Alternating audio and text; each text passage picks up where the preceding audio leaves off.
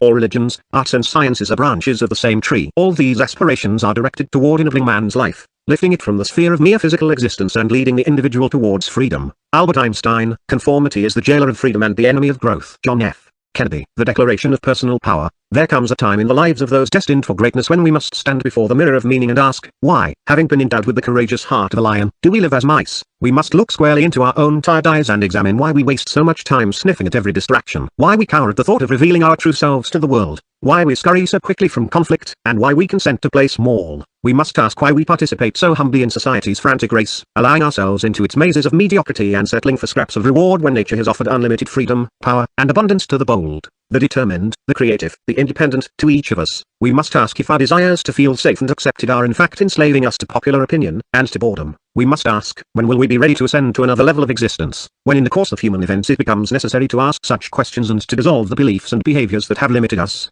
assuming once more the full powers of our being to which God and the laws of nature have entitled us. A decent respect to humankind requires that we should declare the motives that impel us to exert our strength and to separate ourselves from those who stunt our vitality, growth, and happiness. We must declare our personal power and freedom. We hold these truths self-evident, that all men and women are created equal, though we do not live equal lives due to differences in will, motivation, effort, and habit. That we are endowed by our Creator with certain inalienable rights, that among these are life, liberty, and the pursuit of happiness, but that it is incumbent upon each of us to be vigilant and disciplined should we wish to attain such a vital, free, and happy life. We believe the greatest of human powers is the ability to independently think for ourselves, to choose our own aims, affections, and actions. For in the hearts of humankind lives a natural instinct for freedom and independence, a psychological predisposition for self-direction, a biological imperative toward growth, and a spiritual joy in choosing and advancing one's own life. It is the main motivation of humankind to be free, to express our true selves and pursue our dreams without restriction, to experience what may be called personal freedom. To secure these rights and this personal freedom, men and women of conscience must not consent to be controlled by fear, convention, or the will of the masses. We must govern our own lives, and when our thoughts and actions become destructive it is our responsibility to alter or abolish them and to institute new habits as the foundations for a freer, happier life. We must exert our power, improving how we think and how we interact with the world. When a long chain of self-oppressions and social controls has reduced our strength and independence, it is our right, our duty, to throw off such a life, rise anew, and charge unencumbered through the gates of greatness. We have patiently suffered long enough, hoping that someone or some kind of luck would one day grant us more opportunity and happiness. But nothing external can save us, and the fateful hour is at hand when we either become trapped at this level of life or we choose to ascend to a higher plane of consciousness and joy. In this ailing and turbulent world, we must find peace within and become more self-reliant in creating the life we deserve. This will be a difficult effort, as the history of our actions too often tells a tale of self-injury and unhappiness, stemming from our blind desire to be judged worthy, acceptable, and lovable by people who hardly know our true hearts and powers. And so, we have kept ourselves down, we forgot to set clear intentions and standards, and too often failed to voice our desires and dreams. Randomness and mediocrity too often ruled the day, and the loud and the needy dictated who we were and what we should do, our lives becoming subject to the tyranny of fools. If we can be vulnerable and brave enough to admit such missteps, we might see the potential we left unrealized, we might see a shining new path. And so let us write our lives. Let us face the mirror and be candid. No matter what we see, let us use these common human truths and personal declarations to reclaim our freedom. We are too often lost in the abyss of unawareness. We regularly miss the energy and blessings around us, and the importance of this very moment. It's as though we prefer to be elsewhere doing something else, as if we are living in distant time zones, hours behind or ahead of the joyous tick and bliss of now. We have forgotten that the natural foe to life is not a distant death, but a present, in the moment detachment from living. Should we wish to be free and alive with full power, we must decide to bring the full might of our conscious mind to the present experience. We must choose to feel again. We must set intentions for who we are, for what roles we wish to serve, for how we'll relate with the world. Without a vibrant awareness, we cannot connect with others or ourselves, nor can we meet the demands of the hour with grace. For this, we now declare we shall meet life with full presence and power. We have ceded control of our daily lives amid incessant distraction. Our discipline in pursuing high ambitions has vanished. The wide space of a free day seems unfathomable because we have become hypnotized by a false but compelling need to respond to all the needs of others. We are pulled from every angle, torn from meaningful efforts by frivolous pursuits or false emergencies, and we are often unsure how to balance our lives with the needs of those we love. We are too often detached from what is most worth fighting for. Our busy work consumes our day, but it is not our life's work. Most do not feel a stark, stirring life purpose. They don't hunger for it in the morning or orient their day to its pursuit. A life of greater joy, power, and satisfaction awaits those who consciously design their life. For this, we now declare we shall reclaim our agenda. Something inside is sabotaging our natural drive toward freedom. It whines and roars for us to stop whenever we push beyond our comforts, whenever we choose to be authentic and loving in a scary world, whenever we seek to make a difference at the cost of our own position, whenever we desire something magnificent that, to obtain, would require hardship and work. Our internal demons poison us with worry and fear whenever we might be vulnerable, stunting our growth and vitality. Our destiny is decided by how well we know our demons of doubt and delay, how well we defend against them, and how many battles we win against them each day of our lives. Without self-mastery, we are slaves to fear. With it, greatness and transcendence are ours. For this, we now declare we shall defeat our demons. Most of us are not maturing as fast as we are able. We are on constant pause. We wait, and we wait, to find out who we are, to declare our dreams, to struggle for what we want, to open ourselves fully to love and to life. We await personal courage to arise within us, or for society to grant us some ill-defined permission to activate our potential. We have forgotten that courage is a choice, and that permission to move forward with boldness is never given by the fearful masses. Most have forgotten that seeking change always requires a touch of insanity. If taking action before the perfect conditions arise, or before we receive permission, is unreasonable or reckless,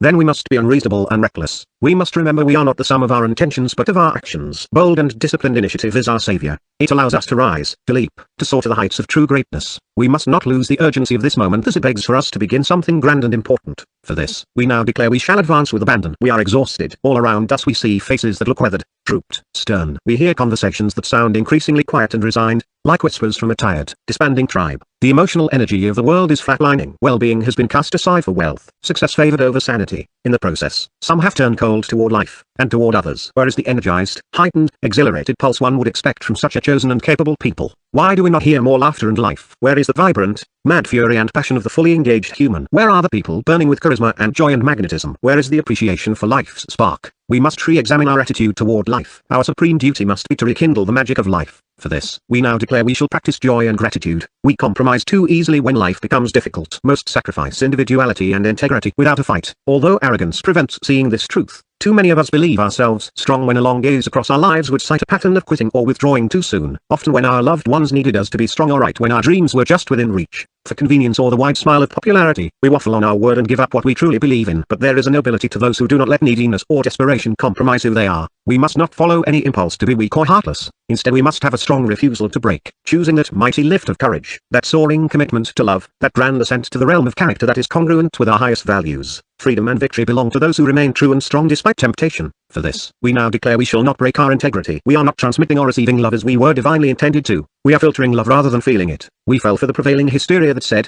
protect your heart. And we began to believe that love itself had enemies and needed protecting. When we were hurt, we felt that love was somehow diminished or damaged. But hurt has nothing to do with love, and love is unaffiliated with and unaffected by pain. Ego was hurt, not love. Love is divine, it is everywhere, ever present, and abundant and free. It is a spiritual energy that is, at this very moment, flowing through the universe, through us, through our enemies, through our families, through billions of souls. It was never absent from our lives. It is not bound in our hearts or in our relationships, and thus it is not capable of being owned or lost. We have allowed our awareness of love to diminish. That is all. In doing so, we have caused our own suffering. We must mature and realize that freeing our mind of ancient hurts and opening once more to love shall give us access to divine strength to stand emotionally open before the world and give of our hearts without fear of hurt or demand of reciprocity. This is the ultimate act of human courage. For this, we now declare we shall amplify love. Generation after generation is failing to hold the line on the ideals and virtues of humanity. The low hum of mediocrity and the heinous pitch of narcissism have replaced what was once the chorus of society singing to virtue, progress, and selflessness. Our talents and collective focus are not fully invested in personal mastery and social contribution but squandered on voyeurism and base sensationalism. Too often we don't call out a wrong or expect ourselves or others to act with routine integrity, excellence, or love.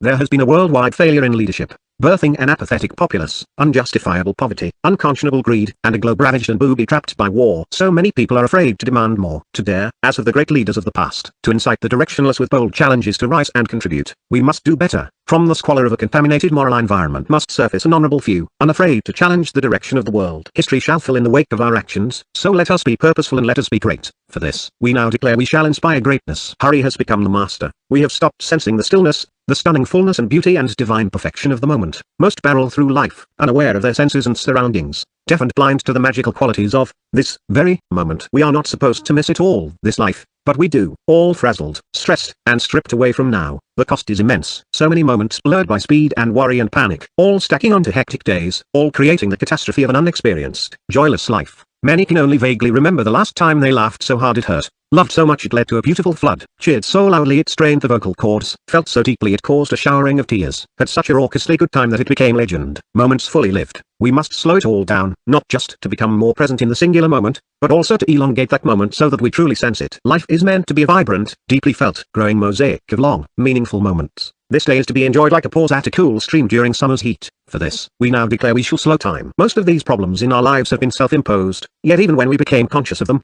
we sought change in the most humble terms. We set realistic goals and worked to achieve them, but fearful of unleashing our full power, we saw our will fade, we aimed low, and even our mighty efforts were dampened by distraction or the criticisms of a conformist culture. We complained with angst and anger that it should be easier, forgetting that much of the negative energy that pervades our lives comes from despising the inevitable hardships of change. Let us remember that humanity's story has only two perennially recurring themes, struggle and progress. We mustn't wish the end of the former, as the latter would be buried alongside it. And so let us be clear that the small, complaining, undisciplined part of ourselves, the distracted character wanting nothing but convenience and ease, is unfit to be the ruler of our new destiny. Nor can we allow apathetic, small-thinking men and women to lay waste to our future. We mustn't let social pressures poison our potential. Surely, we have warned others from time to time that we do not care what they think or that their judgments of us are unwarranted. We have often complained, made kind requests of others, or reminded people of the circumstances that made us want to improve our lives. We have appealed to their magnanimity to be gentler or more supportive, and we have asked them as kindred spirits to stand with us against those who interrupt our charge. Yet too often others have been deaf to our true voices. They didn't believe in us or support us or cheer us on when it mattered most. We must,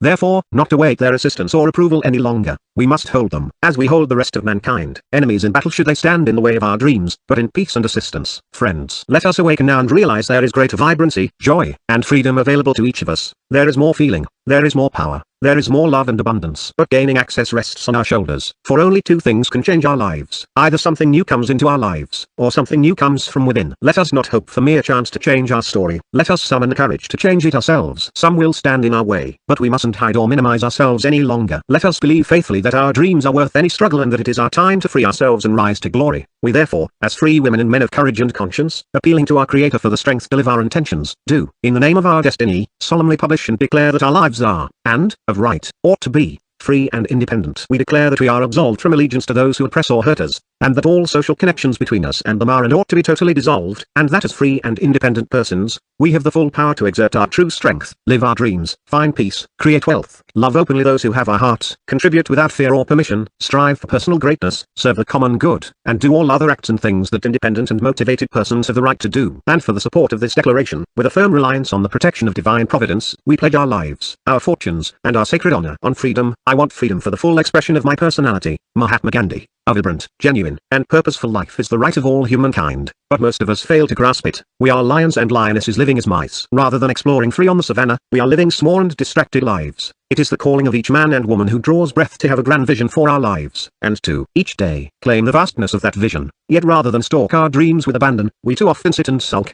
blaming and complaining, chasing after paltry goals that cheat the magnificence of our being. Is this our true nature? Surely not. We are all meant to be wild and independent and free, our hearts filled with a ferocious passion for life. The day is meant to be ours, and our purpose within it is to live as who we truly are and enjoy the full terrain of life's freedom as we chase our own meaning and purpose, our own legacy. If we can unchain ourselves from social restrictions, we can have that day, and we can leap and stretch, expressing our power to its limits. We can hunt our dreams with a fierceness unimagined by those creatures trapped in wastelands of stress and sorrow. So let us not forget the thing we are after. Humankind's main motivation is to seek and experience personal freedom. This is neither a political statement nor necessarily a Western philosophy. It would be difficult to deny that all people worldwide deeply desire the grand freedoms, social freedom, emotional freedom, creative freedom, financial freedom, time freedom, and spiritual freedom. No matter a person's religion or spiritual or life philosophy, they want the freedom to exercise it. This argument carries on, no matter how someone wants to feel in life. They want the freedom to feel it, no matter what one wants to create and contribute. They want freedom to do so, no matter what someone dreams of doing with their work time or free time.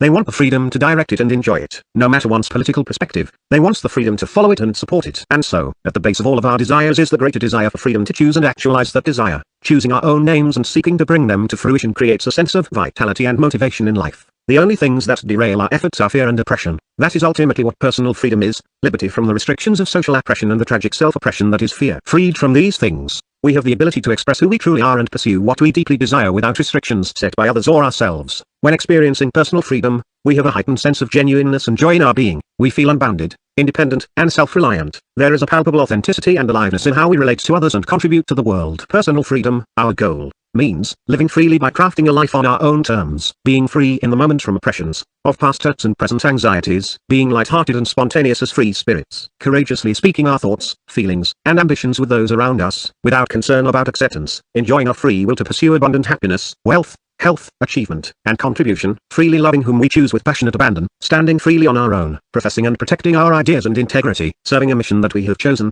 fighting to give our children a foundation in such freedom, building in their hearts the will to live as they choose so that they may meet oppression with courage, and opportunity with a virtuous intent to contribute. Can anyone deny that these are things all humans desire and strive for? The call for individual freedom as the great human drive has been expressed for centuries by revolutionists, humanitarians, philosophers, and spiritual leaders. We have heard its essence voiced as the inalienable right of humankind to think for ourselves, to speak our minds, pursue happiness, seek peace and prosperity, and sing to our own conception of the divine without the conformity imposed by small minds or our own small-mindedness outside of tyrants oppressing their people through fear. This common argument is made across most modern cultures, political movements, and areas of human study. Each of us, every individual, ought to have the right to happily and peacefully move our lives forward without fear or hurt or imprisonment or arbitrary social constraints. We inherently know that, when controlled by others, life loses its flair and we are cast into melancholy and mediocrity. Without such striving for individual freedom, what becomes of us? We relinquish our free will to a society of strangers that speaks not of liberty and courage but of conformity and caution. Our true self is subjugated, and a pseudo-self emerges, a mere reflection of a society that has lost its way. They start running our lives and soon we are not us anymore, just walking zombies filled with the commands of others' preferences and expectations. We become those masked souls who spend their time wandering in a wildernesses of sameness and sadness. We become tired and weak, we lose our nature, and then we see the worst of human behavior. A mass of people who do not speak up for themselves or others but rather do only what they are told. From this reality the worst of human horrors emerged in our past. The mass murders of races and classes because the powerful elite or the church is said to scorch the earth or cleanse the souls. The Holocaust cast upon millions as the world looked on for too long before acting. The mass indifference of a society that allows its people to starve and struggle. The despicable acts of mobs and madmen who simply do not respect the freedom or rights of the individual human. When freedom is gone, suffering sets in for all. Why does freedom pull so tightly at our hearts? It is because freedom is tightly bound to the human desire for ascension, our natural drive to rise from our circumstances and actualize our goals, our potential, our highest self. All things that make life worthwhile to great men and women, the pursuit of happiness, challenge, progress, creative expression, contribution, hard-won wisdom, and enlightenment, derive from our wanting to ascend to higher levels of being and giving. Every human has a natural inclination to ascend to higher planes of existence, but it rests upon each of us to match that inclination with real initiative. We must remember that freedom can be achieved only by diligent will and volition. Seeking to ascend in life takes grit and resolve, struggle and courage. But to those who make the effort belong all the glories of life and history. Consider that the great masters and leaders of yesterday trained themselves to be free from social and self-oppressions to an impressive degree. They struggled but learned to be free in the moment, to express who they truly were and to create and contribute to the world without paralyzing fear. They didn't feel the need to conform but rather learned to be independent, unique, and genuine, even as they successfully served the world, even as they were often judged or jailed. On the ground of such personal liberation stand the world's most noble figures. Gandhi and Franklin, King and Mandela were free even as they were imprisoned. Just look back at history, and freedom leaps from the page as iconic metaphors. It's the brave revolutionist, who we saw as the lonely figure on the scaffold, refusing to recant his beliefs and quit the fight for independence. It's every great revolt we celebrate, when we saw the outnumbered take the field against bigger, better armed forces, ready to be massacred so that their children may stand a fighting chance at seeing freedom another day. It's the forming of new nations, where we saw bombs bursting in air and the homes of the brave being built on the foundation of liberty. It's the race for new lands, where we saw wild horses thundering westward, carrying even wilder men racing to stake their claim for a new life. It's the soul of the Civil War, where we saw neighbors divided into blue and grey, killing one another, bloodying the earth of their homeland, and yet rising eventually as one to abolish the idea that their fellow humans should ever be enslaved. It's the breaking of earthly bonds, where we saw two brothers on a homemade flyer slip the surly bonds of gravity. It's the drive behind the First World War, where we saw mud and blood-stained faces thousands of miles from home, dressed in olive drab, armed with nothing but knives and rifles and canteens and senses of duty, honor, and country. It's the fight against Hitler, where we saw the tiny, evil tyrant monstrously enraged, inflicting horror and death on millions, finally destroyed by a band of nations, one led by a free man in a wheelchair. It's the greatest dream ever voiced, where we saw thousands march in fearful, bigoted towns against a wave of pick handles and dogs and fire hoses, where we saw hundreds of thousands march to that shining city on a hill, to listen to one man's dream to let freedom ring. It's the giant leap of mankind, where we saw that small metal capsule carry brave men in white, puffy suits beyond the blue sky into the blackness, transcending their own earthly limits, landing on moon, coming home to a world that could never again believe in the impossible. It's the crumbling of the Berlin Wall, where we saw millions hungering for freedom tearing down the real and metaphorical wall dividing humanity decades and thousands of miles away, in another country whose great wall still stands. we saw a little man in a large public square stand defiantly in front of an oncoming tank, proclaiming his right to freedom. These are the enduring images of our history, colored by the blood, tears, toil, and sweat of those who sought and fought for some form of liberation. Over and over, we see millions march, millions fight, millions die, and millions thrive, all in the cause of freedom. The ultimate narrative of the human species is its quest for more freedom and the related struggles to ascend to higher standards of living and relating in such divine desires to overcome tyranny, oppression, and the limits of our own darkness and small-mindedness. We find recurrent hope for humanity. Those who found hope and lived a free and happy life despite history's brutalities and darkness were not simply people of fortune or luck or fame, but rather of conscience and courage. They knew the demands of their time, that their destiny was unfolding with the man or woman to their left and to their right, and that they would need to remain motivated in overcoming both their internal demons and the social tyrants of the world. Theirs was a long march of effort and endurance and enlightenment. They declared without apologies their independence, their rights and direction. Their only guide was an internal one, a manifesto in their minds that called for the courage to be themselves and the discipline to direct their energies toward higher purposes. Because of their example, we have many social freedoms to be thankful for. Worldwide, political freedom continues to grow or be desired. Financial freedoms are beginning to extend to more corners of the globe. Individuality and uniqueness is winning in commerce. All the freedoms we take for granted in the more liberated and abundant cultures. Convenience on every corner, safety from physical threat, wide access to education and healthcare, arrived on the backs of men and women dedicated to some form of freedom. For this, we owe previous generations, and, in respect, future generations, no less than to seek and find our own modern personal freedom. For this, we must awake each day in utter clarity that these are deeply momentous hours in our lives, when we will either shrink from similar greatness, preferring the approval of small minds, or stand on the shoulders of the noble and free people who refuse to settle. So let us each in our own way and in our own voice echo their courage and proclaim freedom as our fight, our cause, the very challenge we awaken to experience and achieve. The doubts about freedom, some have questioned if we have too much freedom, if our great liberties are too much of a good thing. The long light of this golden age of peace and prosperity has changed the world for the better, but for some, it has led to a sunburn on the soul, an excessive exposure to abundance that has led to indolence, greed, narcissism, and entitlement. But such people, even as they might live in the more politically liberated patches of earth, are not in truth free. They are caged by their own recurring vices. The man afflicted by hunger for power or money for its own sake is just that, afflicted. He is tormented by incessant desires for more without cause. He is the most likely to wear a social mask to succeed, and thus he is always unsure of himself and his life. The deep tear inside always causing him to obsess about how to get more, why he doesn't have it already, and whom he will have to please or become in order to get it. The woman afflicted by the need for adoration cannot have a free moment of real joy away from her obsession with self. She is slave to the never-ending quest for youth and beauty and social acceptance. Her endless desire blinds her from areas for growth and alienates others, ripping away her chances at genuine self-expression and the soaring kind of true love she deserves. And for the entitled, there can be only a constant whining misery. No person who believes they should be given everything for nothing will ever be free from immature envy and contempt for those who have more than they do. The entitled are perhaps the most caged of all, slave to a grand fiction that the world owes them anything at all. So we find that even in abundant and politically free cultures there is still the tyranny of conformity coupled with inner turmoil. This brings us back once again to the focus on personal freedom. The cause does not disappear simply because there is political or financial freedom. There will always be some form of social pressure, and we will always need to free ourselves from the vanities of the modern world so as not to become the lazy, greedy, and narcissistic caricatures of modern mankind. We will always need to work towards self-mastery and social prowess so that we can authentically express who we are and joyously seek what we desire of life. Let that be our work. A cause interrupted. It is only in active self-expression and pursuit of our own aims that we can become free. Thinking, feeling, speaking, and behaving in ways that are truly our own brings integrity and shapes the foundation for our happiness. How could we ever lose sight of this? Seeking personal freedom begins when we are young and starting to form our own beliefs and directing our behaviors independent from the command of our caregivers. It is the child who takes her first steps away from her mother, who crosses the street safely by herself, who chooses with zeal what she wants to eat,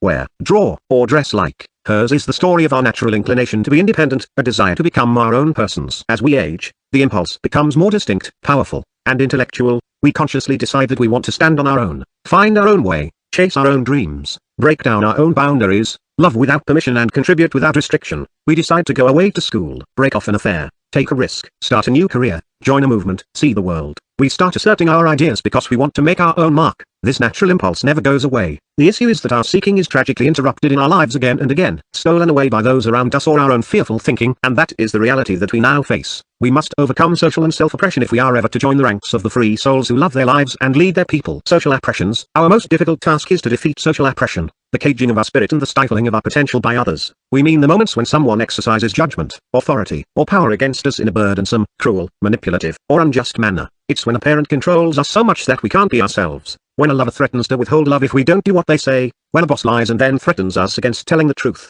When we want to follow our own spiritual beliefs but the culture suffocates us with its dogma. It's when any other person's petty judgments, harsh criticisms, demeaning comments, injuries, or unreasonable expectations and direct or indirect actions hold us back. When others make us feel insignificant, powerless, or unworthy, this is an effect of oppression. All the artificial barriers erected by a controlling society are part of this. The absurd informal rules or formal bureaucracies that limit people according to background, class, religion, race, ethnicity, sexual preference, age, or appearance. Some of us can remember dramatic times when we were mocked for being different or manipulated into conformity. We can recall situations when we compromised who we were to avoid conflict. We gave away pieces of our integrity in order to get along with others. We started acting like them in school or at the office. We faked it, put on a smile, walked the path we were told to. We did all we could to avoid the silence of ostracism or the sting of their judgment. We hoped, above all, to be secure, to be accepted, to belong. Social oppression is at work when the ways of others diminish who we are or stop us from pursuing our own goals. Often the most highly adaptive among us are the least aware of this process, and often they are socially the least successful and authentic. They have adapted into a predictable character and have lost their spontaneity and authenticity.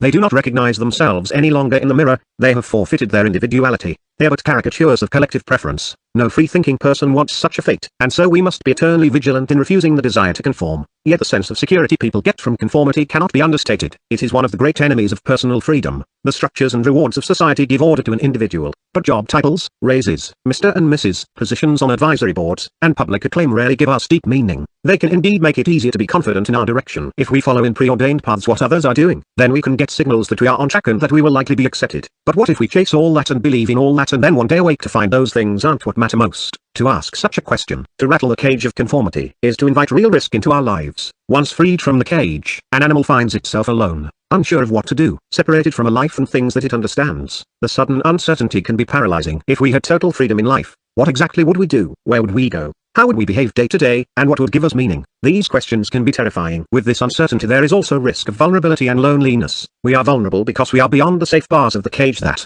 while limiting, make us feel secure. Those still trapped in the cage no longer see the freed as one of them. To refuse others' expectations may bring about our greatest fears, that we will be left isolated or abandoned, deemed inferior, thought unworthy of love. But to stay confined by other people's rules brings about other risks. Chasing the prizes that society tells us we must want can also drive us from our true self. How many artists turned from their art because they were told they had to make money in a traditional way? How many talented people shirk their strengths to fit into a more needed but less fulfilling role? How many have given up their dreams in order to follow a more secure and profitable and socially accepted path? The aims of others, our parents, our teachers, our spouses, our fans, can become our aims if we are not vigilant. Their certitude can replace our quest for something new. Their collective meaning can subjugate our search for our individual meaning. Yes, let us be wary. We can quickly lose ourselves in others and in our culture. We become not free and genuine humans but rather slaves to opinion. This is the ultimate misery, living a life that is not our own. A difficult choice must therefore be made between the comforts of fitting in and pleasing others and our higher motive for personal freedom. This choice is easier once we reach the levels of maturity and enlightenment that allow us to see that we can be individually free but not entirely apart from our culture and those we love. That independence does not preclude interdependence. That individual uniqueness does not mean we must be social or spiritually distant outcasts.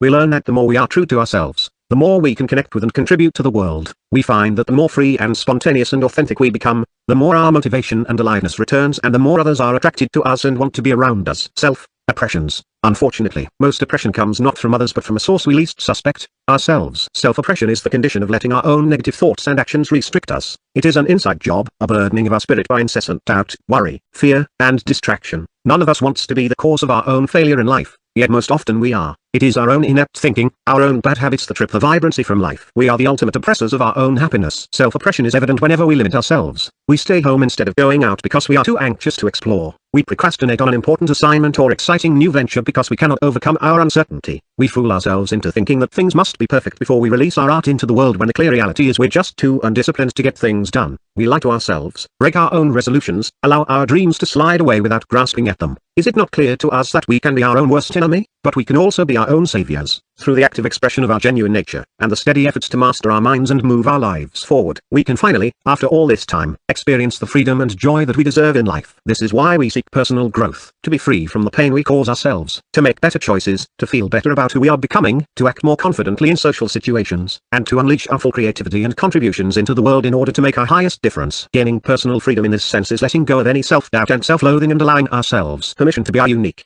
powerful, authentic selves. It is in freeing ourselves to be present and genuine in life that we find trust and confidence in ourselves, that we grow and master and realize our highest selves, that we find authentic joy in our interactions and experiences in the world, that we feel motivated and liberated. Indeed, the telltale signs that someone is free and healthy are genuineness and growth. Aware of these things, we must have responsibility and courage to think for ourselves, to ask, are my ambitions, attentions, affections, and actions truly of my own choosing? Am I being my genuine self in the world and pursuing things that deeply matter to me? Am I opening myself to change and challenges so that I can stretch and grow into my full potential?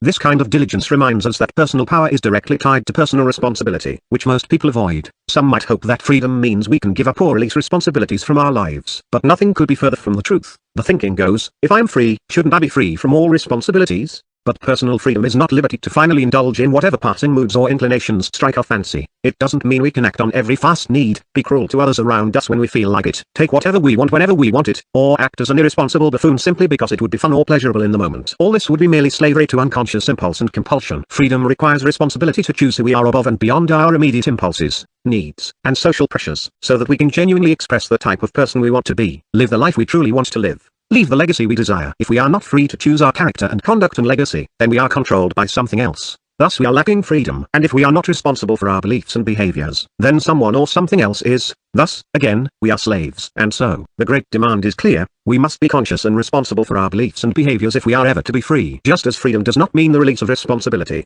it also does not necessarily mean the absence of struggle. To be sure, we all crave to be free from pain and limitation, but our quest for personal freedom is more complex. Yes, we want release from pain, but paradoxically we don't mind adding discomfort to our lives in order to stretch ourselves, to grow, to make a difference. We'll accept pain for gain, which is why we will push our bodies so hard to become stronger and faster. Why we'll rise early despite fatigue to care for someone we love. Why we'll sacrifice our time to help those in need. Why we'll suffer through what is not right for a period of time to more sooner have what is right. Thus personal freedom is more than just being free from pain. It is about being free to live, to truly enjoy and expand in life. It is not merely freedom from bad things that limit us, but freedom to experience good things that awaken us. Long ago, the human species transcended base animal instincts. When we found reason, judgment, and intelligence, we were able to choose beyond our simple physical impulses to avoid pain or seek pleasure. We learned that meaning is more important than immediate pleasure. Indeed, what have we learned from all our mentors, heroes, teachers, survivors, leaders, saints, and legends if not that in our finest hours we are willing to forego pleasure and endure pain in order to have freedom, meaning, love, and transcendence. And so we want freedom from pain and yet we'll celebrate meaningful struggle and hardship because we know those very things will free us from one level of life and set us into another. We know that pain can be necessary and heroic, that our difficulties need not be condemned but often seen as a rite of passage that opens the doors to greatness. In this way, personal freedom is perhaps an enlightened and romantic ambition,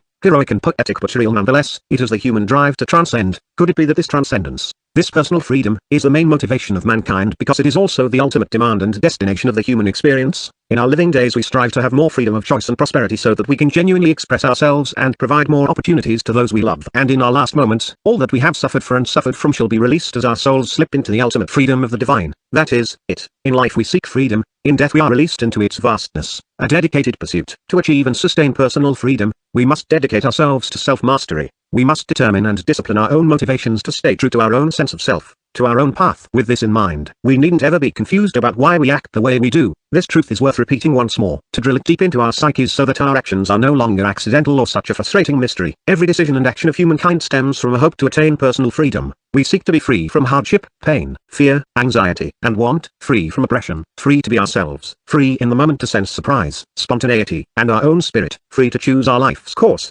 free to pursue our dreams, free to love openly without judgment or condition or regret, free to give our time and energy and resources to causes we believe in, free to experience and enjoy future peace, passions, and prosperity. It is the primary motive for all our striving, to be free. If we can remember that it is personal freedom we seek, then we can organize, aim, and realize ourselves. And so let us now be fully conscious of personal freedom as our driving force and let us remember to honor that drive in our daily ambitions and actions. Let freedom ring in our ears once more, this time more loudly, more closely, more personally. Let us be bold in our self-expression and dedicated in building our ideal lives. There is no veil of ease about the extraordinary effort required to be free. Breaking from conformity and pursuing our own dreams will bring some discord upon us. There will be personal struggle and sacrifice, fear and misfortune, as we try to exert ourselves in the world once more. A vital dedication to our genuine nature and our dreams will annoy people or raise their ire. It will injure egos, step on toes, split relationships, and force interventions with those who try to limit us or stop our march. We might have to confront the bullies, break up with the jerks, leave the poisonous work environment, and challenge others to higher standards. Yes,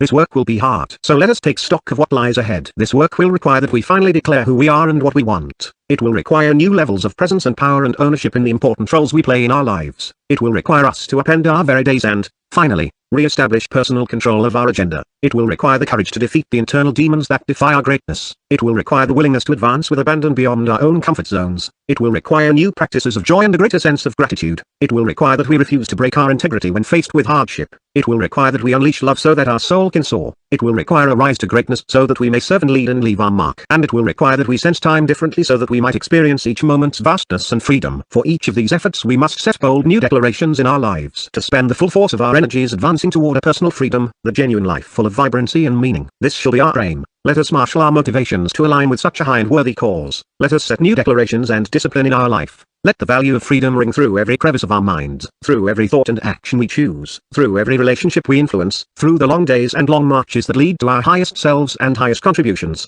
through all the hopeful dreams born from a liberated soul. On fear, he who is brave is free. Seneca. Fear rips us from freedom. It is the destroyer of greatness. We know this, and we know we should tame our mind in order to defeat fear. Yet look at all the adults who act like powerless children and avoid the life they want because of fear. The socially oppressed say, well, you don't understand. People are always holding me back, and I am afraid to chase my dreams because others will judge and reject me. And the self-oppressed say, you don't understand. I can't chase my dreams because I might fail. I might not be good enough. These are the debilitating thoughts of the fearful. Should we wish to live a vibrant life, we must transcend such childishness and look fear in the eye, recognizing it as a mental construct that we alone fuel with small thoughts that betray our magnitude. It is the first realization of the mindful human. Unless we are being chased by a deadly animal or deranged human, or face imminent physical harm like falling to our death, fear is just bad management of our mind. Today we are faced with a multitude of placators and licensed professionals, many of whom have never actually transformed lives, who try to fool us into believing fear is a positive emotion in life. They say, fear is natural, or a little fear will motivate you to try harder, or fear builds character. But in most cases, this is wrong. Fear is the thief of humanity's light. It may be a necessary instinct that causes us to make smart choices to flee from pain, danger, or struggle, but we must be wary of it. More people find harm in life because of fear than benefit by it. Those who seek to make fear a positive thing are justifiers, not sages. They aren't champions of consciousness. Attempting to conceal fear as a friend is like forcing a wolf to be a pet. Soon the pet will eat us alive. Declaring that we will master our fears is the first great leap toward freedom. Our vitality, growth, and destiny all demand that we can topple fear. As so much hangs in the balance, let us better understand what fear really is. Fear is the human motive of aversion. Fear doesn't help us commit to higher aims. It doesn't help us imagine greatness. Its sole aim is immediate release from threat, strain, or pain. It often becomes a by all means necessary approach to controlling any given situation so that the body, but most often the ego, can feel safe and unchallenged. Fear was given to us as a motive to avoid physical harm and death. That is it. We are the ones who have perverted it into a tool for the ego's protection. Almost all the fear we experience today has nothing to do with physical threat. We have taken this impulse for safety and bastardized it into ego-driven desires to feel more emotionally comfortable. We've hacked its short-term nature into a long-term tool to avoid difficult circumstances in order to satiate our base desires for approval. Fear has become a crutch for emotional weakness, and as with all crutches, we shall fall slave to its use unless we once more condition our strength. Most people do not like to discuss fear because it inevitably exposes the ugly truth that we are more often fleeing from ourselves than from actual danger. The modern worries that we succumb to are simply byproducts of our own misuse of this primitive motive. Almost all fear we experience today, and its resultant cowardly thinking and behavior, is just imagined social drama created by unchecked mental impulses and conditionings. We are afraid of being rejected, isolated, or abandoned, not of being eaten alive. And those kinds of social fears can be overcome by willful practice. When someone says, I am fearful of public speaking, they do not mean that they are worried someone in the audience is going to attack them physically. Rather, they mean they are afraid of failure. Their issue is a challenge not of real safety but of emotional comfort. If they were speaking more accurately, they would say, I am afraid of how I will feel emotionally, and whether I will live up to my expectations of myself and the expectations of those who put me on stage. I am afraid of how I will look. I am afraid that I may not do well. I am afraid I will lose my place or draw blank. I am afraid I will not be respected. Notice the order of these comments. It is not fear is running me, it is I am afraid. The I is leading the way, the ego is in charge. Naturally, we all struggle with free self-expression, and we all want to do our best. We would love the power to be ourselves on the world's stage at all times. Our great challenge is that in an unconditioned mind, fear is louder and more intense and immediate than our desire for self-mastery or for contribution to others. Fear steals thunder from the more noble drive to ascend to our highest selves and make our greatest difference. We are more alert to the sound of dogs barking than angels singing. What can be done? The cost of fear. To tame fear we must first recognize its horrid effects on our lives. What comes of us when we are motivated by fear? We lose our emotional center and mental character. Our thoughts become frazzled and riddled with anxiety. All conscious thinking, intelligence, and behavior narrow to self-protection, limiting our capabilities to be open and strong. Our natural tendencies for genuine self-expression are paused, and our ability to act to fulfill our dreams is paralyzed. When we allow fear as a constant in our lives, Our ambitions and behaviors become small and constrained. We become timid and stressed. We withdraw. We become cowards. Life's energy entropies. All things trapped in the cage of fear smother and die quickly. This is not a philosophical discussion. Real, tangible harm comes from allowing fear to overrule our drive to personal freedom. Some people become such slaves to fear that they constantly feel powerless,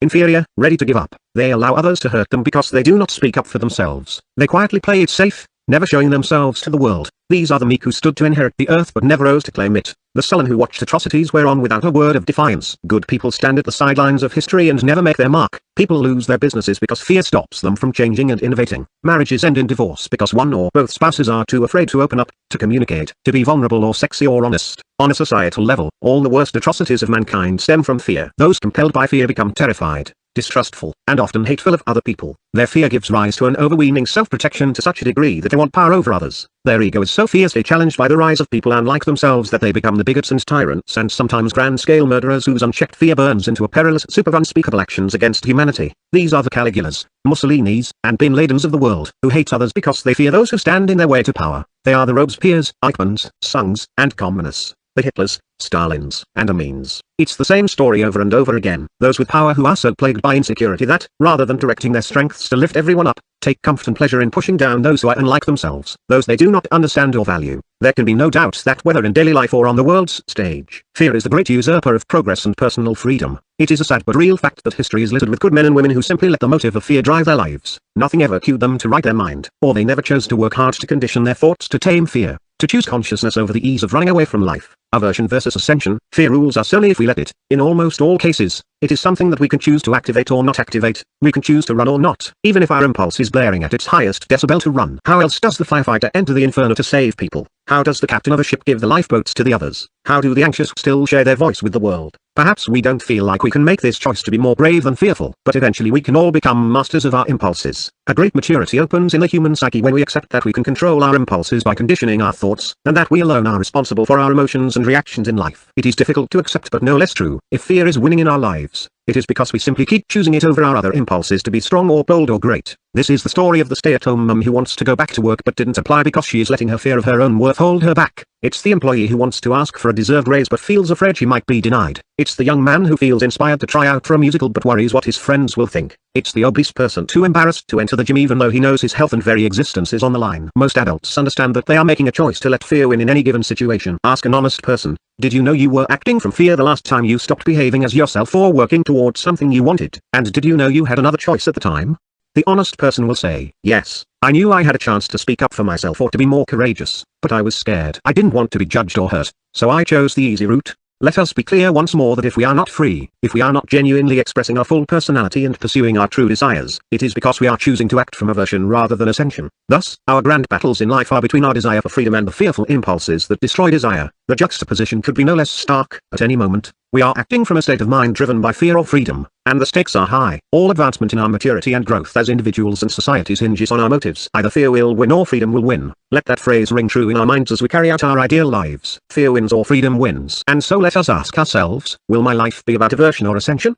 The former is a life motivated by fear, a small life that turns from hardship toward short-term safety, self-protection, and egotistic ease. The other is a life motivated by freedom, a reason to act from our true humanity toward long-term growth, authentic self-expression, and enlightened effort. One is the conditioning of weak and constrained and conforming and suffering beings. The other the conditioning of strong, spontaneous, independent, and fulfilled beings. One reaches us as a lowly and often pathetic impulse. The other requires our full consciousness and mental devotion to courage and self-mastery. The social conditioning of fear. Why are some people more driven by fear than freedom? It can only be because in the past they were conditioned to be fearful, either by those around them or by their poor application of mental faculties. There is no genetic curse or personality trait that permanently condemns one person to fear more than another. Even a genetic predisposition for anxiety can ultimately be flipped on or off by mental conditioning. We are not slaves to our history. We can be freed by our conscious thoughts and disciplined habits. Let us begin with understanding how fear is socially conditioned. Fearful people tend to be shaped by past interactions. They were pushed and molded into being timid, weak, and afraid by the critical parents, bullying peers, or small-minded teachers and bosses. The people around them were always cautioning or harming them,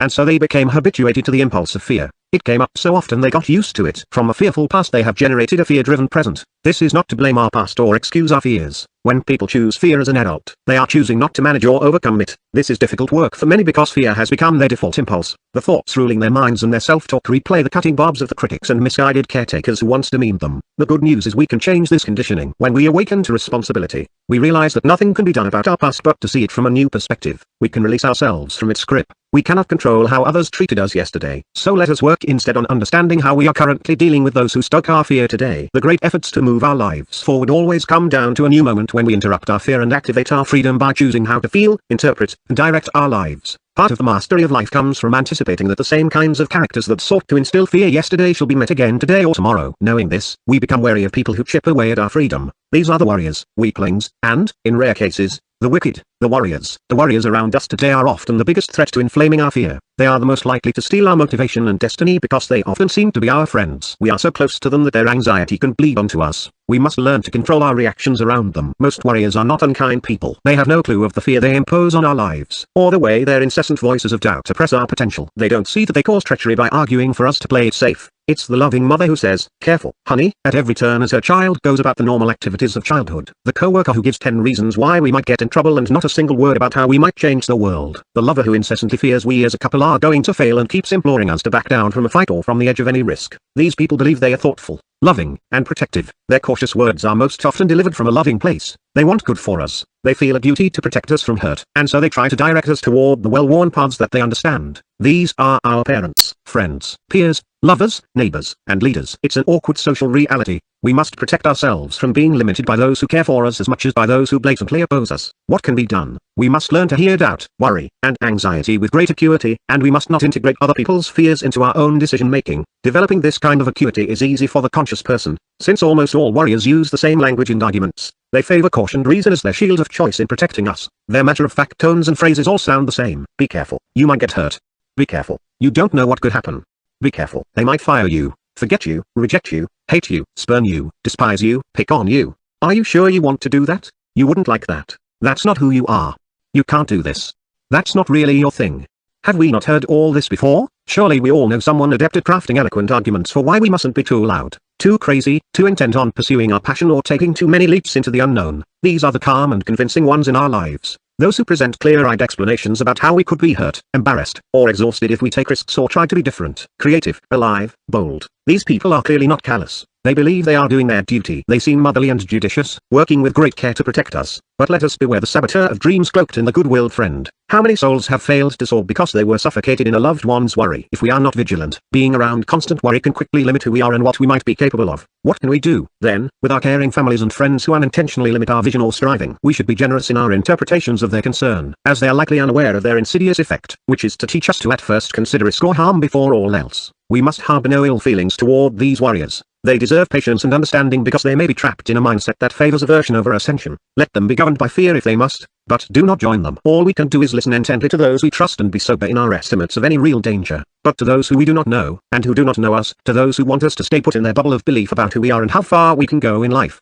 we must close our minds. We must forgive their small thinking and we must look beyond it to see a vaster horizon for ourselves. We must not worry what could go wrong but rather wonder what magnificence could enter our lives when we are consistently expressing our genuine selves and pursuing our true passions. Let us obsess about freedom, not fear. And so a deep line must be cut into the sand. There can be no tolerance for warriors in life. All great men and women come to this same determined conclusion. No matter how kind-hearted the deliverer, we cannot give prolonged consideration to those who repeatedly instill fear in us. It demotivates and demoralizes. When our dreams become vivid and enliven us, we must venture forth, with or without worried family and friends, even if it brings some sorrow and sacrifice. To allow other people's anxieties to defeat our drive is to succumb to oppression. The weaklings, the next category of people we must anticipate, are the weak and slothful. Those who speak out against the efforts and hardships required to be remarkable. It would be too simple to say, do not give your ear to a lazy person, as he will surely pour fear and apathy into your soul. But it is nonetheless a powerful mantra. Choosing not to listen to weaklings demands true personal power, especially for those of us who are good listeners and empathetic friends. As we want to respect their opinions and circumstances, we must be discerning with those we know well and allow close. It is possible to listen lovingly while being careful about what energy we absorb with strangers. It makes sense to be guarded. It is easy to be seduced by Bond events and those who promise lazy afternoons of eating, drinking, gossiping, or watching tasteless reality. We can be fooled by their leisurely pace, mistaking their lack of ambition for serenity. But these kinds of people can be more apathetic than relaxed. We must beware them, for they can make us fear the thing that advances our lives. Effort. Take it easy, they say. Why work so hard? Nothing you do is going to last or mean anything or make a difference anyway. It's as though on our ambitious journey, these people wave toward us on the sidelines with a smile, yet they whisper to others that our toils are a waste of time. They make like watchmen, warning us with great glee against oncoming struggles, but the closer to these idols that we pass, the more we hear them silently joking at our expense, demeaning our efforts, criticizing our comrades in struggle. Beware the raucous village idiot who takes pleasure in making faraway jabs, taunting the strivers passing by, hoping to instill a fear of unworthiness. Who are these idlers? They are worshippers of ease who rarely feel the satisfaction of a hard day's work. They are the aimless souls who pursue no real path, no purpose, no higher desire that would demand the best of them. They may never have found the courage to abandon complacency. They are glib cynics who have added little real value to the world. They are the escapists, those who bolt away at the first inkling of a challenge. They scorn the presence of those bolder than they. They are fatalists who believe that mankind's star is not rising but sinking. They are the resigned, the miserable few who long ago gave up their power so that they might be absolved of the responsibility of living a remarkable life. We mustn't take these loiterers on the sidelines for friends. These people will inspire nothing but weakness, and their invitations to a life of ease are lures to a life of indolence. Their ease is not what we are after. For what good is a life without struggle? What can be learned? How else do we grow? What mastery can there be without real effort, real sweat, real toil, real thunder? Yes, we should meet with caution the apathetic and unambitious, those too weak to fight or try or endure. They have forfeited their freedom. They don't have the resolve to pursue their highest selves or any meaningful purpose. And so, they are not examples for us. What a great irony that humans often follow the weakest among us, the cynics and the trolls. But we mustn't give these weak fools our time either. We must understand that the lowest rung of humanity is populated by the couch critics, the apathetic advisers who, from a detached perch of safety, believe that every whim that breezes over their small minds, and every one of their witless arguments, ought to carry the same weight as the hard-won wisdom of those who are actually in the fight, whose minds have been sharpened with real-world experience, whose legends are being forged by action. We must remember that most cynics and judgmental tyrants who seek to oppress us are small, frustrated people who take the heat off their own apathy and failure by labeling us as narcissistic strivers or undeserving fakes. They try to belittle us to stop feeling so little themselves. These are those who hide behind a computer or powerful position and exert their uninformed opinion on us so that they feel better about themselves. Should they be asked about their own contributions, they generally fall silent or lash out in incoherent and meaningless diatribes. Theirs is a sad fate, where their only sense of success is to point out our failures.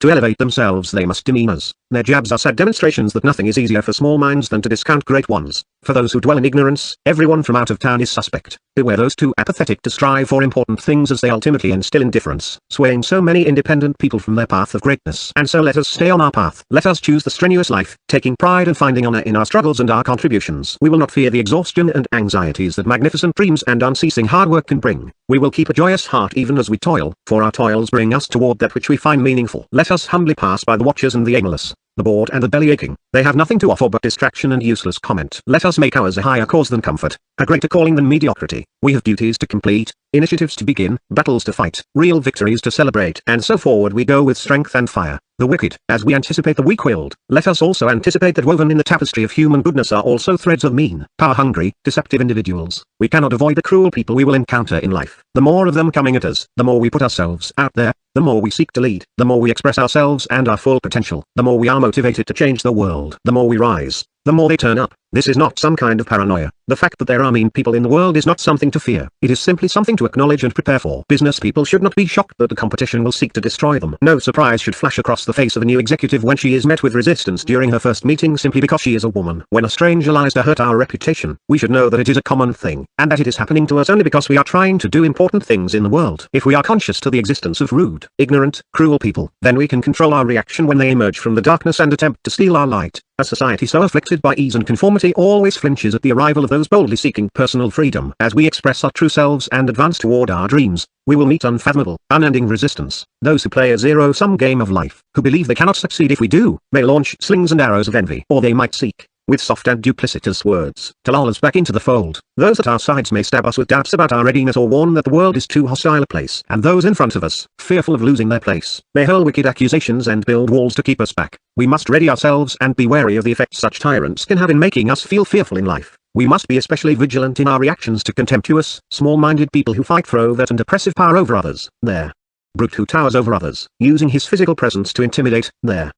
Greedy liar at work who seeks to wreck us, the abusive lover, the vicious neighborhood gossip, the condescending bullies and the sweet-talking con artists. While we mustn't let these few tar the goodwill of the majority, we are wise not to deny their existence. This sort of extreme tyrant has a vast terrain of ego to defend. They can be narcissistic, paranoid, Angry people, their commonality is that they are on constant search for those seeking their level of success. They want to wreck them. Their goal is to oppress our will and energy so that they can feel better about themselves. Consciously or unconsciously, they see our advance as a threat to their power or a sign of their weakness. And so if they can minimize us, they can minimize their loss of stature. We see this sort of tyrant often at the helm of struggling countries, protecting interests with a fearful hand, enslaving people and ostracizing dissidents. We see them in the corridors of commercial success, lording over their underlings, wielding harsh criticism or rumor, denying the advancement of the deserving. They are often family members, battering the very ones who depend on them. All their taunts and threats and terrors function to make us fear for our safety, security, or prosperity so that we might fall in line with their demands. Of all their ways to hurt us, belittling our worth is the tyrant's most vicious weapon. You are unworthy, stupid, inadequate, unskilled.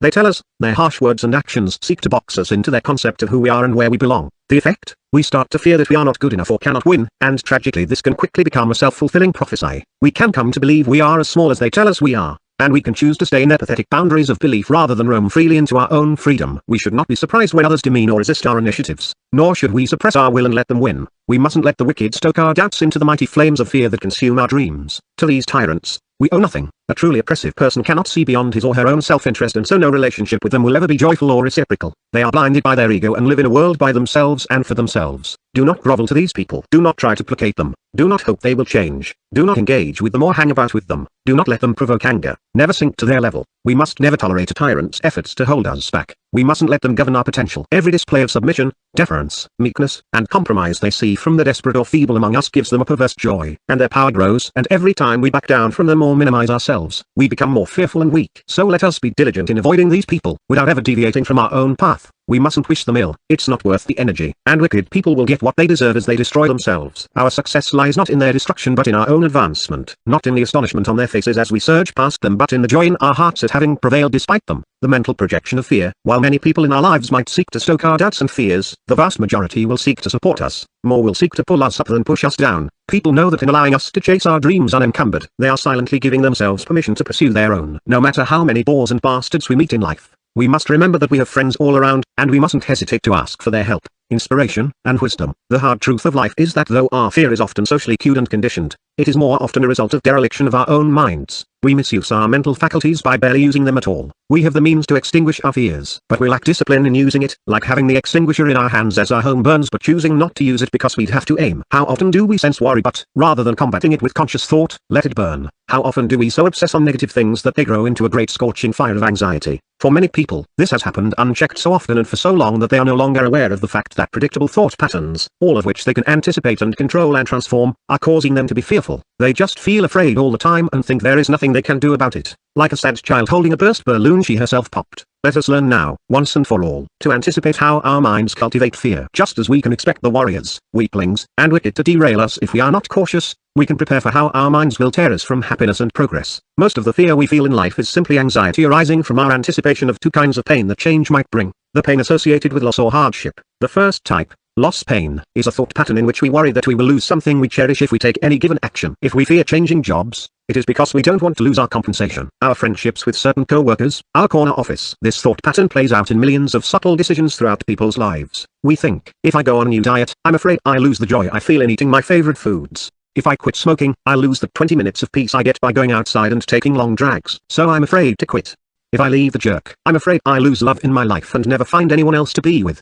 The only way to combat this thought pattern is to analyze it closely, then reverse it. Once we sense that we are anticipating loss, we must question whether or not it is true. The more we look for evidence of our fears, the more we realize they are often faulty, quick assumptions of a tired or undirected mind. The small, poorly conditioned person may guess that things will be bad, whereas an intelligent, self-aware person may come to a logical conclusion based on real-world evidence or thoughtful principle. The person who examines their fear of dieting, quitting a bad habit, or leaving a bad relationship comes to realize there is always less to lose than to gain in making healthy decisions for themselves. This reframing requires intelligence and optimism. Once we question the assumptions causing us anxiety, we should explore the opposite of our worries, focusing as obsessively as possible on what might be gained if we changed. What if we begin the new diet and find new foods and recipes we love? What if we quit smoking and learn new practices that give us even more relaxation? What if, in a new romantic relationship, we finally find joy? We should certainly visualize these outcomes as much as we visualize dark scenes of loss. Dream up and focus on the positive, for it is much more useful than the long nightmares of negativity. The second thought pattern that causes us to fear change is related to the anticipation of hardship. We're scared to do something because we think it will be too hard on us. We worry we're not capable, worthy, or ready, and we allow that worry to stop us. But isn't this a pathetic use of mental powers? Isn't it true that with enough time, effort, and dedication we can learn most of what we need to succeed? Isn't it true that most great accomplishments were achieved by people who at first had no idea what they were doing, who had to first endure years of struggle to bring their dream to fruition? Let's not forget that we didn't always know how to ride a bike or use a computer or make love, but we figured it out. Humans did not know how to land on the moon, but we decided it was a worthwhile endeavor, and so we struggled for a decade to puzzle it out. We became capable of the impossible. Thus is the story of the individual and the entire species. And yet look how small we let our minds be in so many cases. We think, I'm scared to go on a diet because I don't know if I can handle learning all these new recipes fast enough or endure a 30-minute workout.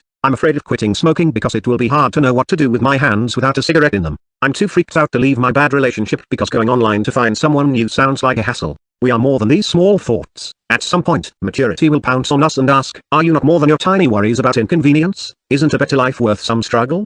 The only way to break these thought patterns is to question and reverse them. If we simply take a moment to contemplate, we can realize we have learned and endured more difficult things in the past, and we can learn and endure what is needed now. The tools to manage the difficulties of life are within. Perhaps we can imagine ourselves actually enjoying the struggle versus fearing it. We can think, I'm looking forward to learning to cook new foods. I'm looking forward to working out with my friends. I'm excited to quit smoking because I can see myself getting up the stairs without being winded and having a long life free of addiction. I'm thrilled to look for someone who is more right for me than my last relationship, to find real love, to enjoy life with my soulmate. Let us fire our enthusiasm knowing that the learning journey toward freedom can be exciting. We must trust this. We can learn, and we can grow, and we must begin now, for destiny favors the bold. To some, this sounds like mere positive thinking, and what of it? Shall we continue thinking negatively? What good will come from focusing on all the loss and hardship we might experience in life? There is no self-awareness in letting fear reign because of our own mental sloth. We have the personal power to wield our thoughts more forcefully in the daily fight against our fears. Our thoughts will free us or destroy us. Maturity comes in understanding that it is our choice alone to move toward freedom. Dealing with physical fear.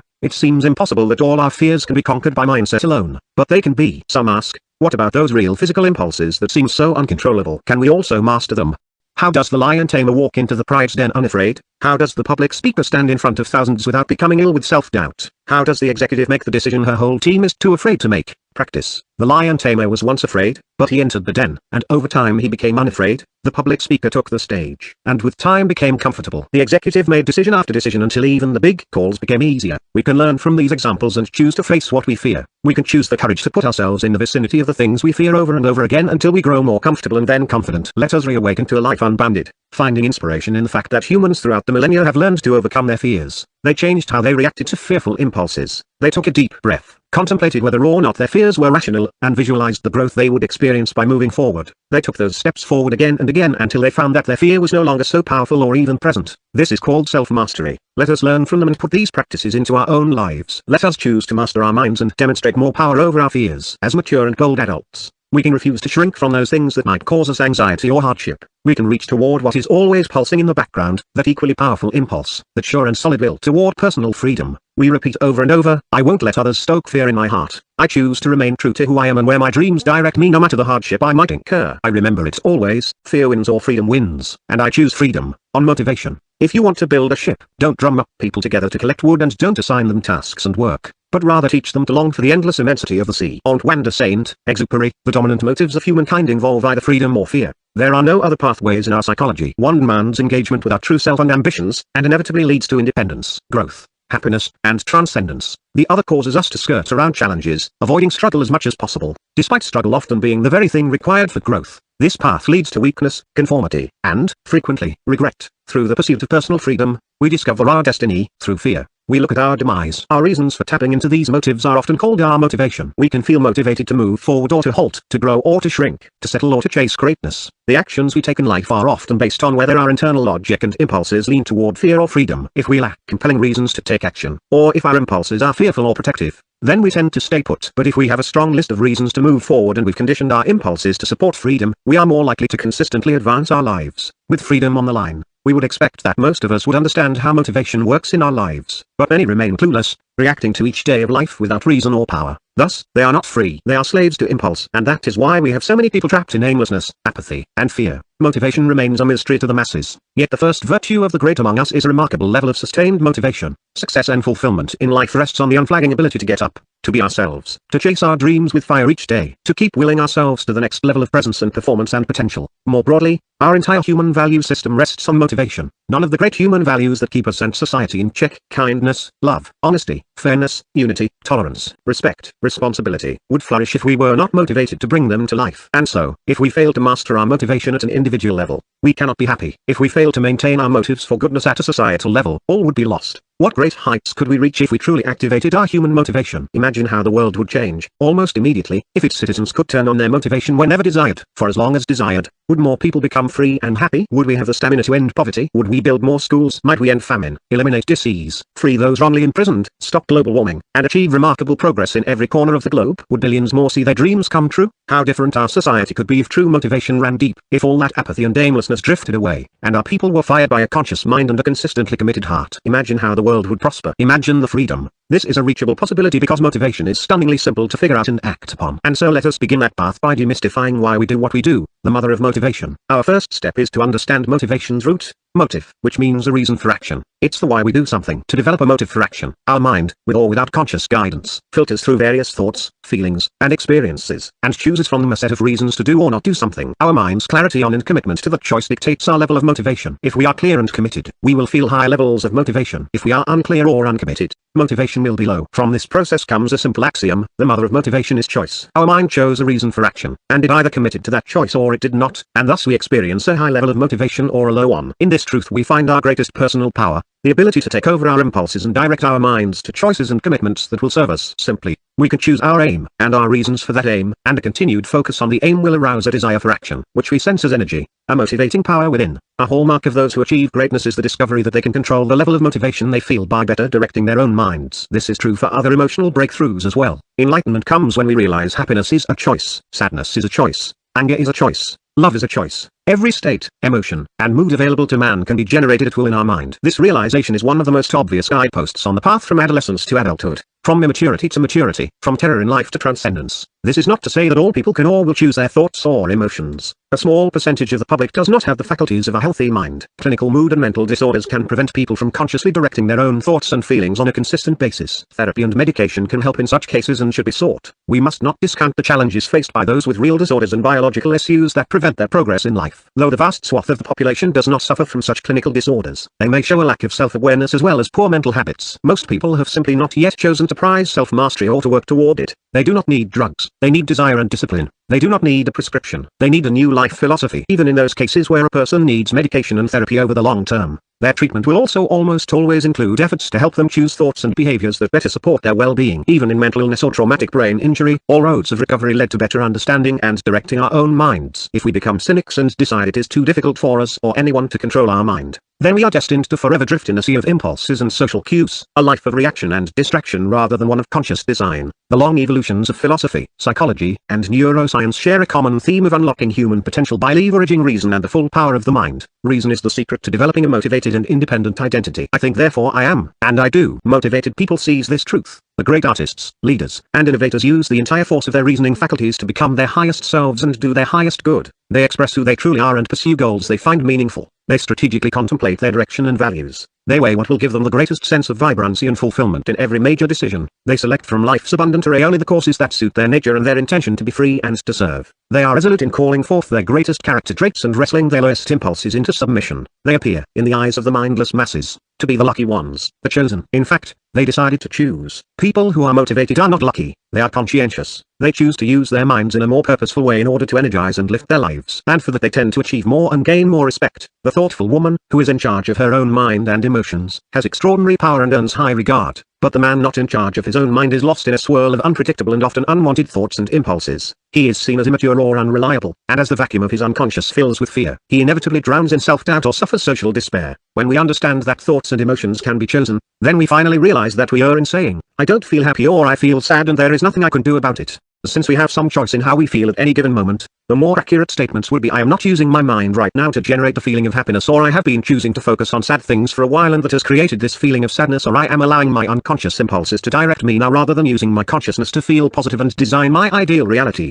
One does not suddenly feel motivated any more than one suddenly and without cause feels happy. Happiness is a result of thought, not impulse. It is our mind's reasoning that what we are experiencing in the moment, or in life in general, is pleasurable, positive, and appreciated. An enduring sense of happiness is a prolonged intellectual high that comes from positive memory and choice, not a temporary physical pleasure. And so mature adults realize that motivation is not an accident, not so much a feeling as it is a conscious commitment to a motive, a choice towards something, a deeply held reason to act. It is an energy that results from thought. We feel motivated because we choose to, not because the sun happens to shine on our side of the street. So if we want more motivation in our lives, we must make clearer choices and more deeply commit to them. Can it be so simple? All we do is make clear choices and deeply commit to making them happen and we feel motivated? Yes, to some degree, but mastery comes in understanding the nuances of this effort. There is a process that we can follow to more consciously activate and amplify motivation. Gaining command of this process gives us the intellectual and emotional ability to summon motivation to any degree we desire, for any length, and at any time we choose. Sparking motivation. Psychologically, motivation is sparked by the energy created by ambition and expectancy. Ambition is the choice to be, have, do, or experience something greater in our lives. As soon as we want something greater for ourselves, our motivation is sparked. Do we want a better job, a better home, a better marriage, a better body, a better life?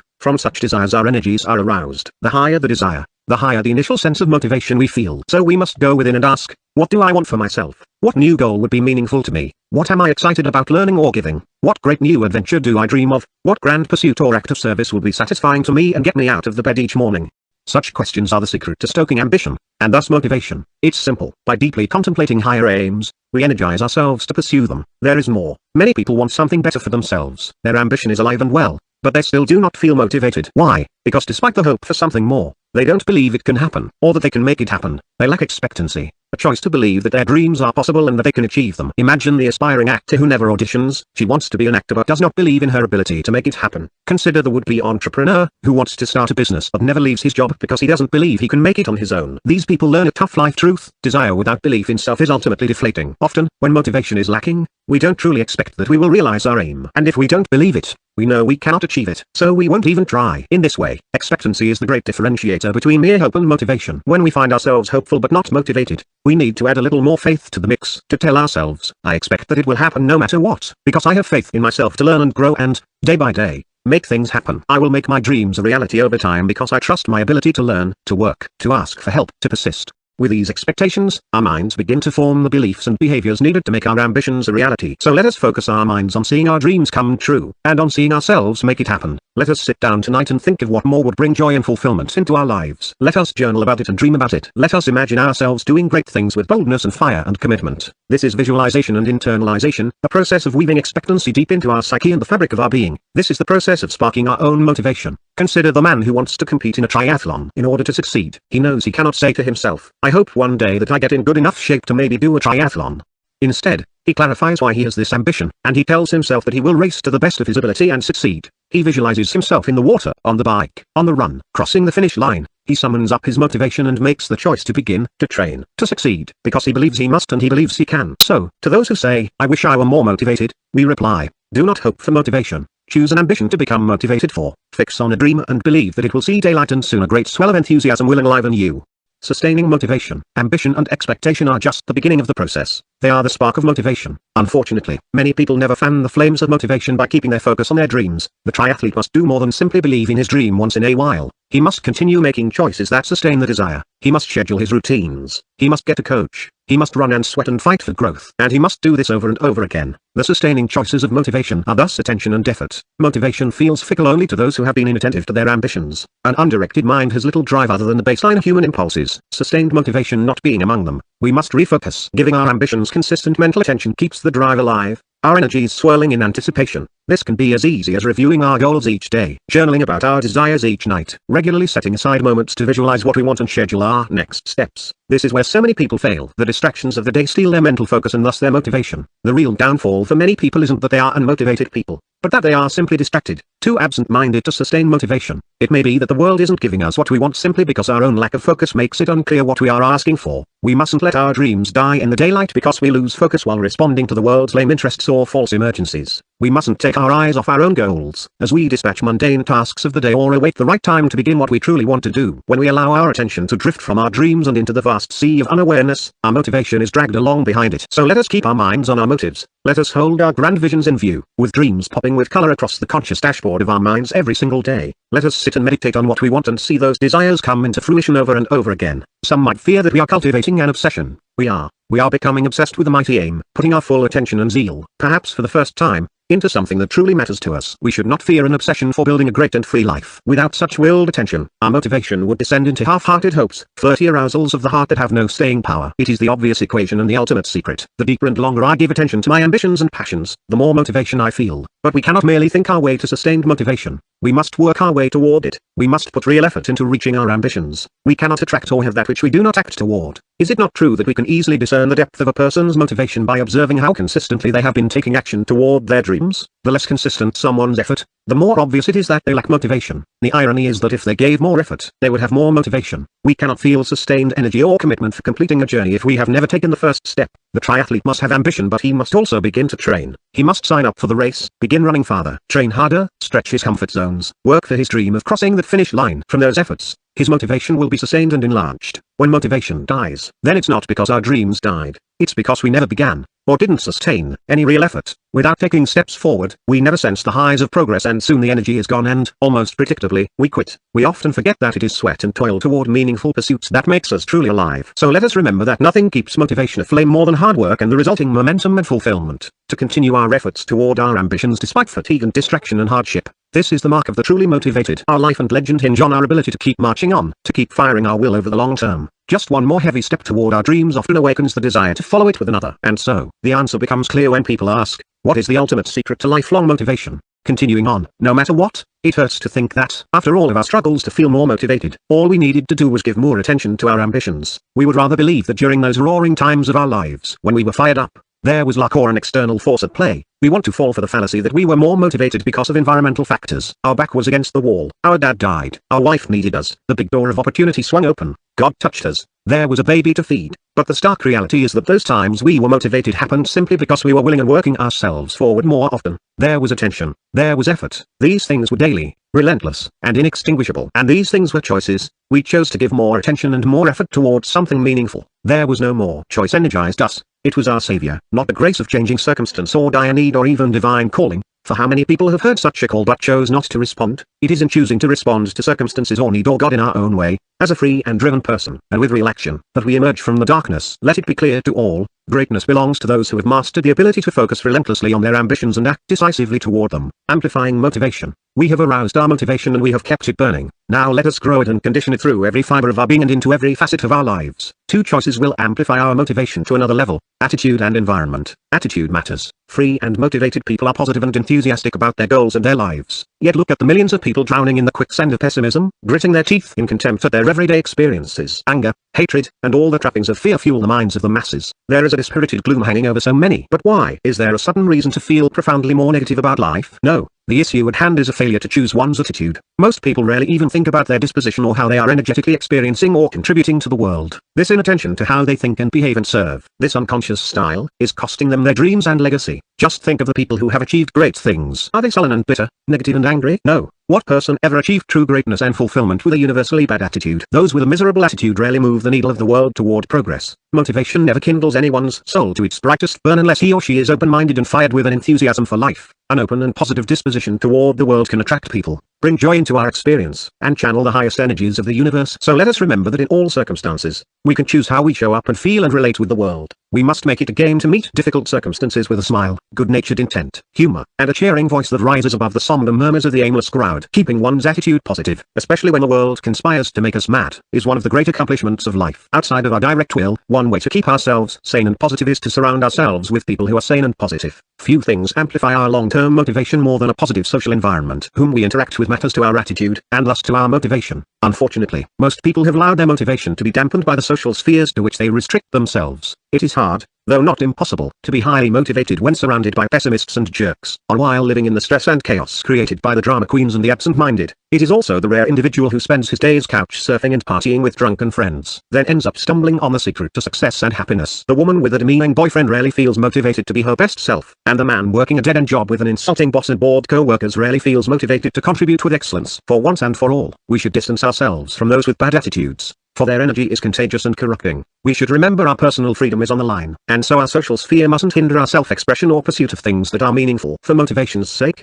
we must be vigilant and surround ourselves with genuine and positive people who seek positive aims with positive attitudes. Let us also be more disciplined in shaping our physical environment to amplify our emotions. We should love the spaces we spend our time in, and if we do not, we should make immediate changes. Walking into our homes should bring peace and the ability to rejuvenate. We should have plenty of light and a place where we cannot be disturbed so that we can reflect, think, plan, make art. We should feel comfortable where we sleep and where we think. Our workspaces should inspire us, and we should have a ready contact list of other driven people to call upon when we need new inspiration. If we do not, again we must make immediate changes to find and cultivate such relationships. If we lack a supportive place to live and work, or a positive peer group, let it be our mission to manifest those things in our lives. Our environment matters, and so we shall shape it to lift us into the next realm of motivation and joy. A clear path from victimhood. With this new understanding of our motivation, we move away from victimhood and find a clear path toward freedom. We can now bring motivation to life at any moment, and we can tell others how to do it. Choose an ambition and, with full force, expect that it is possible and that you can make it happen. Give constant attention and committed effort to your dreams, and your motivation will perpetuate itself. Demonstrate a positive attitude as you strive for great things and take care to create a supportive environment around you that amplifies your motivation. With such practices, cultivating motivation moves from a lucky feeling to a willed choice. Over time, these choices will lead us to feel in command of our lives, able to punch through distractions, and better at riding the ups and downs of existence. Without such practices, we fall into our impulses and slave to laziness and fear. We fall victim to others and to circumstances because we cannot rouse ourselves to be mindful or break free. Soon we are unmotivated victims, and nothing deadens the energies of the soul like a sense of victimhood. And so we have a message to the aimless and the unmotivated. They say, I am waiting for something or someone to motivate me. We say, motivation is summoned only from within. They say, I do not feel motivated. I'm just not a motivated person. We say, motivation is not an impulse of the body or a personality trait. It is an intention and will of a free and conscious mind. They say, I'll get more motivation and work harder when my job gives me more pay, autonomy, and responsibility. We say, if you have not chosen to be motivated before, that is why you do not have more pay, autonomy, and responsibility. Effort gives you motivation, and motivation gives you reward. They say, the people around me keep killing my motivation. We say, you are choosing the people around you, but, regardless, motivation is of your own will and volition. It is imperishable and cannot be granted, diminished, or killed by others. It exists within you because you want it to. The birth, life, and death of each day's motivation are subject to your own direction. They say, well, I haven't had any major life experiences that have motivated me, like a lucky break or a life event that made me find my purpose.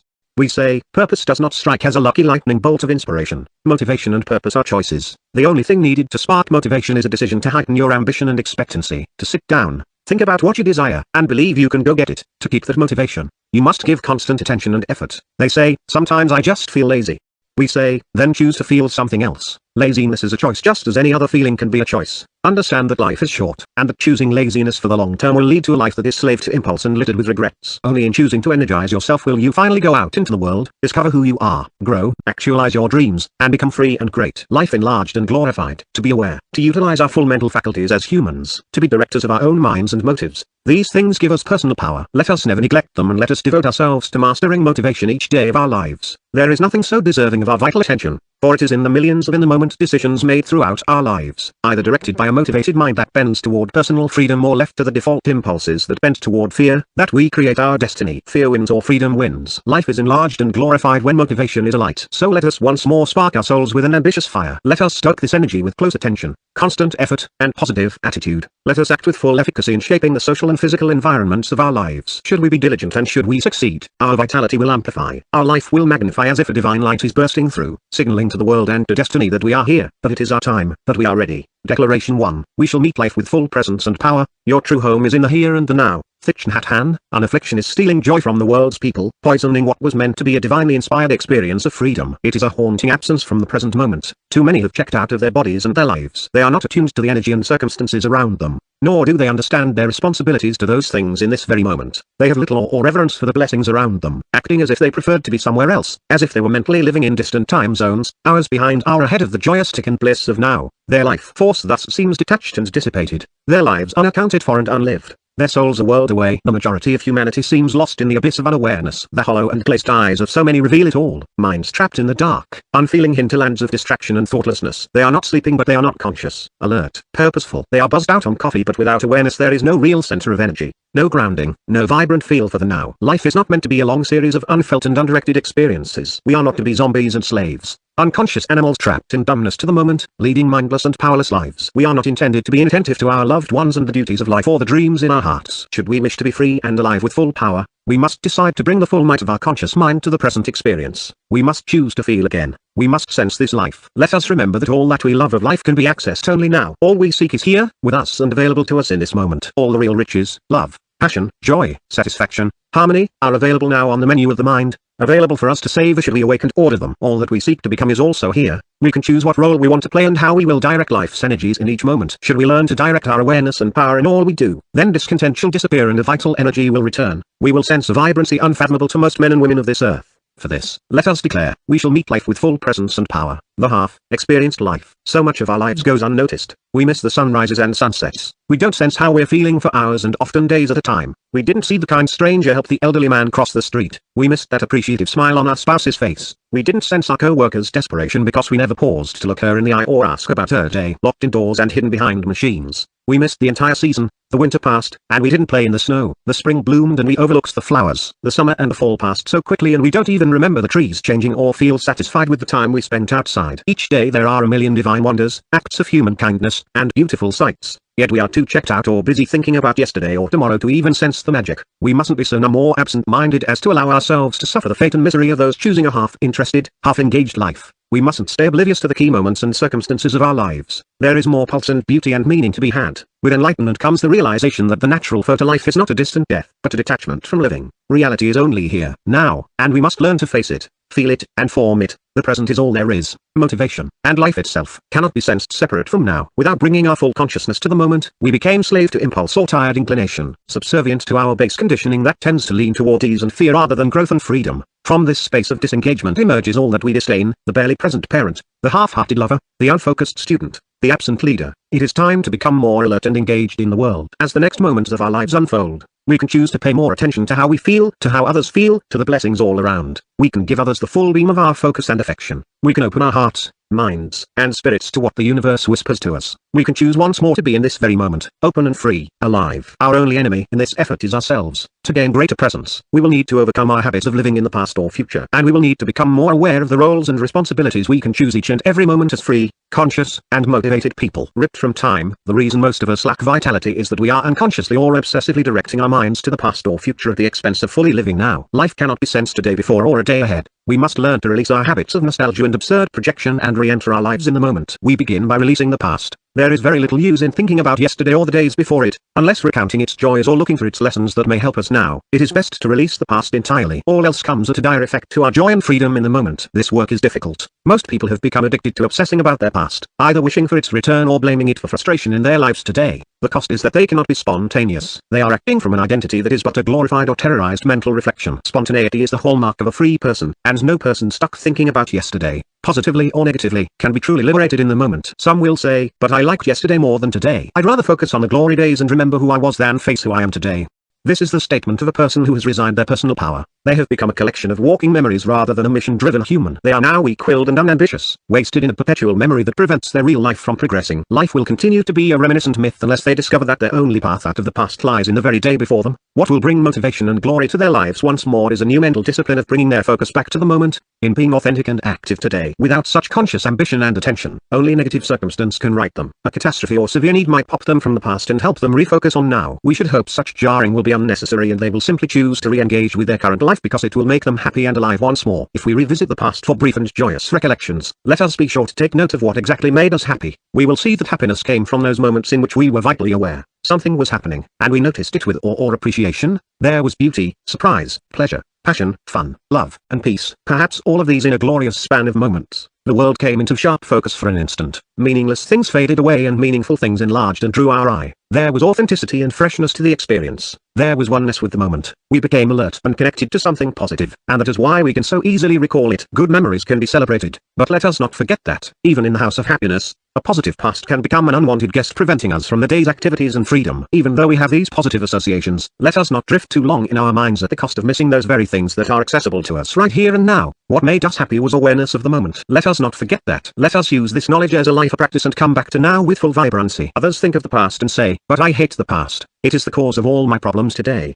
They direct obsessive energies to looking backward with a sneer and a pointed finger. They would rather not think of the past, and yet they do, because they have mentally tied the thick rope of resentment around old situations. Despite time and the changing world, they are still bitter about an old upset, frightful of an old fear, victim to an old situation. They are now the angry person, the whining victim, or the regretful philosopher. It is very easy to become one of these people because our past has shaped us so much. But we must not. Any dirt or carnage of yesterday belongs nowhere near now, but rather in the dustbin of history, where we need not rummage about. Dwelling on past injuries only leaves us dispirited and torn from the moment. If yesterday's hardships are stealing our aliveness today, then we must seek another level of consciousness. For some, this will require therapy to work through. For most, it will at the very least require diligence in immediately releasing negative thoughts and instead choosing to ask, what can I focus on in my life at this exact moment to sense some peace, appreciation, or enthusiasm? What kind of person and what kind of experience do I want to choose to manifest right now? To those who have such presence of mind belongs a life that is connected, real, and positive. Forgetting tomorrow, many people are checked out of today because they are thinking about tomorrow. For some, there is a secret fear that tomorrow will be worse than today.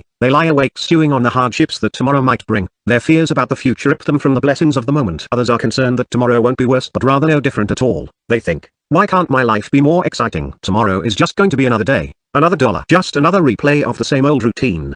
The sad reality is that, unless they learn to grip their present experience with a renewed fervor, they are correct. Still others look to the future in a different way. They are the daydreamers lost in positive musings about what is possible for them. They often sit at their desk and let their minds drift into visions of tomorrow, and nothing brings them back but a phone call or knock at the door. Tragically, their feet rarely land in now. They are always wishing on a star, but not working here on earth to enjoy their experience or progress their lives. Just like with the past, there is nothing wrong with journeying into the future if it brings joy or instruction. But the journey must be brief and never come at the expense of owning the hour. Plan and dream when those things are called for, yes, but don't disconnect from the magic and tasks and people at hand. A better future can be imagined for segments of time, but it is only in this time that a better future can be built. Regardless of their memories or dreams for tomorrow, the masters of this life are always bringing their focus back to this very moment. They live serenely in the now, benefiting from yesterday without yearning for it, hopeful for tomorrow but not obsessing over it. They are vigilant in directing their attentions and affections to their immediate circumstances and people surrounding them. They frequently ask themselves, is my mind alert now? Am I noticing and fully sensing what is around me, and taking it all in? Am I feeling this life? Am I directing my full power to what is in front of me and what matters?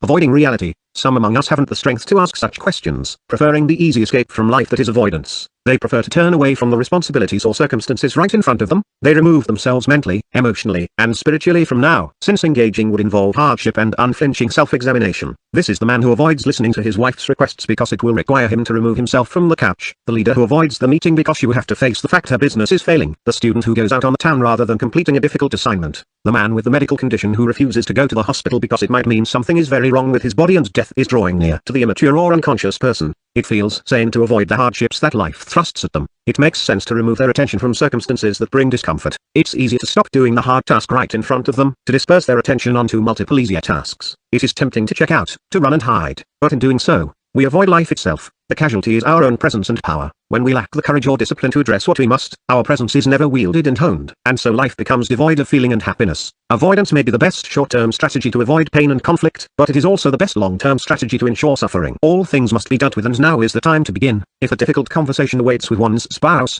then the conversation should be had this day. If the business is in peril, then do not go on vacation or miss the meeting. Get to work fixing the issue at hand. If the paper is due, begin writing. If the body is sick, go to the doctor. Any other action is avoidance, and where there is avoidance there can ultimately be no peace or progress. Free and motivated people do not neglect reality. They meet difficulty with attention, seeing these as opportunities to test their faith, strength, and love. Knowing that life is full of strife, but trusting in themselves and their path, they seek to handle whatever life demands of them directly and swiftly. Through practice, they learn to find comfort in the uncomfortable, and true mastery in life. We can learn from them. Let us never look hardship in the face and run. To do so is to tear ourselves from this world and this time, and to relinquish our growth and contributions in life. Let us always remember that in addressing our pain and fear, we gain mastery over them. In meeting challenge rather than avoiding it, we find success. In meeting fate's well-placed opportunities for growth, we become favored. And so, let us ask ourselves, what should I finally face in my life? What truths or realities are preventing my growth and happiness? What could I do about it right now? How can I better connect with this moment so that I can master what the hour demands of me? In attention to our roles, being fully present in life not only means being observant and unfailing in addressing our realities, but also deciding to proactively choose our roles and behaviors each day. In any given moment, we can play one or a combination of 5 vital roles. Inattention to these possible roles leads to a life without intention, but bringing our awareness to them helps us activate our full personal power in each moment. It brings purpose to our minds and activities, and purpose is the greatest bridge to now. Observer. The first role we can play in our lives is observer, or the conscious viewer. This is the role and responsibility we are charged with through the gift of self-awareness. As observer, we can float above our reality and view the totality of who we are in life and the minutiae of how we are acting and reacting in the very moment. It is not a detachment from ourselves or the moment, but rather a careful observance of it. Those who have mastered this role can make a decision and almost simultaneously evaluate whether or not it is the right decision. They can sense themselves doing, feeling, and thinking things, and know if those things are authentic. They notice when they are making poor decisions, being rude to others, forgetting something important. They are vitally aware of themselves. They can sense a conflict brewing and feel their anger lifting, yet choose not to act on that anger. It is as though they have an internal dialogue. Oh, I see that I am becoming upset about this situation. Why am I reacting this way right now? Will anger serve me in this moment? If I were responding as my highest self, what would I say and do right now? We can learn to master this role by practicing self-examination several times throughout the day. We could ask ourselves, if I stopped and hovered above my life, what do I see myself doing, and why do I think I am doing that? Why am I feeling what I am feeling right now? What result will happen from my current actions and intentions? What is it I can sense that my mind, body, and spirit truly feel and need and desire right now? When we grasp this idea of sensing ourselves, we become more connected to ourselves and our lives. This must be our goal. Director. The second role is the more proactive role as director, the conscious and intentional creator of our lives. If we can imagine life as a movie, then we can imagine ourselves as the one directing each scene and character within it. The director calls all the shots and is the ultimate planner and authority on what each character is doing, why they are doing it, and what they are going to do next. The director chooses where to focus the camera in each second of filming. The director makes well-reasoned choices about the characters in order to shape a compelling and meaningful story. From this simple metaphor we can draw much wisdom for improving our lives. Those who are unhappy with the current story of their life are those who have not been directing its scenes and characters. They lacked a plan for their story. They wandered in and out of situations in their lives without any real intent. They focused on the wrong things,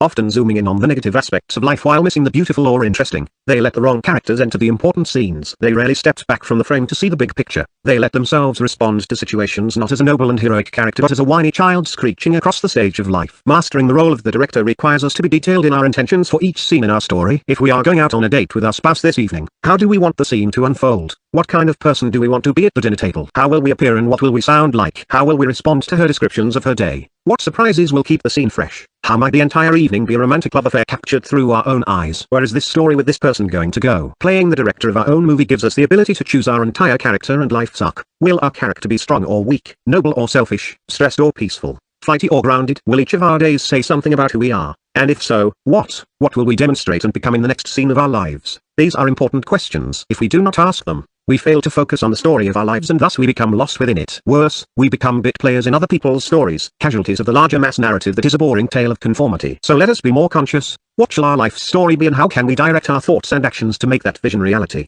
Guardian. The third role deserving our attention is that of guardian to our mind, body, and soul. We must stand at the gates of our life and protect ourselves from unwanted contaminants, negative information, people, and habits. How often we fail in this role. We let such useless information, tripe, and stupidity into our minds. We dumbly consume words, images, and sounds from salacious sources that masquerade their alerts and offer as somehow relevant to our lives. This is the news media that pretends some ignorant and extremist view might enlighten us. The network that says the reality of a few entitled brats being filmed without filter might entertain us. The web page that cons us into thinking we are miserable without their product. From all this we do not grow wiser but less informed, not entertained but numbed, not wealthier but poorer. Everything we consume becomes a part of us. All the useless factoids and scandals do nothing but take root in our psyche and merge as stupidity and drama later on. Seeing people being petty on television a million times makes us pettier. As guardian of our mind, we mustn't allow the trite and negative to enter so easily. We should be conscious of the information entering our minds. If we set out to learn something, let us be purposeful about the source, seeking to feed our brain with positive, empowering information that moves our lives forward. If we want to be entertained, let us choose the form of entertainment that would truly enliven us. That would bring a depth of understanding or appreciation into our lives. In all cases, let us remain at our post as the protector of a healthy and vital mind. What we see and hear and allow into our brains shapes our personality and our destiny. We must also be guardians of our bodies. The plight of those in abundance cultures brimming with fake food is that convenience thwarts common sense. Rather than choosing food that is real, whole, and good for us, we choose what is fast and sweet. As a society, we have become not guardians but gorgers, stuffing and poisoning ourselves. mindlessly toxifying the very structure that houses our heart and soul. Most people would feel guilty for destroying someone else's property, yet they wreck the very temple their creator gifted them. It is time we protect our health by paying more attention to what we are putting in our mouths. There is no lack of information on how to choose a healthy diet or live a healthier lifestyle. Eat smaller portions. Make a plate of mostly whole foods and greens. Limit consumption of processed food or anything with unpronounceable ingredients. Stop eating so much sugar. Move more and exercise several times per week to maintain a healthy, strong body. Drink more water and get more sleep. None of this is new information. What is required is a new commitment to caring for our bodies. If we let the energy of our body fade, our motivation soon goes with it. Let us be equally vigilant in evaluating the people we let into our lives. Are we allowing tyrants,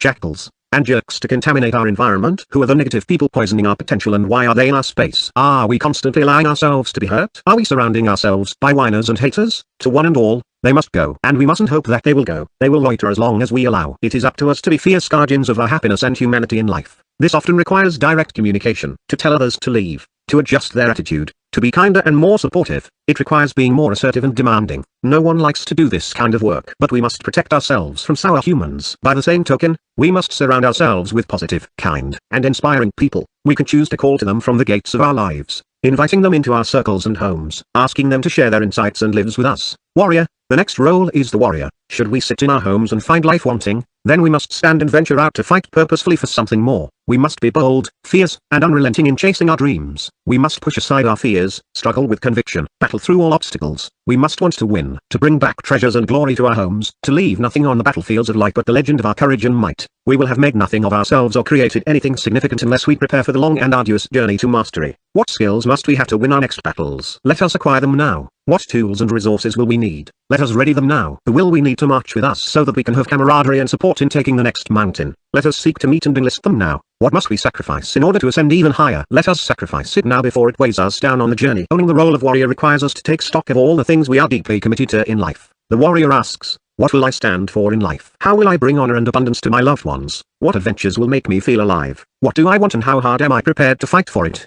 This matter of hard work reveals whether we are the cowards or warriors of this world. Perhaps it is time we step back from all our boozy work and think again about our greater dreams and glory. Let us be honest and brave in assessing our lives, asking, how hard am I really working toward my dream? Am I letting little obstacles stop my progress, or am I battling through them on a consistent basis? Am I doing what I must to prepare my mind, body, and soul for victory? Am I acting with real conviction and commitment in life, or simply trudging through? Have I struggled to succeed in any area of my life because I failed to sacrifice or commit? If we have real dreams, then we must fight for them. For the sake of our soul and our families, we must adopt that warrior spirit that is hungry, ambitious, and courageous. The essence of their warrior spirit is readiness, a bias toward action. Warriors do not waste time in making decisions. There is little hesitation, hemming, hawing, or hedging. Warriors do not await perfect circumstances to begin the long march to victory. They do not stop when tired or frightened. They do not shy away from a needy fight. They do not apologize for boldness or strength. No, when there is a conquest, when they see fortune in lands on the horizon, they set out. They march, and they march. On their path, they have gravity about them, a seriousness, a commitment, a strong center. They are solid no matter how much turmoil and uncertainty lurks beneath. Their fire, will, and discipline are uncommon, sometimes causing others to fear their ambition, and yet always they earn respect for their courage. There they go. The watchers on the sidelines of life say, that person is a fighter and will not give up. So what is it that we are fighting for? To real warriors, this is a burning question, something deeply contemplated. Warriors take pride and dignity from their answers to such a question. Their commitments are important to them, and every small victory toward those commitments is logged, celebrated, integrated into their identity, shared joyously with their tribe of fellow strivers. They are fully aware of the fact they are warriors and creating a warrior ethos, a legend as a fighter for things both important to themselves and also grander and more significant than themselves. They are giving their lives to something that matters. To become stronger warriors, we must stop all the hesitations and excuses. We must commit to fighting harder and longer toward our dreams. So let us write down all the things we've been waiting to do, along with all our excuses for not doing them. Let us contemplate where we are being weak in our lives or progressing too slowly. Then let us get recommitted and decide that tomorrow, no matter what, we will march with courage toward our dreams regardless of the obstacles in our way. Let us be obsessive and fierce about our progress once more. Warriors are stubborn and strict, clear about what they fight for and committed to every discipline required to win the next battle. For the fate of our dreams and for the security and abundance of our families, let our character be so solid, lover, while on our quests. We must never forget whom we are fighting for. There are people we care for and who need us. No victory is sweet and no life fulfilling without someone to celebrate with and care for. And so let us master our role as lovers have a stunning capacity for shining attention and adoration on others. They take a vital interest in others so that they may understand them,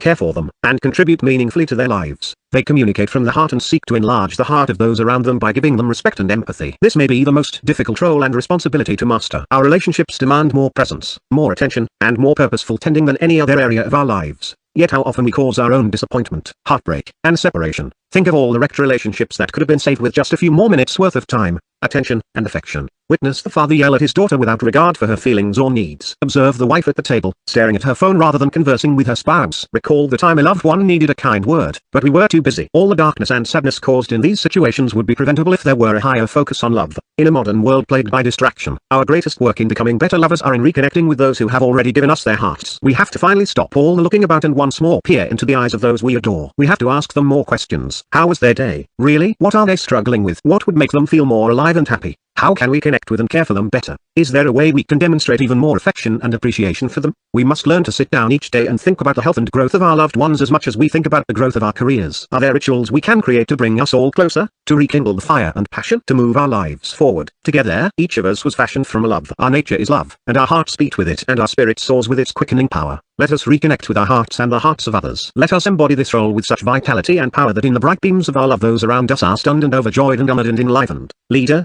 there are men and women counting on us and looking to our example. They await our direction and action. We owe it to them to be outstanding in our role as leader. The world is in dire need of leaders because we lack them. So many individuals and institutions are barreling blindly in the dark. Society is not being moored to the demands of good character and the expectations to serve the common good. And so, the world is intoxicated by greed, mad passions, and intolerance. Without leaders at the helm of humanity, what should be a joyous collective ride toward hope, freedom, and abundance for all is instead a terrible, directionless drive with spoiled brats too ignorant and proud to ask for directions. A careening vehicle headed to catastrophe. We must begin again the great work of uplifting humankind. Our times demand vision and disciplined, collaborative effort to make a real difference. These things are inspired and sustained by good leaders. And so let us ask ourselves, what can be done to improve this world that I influence? How can I help others solve problems and achieve their dreams? Who can I enlist and empower to help achieve something remarkable? How can I unlock the potential of those around me to do better? Perhaps if more people asked these kinds of questions, we could stop society's headlong drive into oblivion. Yet some of us fear taking a leadership role. But what is our excuse? In the final reckoning of our life's legacy, shall we explain to our Creator that He did not equip us well enough for the task? No, we must forget the excuses and remember our duty to serve something larger than ourselves. Look back at history. When good decisions and progress were made at the important crossroads of each era, there were always bold and motivated people with clear vision and sure voices. Let us be that for our generation. The call for leadership is all around. Let's not play deaf to the needs of the world at this moment of crisis. There are things to volunteer for and lead in our neighborhoods and communities. There are untapped sources of potential and power in our businesses. And so let us decide now to do our best to spot those areas of need, to lift those around us, to unite people in meaningful struggle and service once more. For the betterment of our world, it is time to take charge once more. The moment now. Each of these roles, observer, director, guardian, warrior, lover, and leader, is available to us in any moment. Should we be intent on activating them, we shall own the moment in ways we never imagined. Motivation will arise. Life will come back. A vibrancy will emanate through our entire being. None of us will ever master all these roles in our lives simultaneously. But that does not mean we should neglect them. Today, let us commit to studying these roles and doing our damnedest to enact them with more presence and power. The sunshine of enlightenment spreads to those who understand that the moments of our lives must not go unnoticed and unlived. We can feel these warm rays of hope if we make the committed choice not to detach from our lives in any way. We mustn't avoid this day's reality or wish for a better one. We must learn to live in reverence to the moment and all we have been given by it and all we choose to give to it. We can choose our roles and responses to the world so, over time, our character and destiny are forged purposefully. From these efforts, we shall rediscover the immensity and freedom and gift that is each and every divine moment spent alive. Declaration 2, we shall reclaim our agenda. The day is always his who works with serenity and great aims. Ralph Waldo Emerson. Human nature steers us towards self-reliance and freedom. Nothing burns more fiercely in our soul than the desire to be ourselves and pursue our dreams. And so the great joys in life come when we are spontaneous and authentic each day while engaging in activities that we care about. And the great miseries of life come when too many days stack up where we are conforming and posing while doing things we have no passion for. In these truths, we find a unit for measuring how our freedom is being expressed or not expressed. Our individual days. Did we spend today being ourselves, expressing our true voice and sincere feelings and innate power? Did we spend the vast majority of the day doing meaningful activities rather than being slave to distraction or useless endeavor? Life has a way of being easily torn from us day by day. We forget what we want and get distracted. We do what others tell us to do. We say yes to so many things that we end up with no time to do the things that matter to us. This is the reality of the masses. But freedom and greatness belong to those who master their day. They have an entirely different level of control over the agenda and direction of their life. Their days mean something to them because they know each day gathers force toward a particular destiny. It's as though they imagined themselves standing before their Creator at the end of their lives and having to answer His questions. Did you use the time I gifted you each day to be a purposeful being? Did you follow your own path and make your time count? How faithfully did you tend to the dream I sowed in your soul? It's as though they awoke each day knowing these questions would come. It's as though each morning they hurled a shining spear of purpose far into the fields of the future and then made their mission to go pick it up and throw it once more forward. In their daily struggles to reach the goal, They were focused, unbending, diligent. If they ever felt lost, they had the presence of mind to stop and think, am I on the right path? Am I moving forward to what I desire?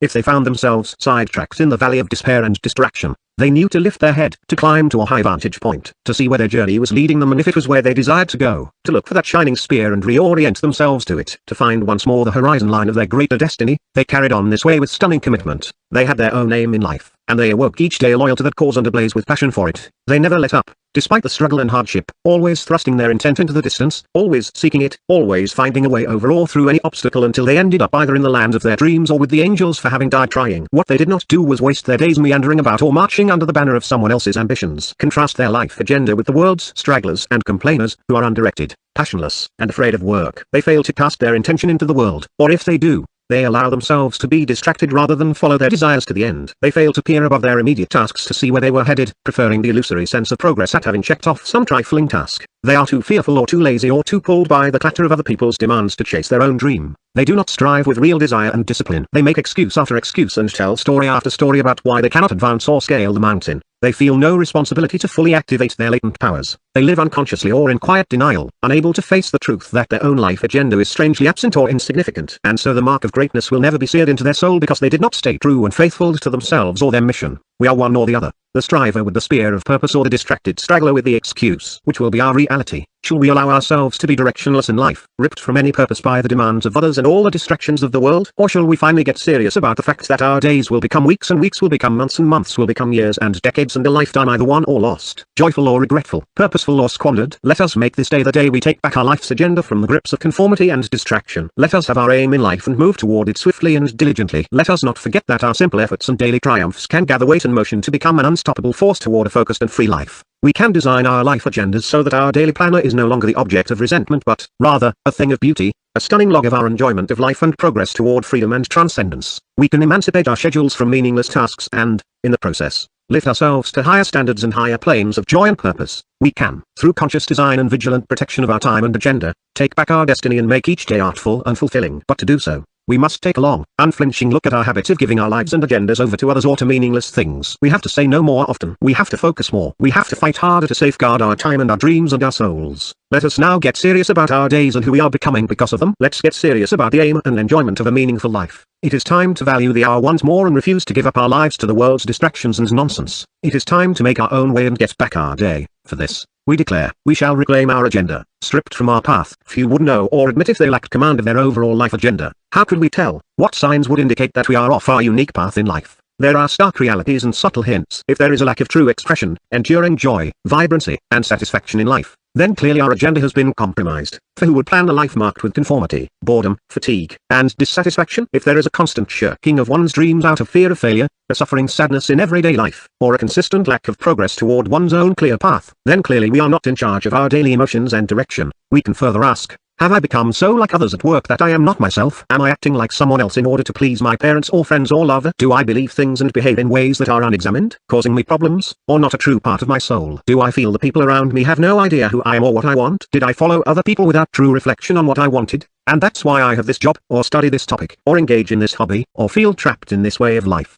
That is it, the ultimate tell. Feeling trapped. Should a person feel caged in any aspect of their life, it is an obvious reveal that they have not been owning their life agenda but rather they have been suffering the chains of conformity. They have been catering to everyone else, slave to the prevailing ideas or expectations of others, playing a game they never wanted to be a part of. The subtler sign is how we consistently feel about our lives. If we obtain everything we think we need and every indication says life should be satisfying, yet something still feels off, then we know there is a problem. If someone asks, "How are you?" and we cannot feel a genuinely happy response immediately rise within us, what does that say? It says we are off our unique path in life. This is especially true if, contemplating the question seriously, we find ourselves replying with a mundane lie like, "Oh, well, I guess I'm fine."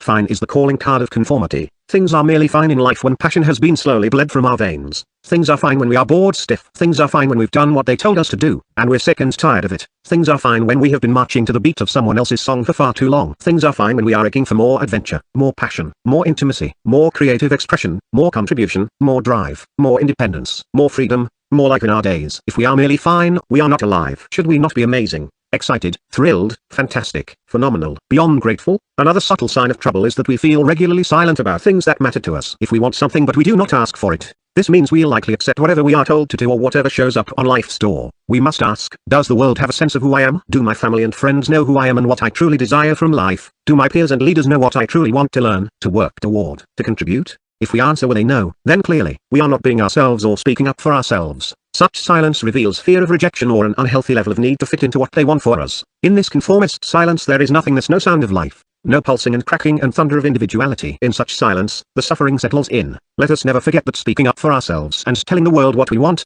and desire is a fundamental practice of a free life. The final clear indication that someone's life agenda is not their own is constant lack of focus. It is that terrible and never-ending distraction of the modern world that is stealing purpose and progress from our lives. It's becoming a defining hour of humanity, where we either take back our attention or risk becoming emotionally addicted to our technology, to devices that somehow, though they have neither soul or intent, control us more than we control them. Humankind is fast becoming a slave to its own tools. Hours of the day seep away checking in, updating, and swiping. To what end? It's as if we are adrift in a digital stream we never consciously chose to wade into, and we are starting to drown. No sooner do we set out on a meaningful task than we feel compelled to look at something irrelevant. We barely make it through a single day without suffering browser blackout or app amnesia. Those long gaps in the day when we are lost in a long chain of clicks and swipes that steal our momentum and leave no trace of real purpose or accomplishment. Yet so many people look effective, so busy with so many tasks, tracking everything unimportant to infinite degrees. In this age of the quantified self, we measure how many hours we slept, steps we took, calories we burned, pages we viewed. We document our every personal move in photos and videos. Yet we know nothing about ourselves. We spend more time checking our stats than our souls. We mine our life experience for data but not depth. We have all these numbers to improve but no idea how to dial back the numbness. As much as we check in, we are checking out of our own lives and becoming voyeuristic, peering gape-mouthed into the sordid details of other people's lives in order to feel connected or entertained. If we are to measure and monitor and improve anything, let it be our story, our character, and our conduct, our mindfulness of who we are and how we are experiencing and relating with the world. Reclaiming our life agenda is about asking, am I proud of who I am and the person I am becoming? Am I happy with what I am doing and contributing to the world?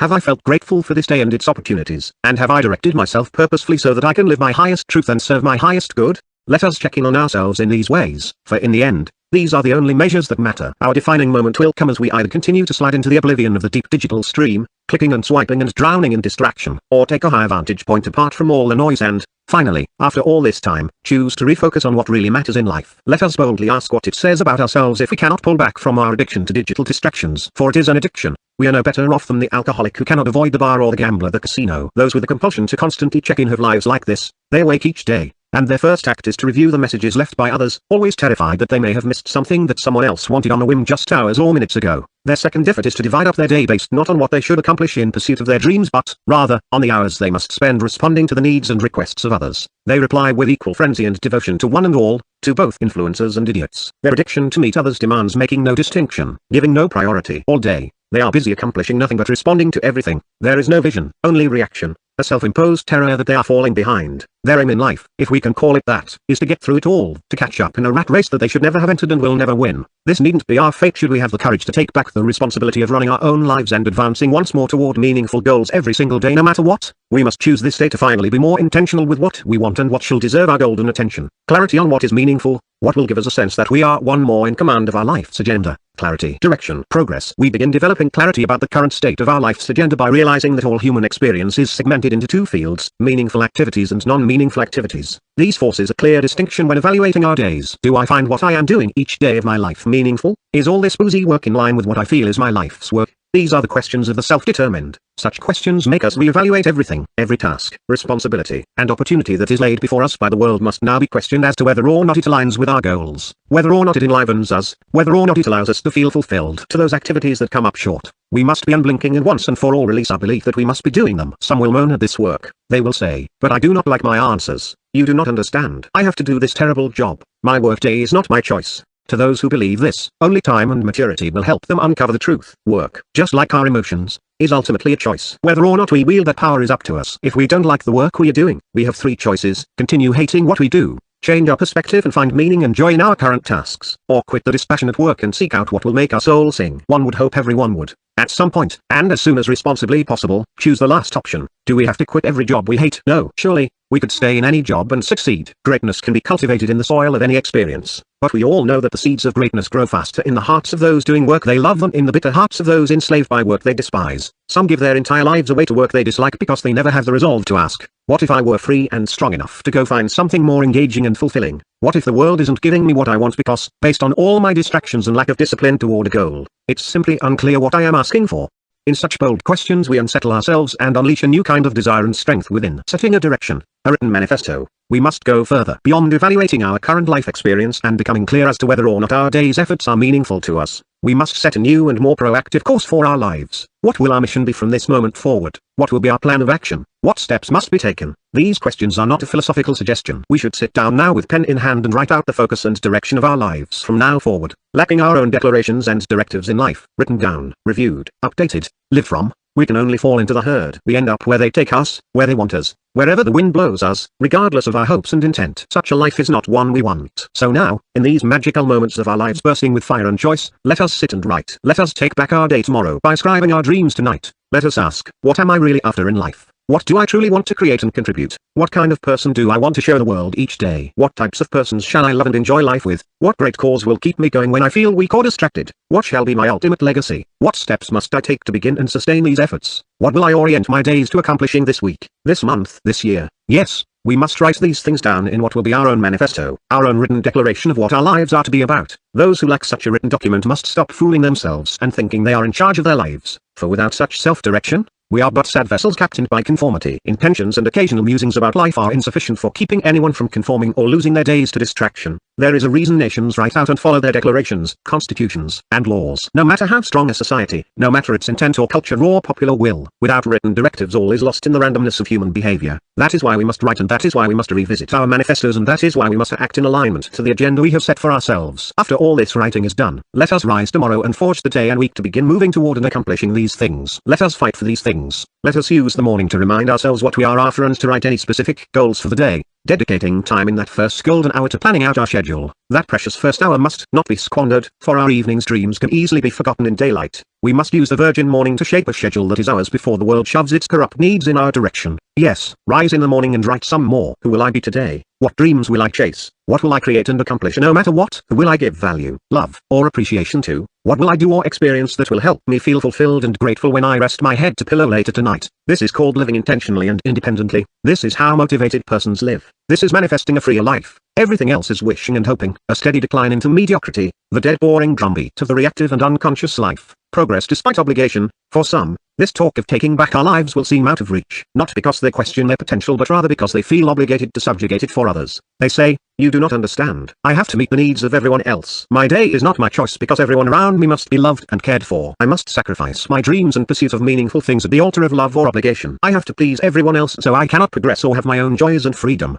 Time, maturity, and that great revelation that is choice are also needed for such persons. No one around us can tear us from progressing toward our dreams. Believing otherwise is accepting the role of victim in life. Our day is ultimately our choice. And so what can be done? Must we leave everyone who needs us so that we can have the lives we desire? Perhaps the more mature choice is to learn new ways to protect our desires and dreams while fulfilling our chosen roles in life. We can be good mothers and still strive diligently each day toward our dreams. We can be good leaders who help others achieve more while still striving diligently toward our day's goals. In dealing with the needs of others while maintaining our life's agenda, we must learn the stunning power of no. There is no rule written anywhere that says we must say yes to every passing request that crosses our desks or burns in our ears from a crying whiner. This is not to say we cannot be loving and responsible to those who need us and when it brings us joy. If loving and caring for specific people is exactly what we find meaningful, then we must do just that. Taking the girls to soccer is not a distraction if it brings meaning to our days. However, we must not allow the world's distractions, casual loiterers, or random opportunities to constantly rob us of our intended day. For most, not knowing how to say no is where their lives decline into a thicket of stress and unhappiness. These individuals are easy to spot, as they constantly take on the role of victim to the world's desires. Their life appears to be an industrial slog, ticking off the tasks handed to them by others. They may appear frazzled and frenetic,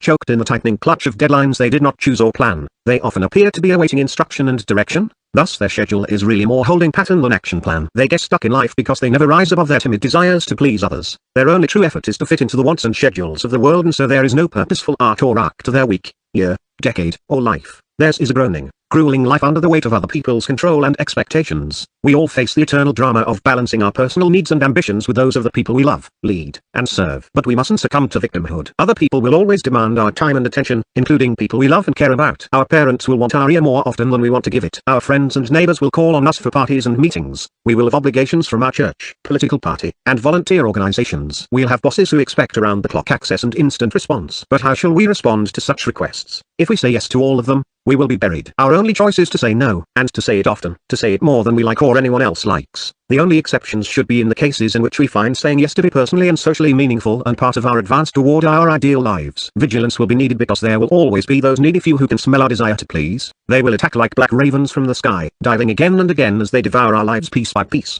This is the guy at the office who is constantly asking for another random favor. The former girlfriend always calling with drama and in need of rescue. The entitled employee whom we helped once and now refuses to lift a finger to do real work. These people will keep coming at us and they do not care about our agenda or destiny. Their opportunism will plague us should we not be intentional in saying no and no and no. We must learn to reply artfully and often forcefully to those who are always saying, "I'm so sorry to have to ask you for one more little favor." To them, let us reply, "I cannot help right now. I have plans that cannot wait or accommodate your sudden emergency." In saying this, we need not apologize any more than we need to apologize to the person who runs into our car when we had the right of way. We can be artful if we must. I do wish I could help, but unfortunately I am unable to get to your last minute request because my plate is full with long ago scheduled activities and projects that I have already committed to. How we handle the enemies of our own progress speaks to our character and independence. We are doomed if we subordinate our day's agenda to their every request or crisis, in meeting their needs, which are usually false deadlines or urgencies created only by their lack of preparation or responsibility. We lose an irrecoverable hour that could have propelled our own life forward. For these reasons, we must reclaim our agenda with a forceful grip. We must look to the world's random pussy people, the countless needy people, the people not on our list of those we want to love, care for, and attend to. It cannot be overstated. We must not fear saying, "No, I cannot help you now." And so let us decide that we will not let other people's fire drills result in daily drills of us scratching off our dreams. The demands of the whimsically needy or the terminally ill-prepared are not our issue. Their lives are not our responsibility. Owning this life truth is freeing. I am not in charge or responsible for the wrecks others have created in their lives, and I do not need to save everyone in my life. What can we expect for standing tough and true at the gates of our agenda? What happens when we say no? Most will understand, and over time most will come to respect us and leave us alone. But let us not delude ourselves. There will be a small contingent of people who will become angry. They won't like our free will and independence. They will try to ridicule or guilt us. They may ask, "Who the hell do you think you are?" They may feel scorned and launch bitter campaigns to make us their pawns once more, to force or gently steer us back into their grasp, to deliver us back into their concept of how we should treat them. Many will argue that we owe them a permanent debt for their love and sacrifice. How dare you refuse me? How can you leave me on my own after I've done so much for you? How can you not grant me this one small thing? In the face of such wheedling, we mustn't compromise else we risk being pulled into an ever-growing sticky web of demands. We shall discover that the more often we say no, the more likely people will find someone else to pester or they will become more self-reliant in the vacuum of our constant availability. Yes, we will arouse antagonism, lose favor, break loyalties, and imperil our popularity. It will happen more and more as we gain greater and greater will and freedom in life. So be it. No great person ever made history without having guilt thrown at them or suffering some backlash from those who didn't like or appreciate their independence, discipline, or single-mindedness. So let the petty ones complain. Let them tremble with silly anxiety or anger. After days and weeks and months of protecting our turf, refusing to give in to guilt or pressure, stating convincingly that we have our own dreams to chase, we will find that the demanding bullies and unaware idiots finally have left us alone. Then, liberated from the social oppression that is others' distracting demands, we are free, liberated to create and design our own lives in the newly opened white space of time. The more we say no to demanding people, the more life opens up to pursue our passions and happiness and to serve and spend time with those we love. But what shall be done when it is our loved ones who constantly need us or tear us from our path? Let us be patient with them, but let us be real. We must heartfully deal with anyone who derails the day's mission, including family. For the most part, this simply means asking for our space during blocks of time during the day. It is saying to our young boy, "Son, your mother needs the next 2 hours to focus on a very important project that means a lot to her. Please do not go into her office." Once this is said, it is only mature parenting that will prevent the boy from entering the room. We must stand our ground. We can train our children or our teammates that when our office door is closed, they should not enter unless in emergency. We can lovingly request that our spouse give us an hour each evening to read or meditate or create art. We can say no to the parties, the gatherings, the formal functions that we feel so obligated to attend. There may be scowls and long faces at first, but over time people will realize we are persons of purpose and they will give us room, knowing that the more they respect our schedule, the more likely we will find and make the time to be with them. Our goal is not to become cold or unavailable. No, it is to protect our sanity, progress, and freedom. It is worth repeating that we can and should give time and attention to those we love and lead, when we desire to do so. Being good to those around us is right and responsible, but never at the cost of our own long-term sanity or dreams. Besides, Is it not true that by saying no more to what is wrong, we are left with more time to give loving attention to those close to us? Some ask, should we not compromise? Can there be no middle ground between our desires and the needs of those around us? Perhaps, but there is a difference between adding a few tasks onto the day's schedule to serve others and compromising our entire life agenda. When it comes to foregoing our true passions and path in life to please others, we must never compromise. Compromise means giving something away, something in exchange for another's willingness to do the same. But we shall not give an entire piece of our dream nor a decade of our lives over to anyone. Yes, we can help and love others on our way to personal freedom, but we mustn't give away so much time that our freedom itself is fully compromised. We can meet our real responsibilities and care for our loved ones, but our own progress must never falter or stop, lest we become slave to the world. If in aiding others, we kill our own dreams, then it is merely our ego seeking to make a false martyr of ourselves. We must keep the big picture in mind. A million dreams have died because compromising souls repeated the lie of the week. I'm okay with putting off my needs and dream another few years, because people need me. Shall we do nothing but reply to the needs of others all day until, in the day's final hours, we retreat to our beds, exhausted by the madness, not one step closer to what we wanted in life, so that we can sleep restlessly only to awake once more in a world determined by others rather than by ourselves? No, let us not compromise our dreams or barter our destiny hour by hour. If we can see a dream in the distance, let us move toward it with real force, will, and consistency. To do less is to let the dream weaken and die. We can support our loved ones for a while, stepping in, helping out, but that does not require us to bring our dreams to a full stop. Every day we can do something to advance our own agenda. Perhaps it is also time to stop seeing others as obstacles to our dreams but rather as collaborators. Have we sat down our loved ones and told them what we truly desire of life and why? Have we asked our teams to help brainstorm new ways to work together so that all our desires can be met? Are we engaging others enough so that they will be supportive and participative in our life's pursuits? Real progress often comes in our lives once we make people our allies in accomplishment. The Great Reclamation. Each day we have a choice to go with the wants and whims of the world or to chart our own course. If we abandon self-determination, we are left adrift in a chaotic sea and the only things on the horizon are swells of boredom or suffering. And so our attitude each morning must be that this is our day, no matter what. If we can start with that intention, if we develop clarity and write our own manifestos and plans and we execute them with heart and discipline, if we stick to it and fight it through and stay in charge, we suddenly find ourselves one day back at the helm, happy, motivated, alive.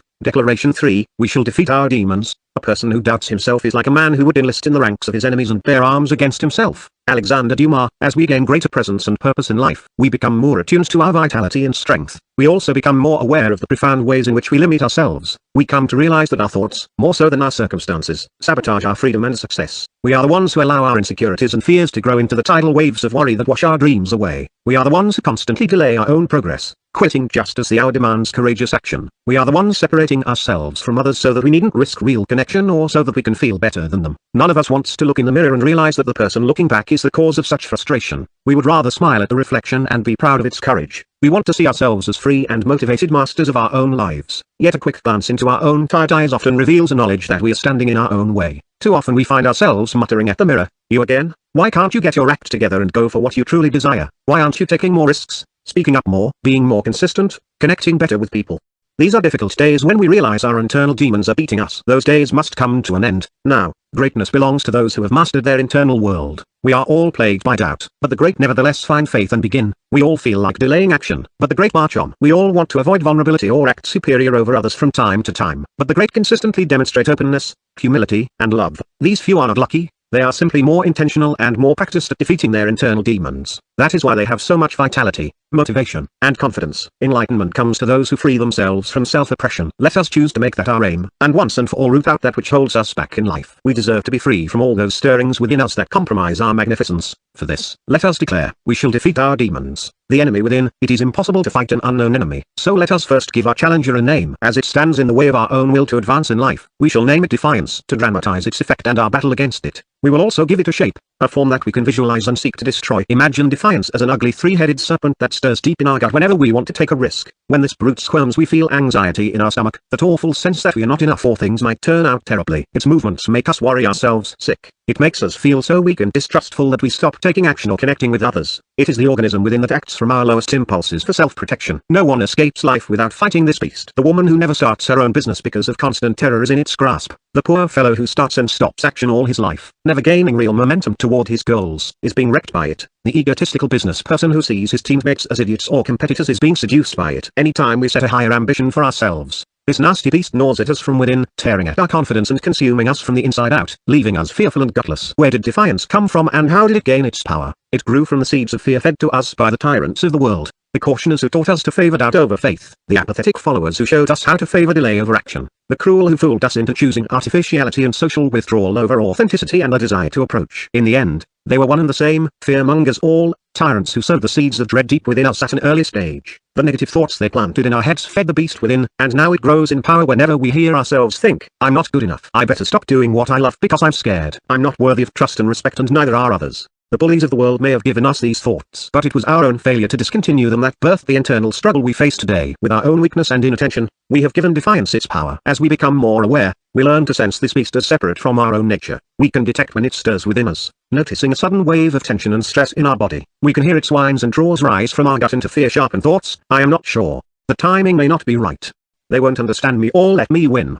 We can realize that these feelings in our body and these sounds in our head are not of our highest character but those of an internal voice of defiance, whom we need not feed anymore. Defiance can roar all it wants, but we can choose to ignore it as we might a pesky yapping dog. It can shift and cause pangs of worry or hatred, but we can calm ourselves by taking control of our own thoughts and actions. With practice, we can exercise total command, and silence this internal demon once and for all. Should we succeed, we shall begin to reach our full personal power, transform doubt with faith. Defiance is a fierce foe. In order to confront it, let us get to know this foul serpent by understanding the defining character of each of its nasty heads. Let us imagine the first head of defiance to resemble that of a pale, sickly eel. We sense it as an unsure feeling in the pit of our stomach that rises until we hear an indecisive chain of thoughts in our head. Its sound in our mind is a high, familiar whine, like the voice of an old, tolerated friend who has our ear and uses it only to share her worries and insecurities. Although it may look and sound pathetic, we should not underestimate it. Its sole insidious function is to make us worry ourselves sick so that we might avoid the very risk or effort that would destroy it. For these reasons, we shall name it doubt. Doubt wakes up when we strive for anything new or better. It recognizes that in those moments when our ambition rises, its very existence is in peril, for should we rise to accomplish our goals with confidence again and again, then it might be destroyed. The only thing doubt can do to survive is avert our strength by whining and singing its pessimistic song. I'm not so sure, I'm not so sure, I'm not so sure. Inevitably, its plaintive tones unsteady most people. They can't handle the incessant worries of doubt and soon they are trapped in recurring negative thoughts. I'm not so sure it is time to quit my job. Maybe it's not the right time to move somewhere I would love. She'll probably say no if I ask her on a date. I don't think it's a good idea to follow my passions or to strike out on my own.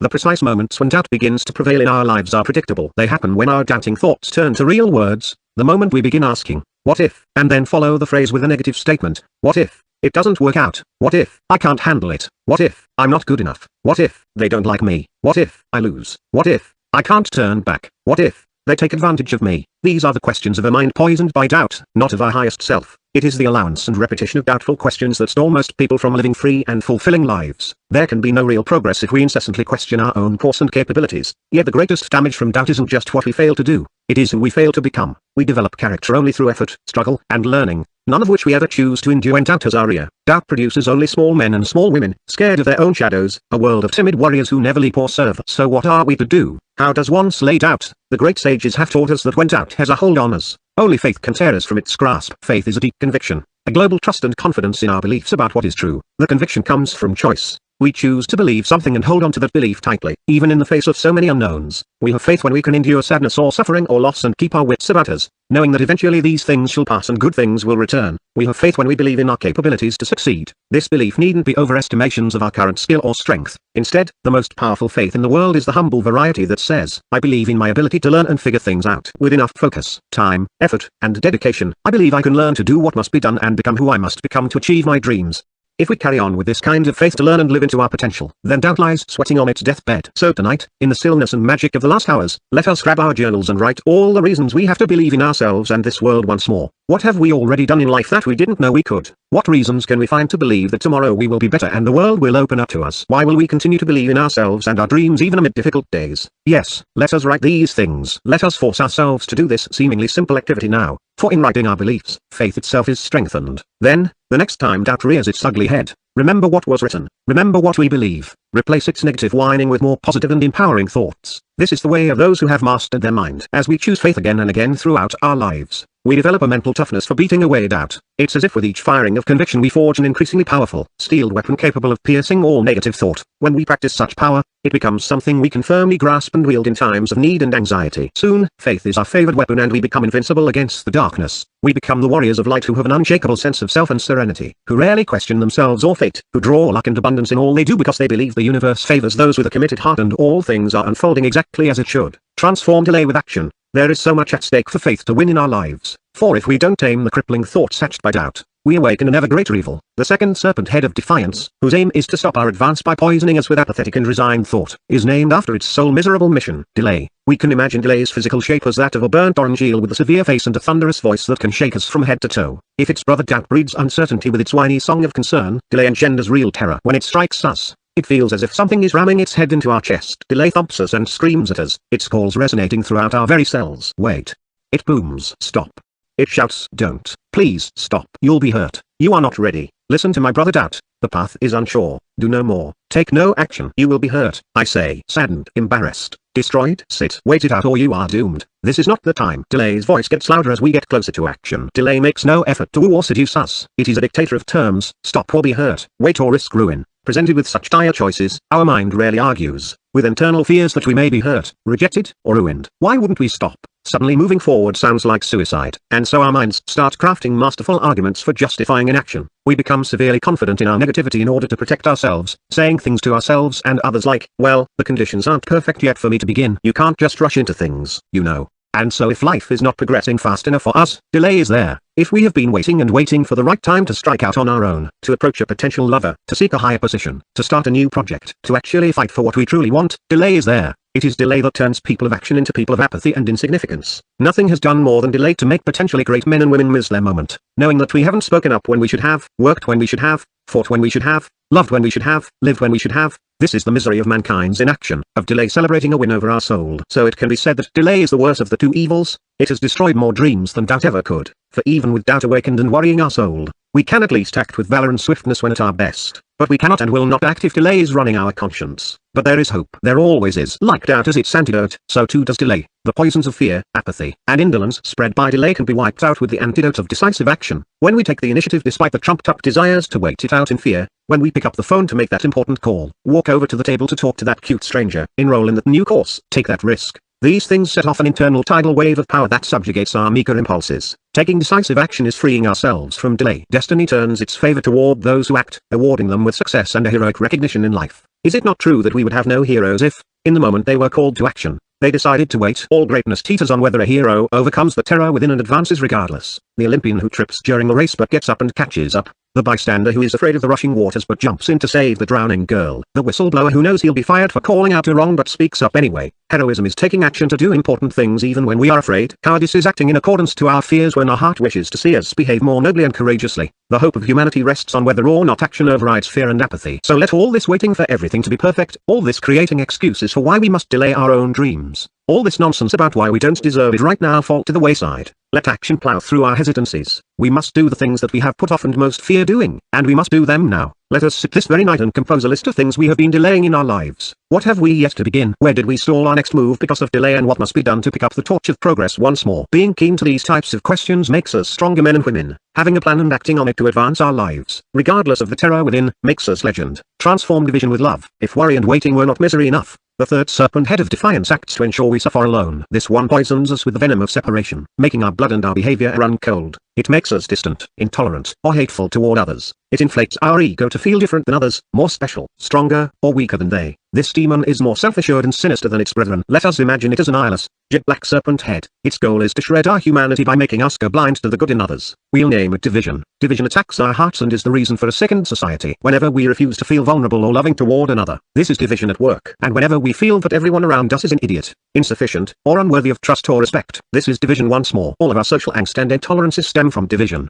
That loneliness, disconnection, fear, or anger toward others is a result of its poisons corrupting our mind and humanity. As division is devoid of empathy or sympathy for others, its ultimate victory is the moment when we no longer see one another's humanity, when we objectify, dismiss, or disregard another individual's value and rights. Its ugliest form is to blame for the wars, the rapes, the brutality, the darkest stains on humankind's history. In everyday life, this demon is most noticeable when it sparks our impatience, contempt, and withdrawal. Its toxins make us feel high-minded and pretentious, as if we should live above, and insulated from, others, as if we were somehow more special than our brothers, sisters, friends, and associates. Criticism, nitpicking, disparagement, and wrath become our tools for relating to those stronger or weaker than we perceive ourselves. We can also sense it easily when we become judgmental or cannot safely feel love for another nor sense oneness with them. This is the mother with an extraordinary daughter who sees only her flaws, the impatient boss who thinks everyone is stupid and slow, the man who never loves because he thinks he's too weird or different from the norm. Division's poison, then, is antisocial venom that courses through us and clouds the innate emotional, social, and spiritual intelligence that that would otherwise lead us universally to connection with others and to love. Division, then, is the great destroyer of our relationships,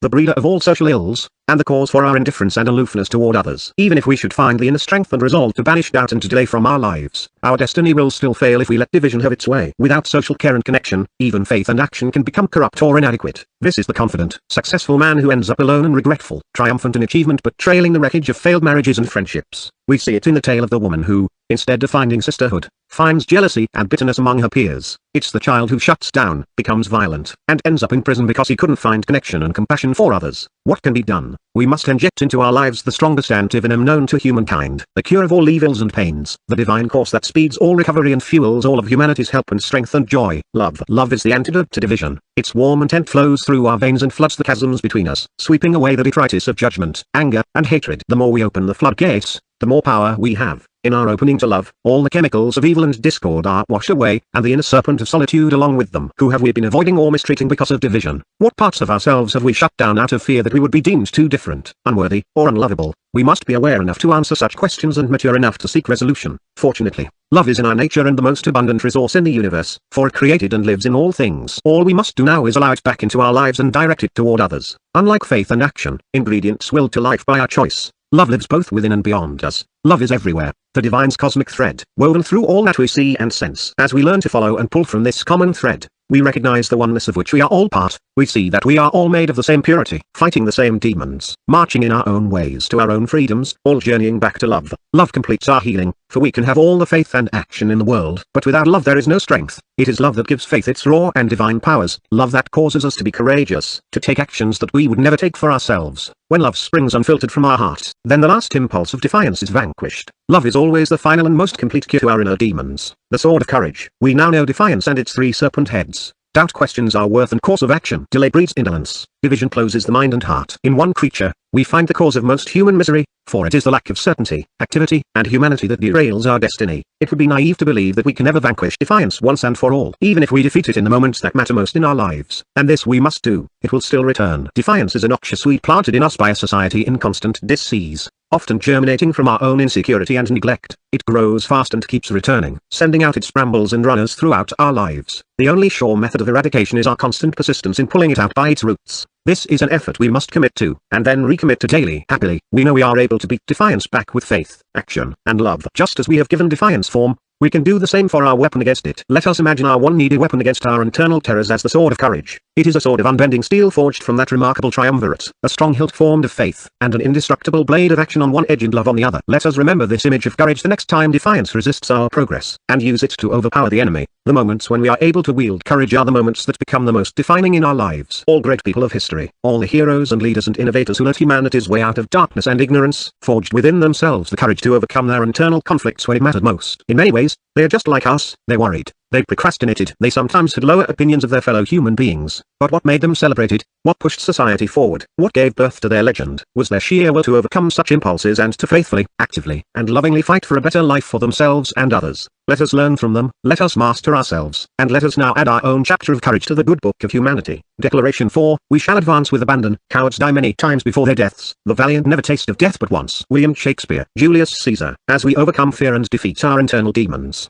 we must recalibrate our entire mindset toward advancement. Ours must become a life of courageous action and perpetual progress. The majority of the world's people are not advancing at the speed of which they are capable. They have not sought self-mastery and so they lack the personal power to direct their energies. Wrong thinking and weak wills are preventing them from extending themselves fully toward their dreams. It is like watching a cheetah stroll lazily all its life, never powerfully stretching and leaping at the staggering speed within its potential. To reclaim our power, we must seek an immediate shift in our belief about how influential we can be in shaping our reality. We must understand that nothing in life, including our circumstances or potential, is fixed. Instead, we must believe that we can bend reality to our own preferences, crafting the lives we desire through disciplined learning and initiative. We mustn't wait for permission or perfect timing any longer. Instead, we must be courageous and self-reliant, moving forward at a moment's notice. We must see struggle as positive and necessary for our growth and ability to innovate and serve. And we must know all that we need is accessible in the now. There is abundance in this world to be had, and everything we need to begin the great quest toward a free and fulfilling life is already within us. Should we live from these beliefs, then we shall reach levels of motivation and happiness undreamed of by the timid masses. Our challenge is that we have been conditioned to believe the opposite of these things, that bold action or swift progress is somehow dangerous or reckless. But a certain degree of insanity and recklessness is necessary to advance or innovate anything, to make any new or remarkable or meaningful contributions. What great thing was ever accomplished without a little recklessness? So-called recklessness was required for the extraordinary to happen: crossing the oceans, ending slavery, rocketing man into space, building skyscrapers, decoding the genome, starting new businesses, and innovating entire industries. It is reckless to try something that has never been done, to move against convention, to begin before all conditions are good, and preparations are perfected. But the bold know that to win, one must first begin. They also deeply understand that a degree of risk is inevitable and necessary should there be any real reward. Yes, any plunge into the unknown is reckless. But that's where the treasure lies. Sadly, even intelligent conversations about success today are shrouded in limiting advice. How many people have lost all grand ambitions for change and greatness by heeding the advice of the realists and the standard bearers of the status quo, who tell us to set safe and smart goals? But smart goals almost always end up being small goals, utterly predictable and absurdly measured small plans for small people who need certainty and safety to such a degree they cannot wade into the wide territory of the unknown where real vision and progress lies. No great innovation or human leap forward came from a predictable path or an idea that was immediately attainable or realistic. It's rare that these types of goals ever spark the imagination or fire the will of the human spirit. We live in a culture flooded with tasks and spreadsheets and work plans that inspire no heart, no drive, no courage. Should we want true change and a life of our own, we must not, under any circumstances, allow ourselves to settle on a vision or a calling or a change in any arena that is contrived by popular opinion versus our own heart. A truly free person does not fear bringing forth a desire that is unbounded and even scares them a little bit, something that will demand the best of themselves, that might rattle them but take them out of their own orbit and into the stratosphere of the remarkable. Our destiny hinges on a mindset for bold action. We gain power from again and again allowing ourselves to choose the kind of recklessness that allows us to be vulnerable, genuine, and brave in pursuit of our dreams. When our hearts yearn for action and growth, we should care little about what society says is possible or prudent. Let us judge for ourselves what is worth the risk. Let us decide what progress really means in life, as it surely means more than inching along like snails. Let us decide to take our first steps without knowing how the journey will turn out. If that defines us as reckless and crazy, then let us accept that fate and celebrate the fact that we shall not be cowards. Let us declare, we shall advance with abandon. Reality is bendable. This power begins with developing a mindset for real momentum. The first mark of such a mindset is believing that reality is bendable to our will. Those who lack this belief never advance with great power and constancy. Free and courageous people do not avoid their current circumstances but see them as temporary. To those who are self-reliant, reality is not fixed but rather fickle and moldable. They see their entire existence as something that can be shaped, toyed with, vastly improved. Nothing that exists today must exist forever. New ideas and new worlds can replace all that is known. Their only commitment is to creating the future they have imagined for themselves and their loved ones. The great say, reality can be shaped and changed by my direct actions, and so I will act with constancy to forge my ideal life. To them, their vision trumps reality. Their dreams have more weight than their circumstances because they know circumstances are alterable with enough sweat and toil and dedication. Victims and quitters take a different view. They often think their reality is fixed, determined by others outside themselves, immutable. For them, reality is all there is. They tell themselves, tomorrow is fated to be exactly like today and the days that came before it. There is nothing I can do. This is my reality. This is just the way it is, and always will be. Today is merely something to plod through.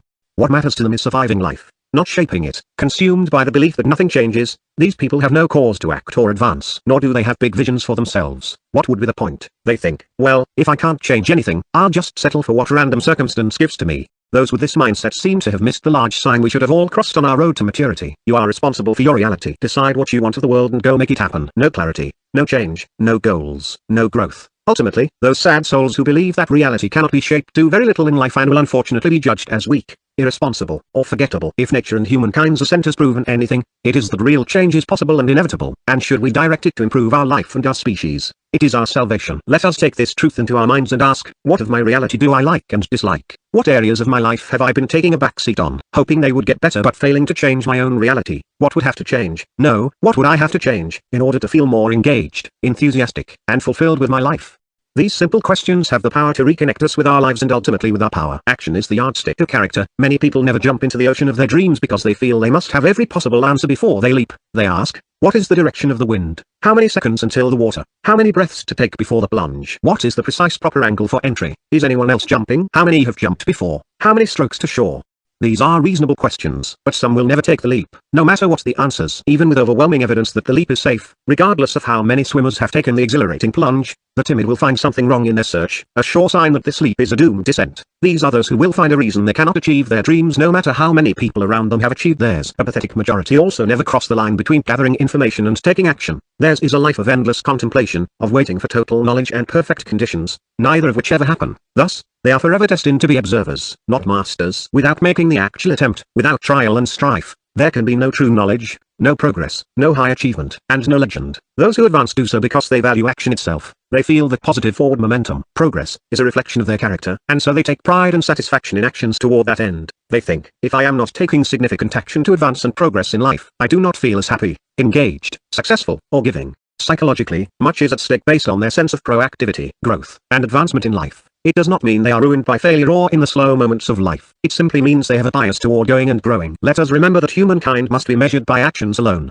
not intentions. What we intend is of little importance when judging our character or gauging our happiness. Only action reveals our true selves. Only action moves us to mastery. Only action allows us to create, grow, connect, contribute, rise to our highest selves, and soar into the bright stratosphere of greatness. All else is merely thought, and there is a difference between intention and initiative. Nowhere is the difference more starkly apparent than in love. We can have the intent to love others, but without initiative, without real acts of respect, caring, and affection for another, intention alone remains useless, soulless. Thinking is not love, giving is. Individually, we cannot gauge who we are without looking at our actions. We do not even know what we truly value without action, because our values are more than thoughts. Values are our ideals in motion, demonstrated through our interactions with others. All that we want to feel in life, happiness, joy, satisfaction, peace, success, love, can be felt only because of our actions. We can't just think about being happy without doing something that makes us feel happiness. Imagine happiness. It is sensed only when we have done what we feel would make us happy. Even if this means we simply sat down, closed our eyes, and practiced gratitude. The act of contemplating gratitude is an action generating happiness. We are joyful only if we are doing what we sense as joyful. We are satisfied only if we have done what satisfies us. We are successful only if we have done what is necessary to bring us success.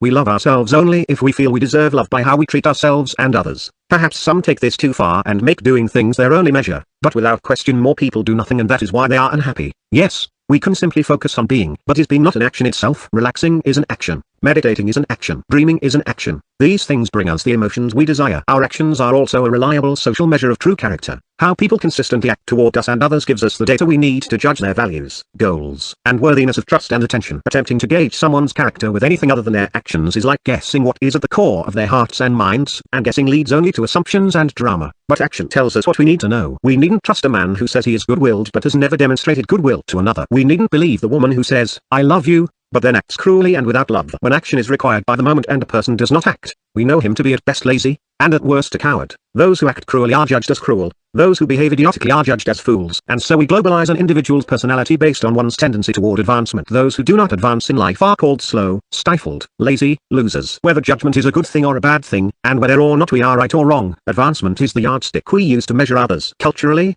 progress rides on the backs of a willful and action-driven people. Our freedoms come to us because of the actions of previous generations who strove to contribute beyond themselves. Today, the yardstick of advancement is used to gauge the health of entire societies and countries. Those who are not advanced in the areas of health, economy, technology, and freedom are seen as backward, archaic, irrelevant. The dying regimes that drift along on tradition until a mighty gust of progress destroys them. If positive action is ultimately how we measure our lives, others, and our world, then let us bring it back to our daily consciousness and goals. Let us remember that when we take action, an invisible force gathers all around us, pulling in opportunities that align with our purpose, propelling us with momentum to our freedom. And so let us have the courage to face ourselves and ask, am I taking enough bold and significant actions in order to advance my life and reach my full potential? If I were unafraid and acting from my highest self, what would I be doing to move forward in life? What steps must I take today and this week to begin dramatically advancing my health, career, family, and purpose? Permission is not required. Those who fail to advance in life are often immature. They are over-reliant on others for their care, happiness, and success. And so they believe that other people should help them make their choices or approve of their plans and actions. They still want mom and dad to point the way and give a nod of approval at each tentative step.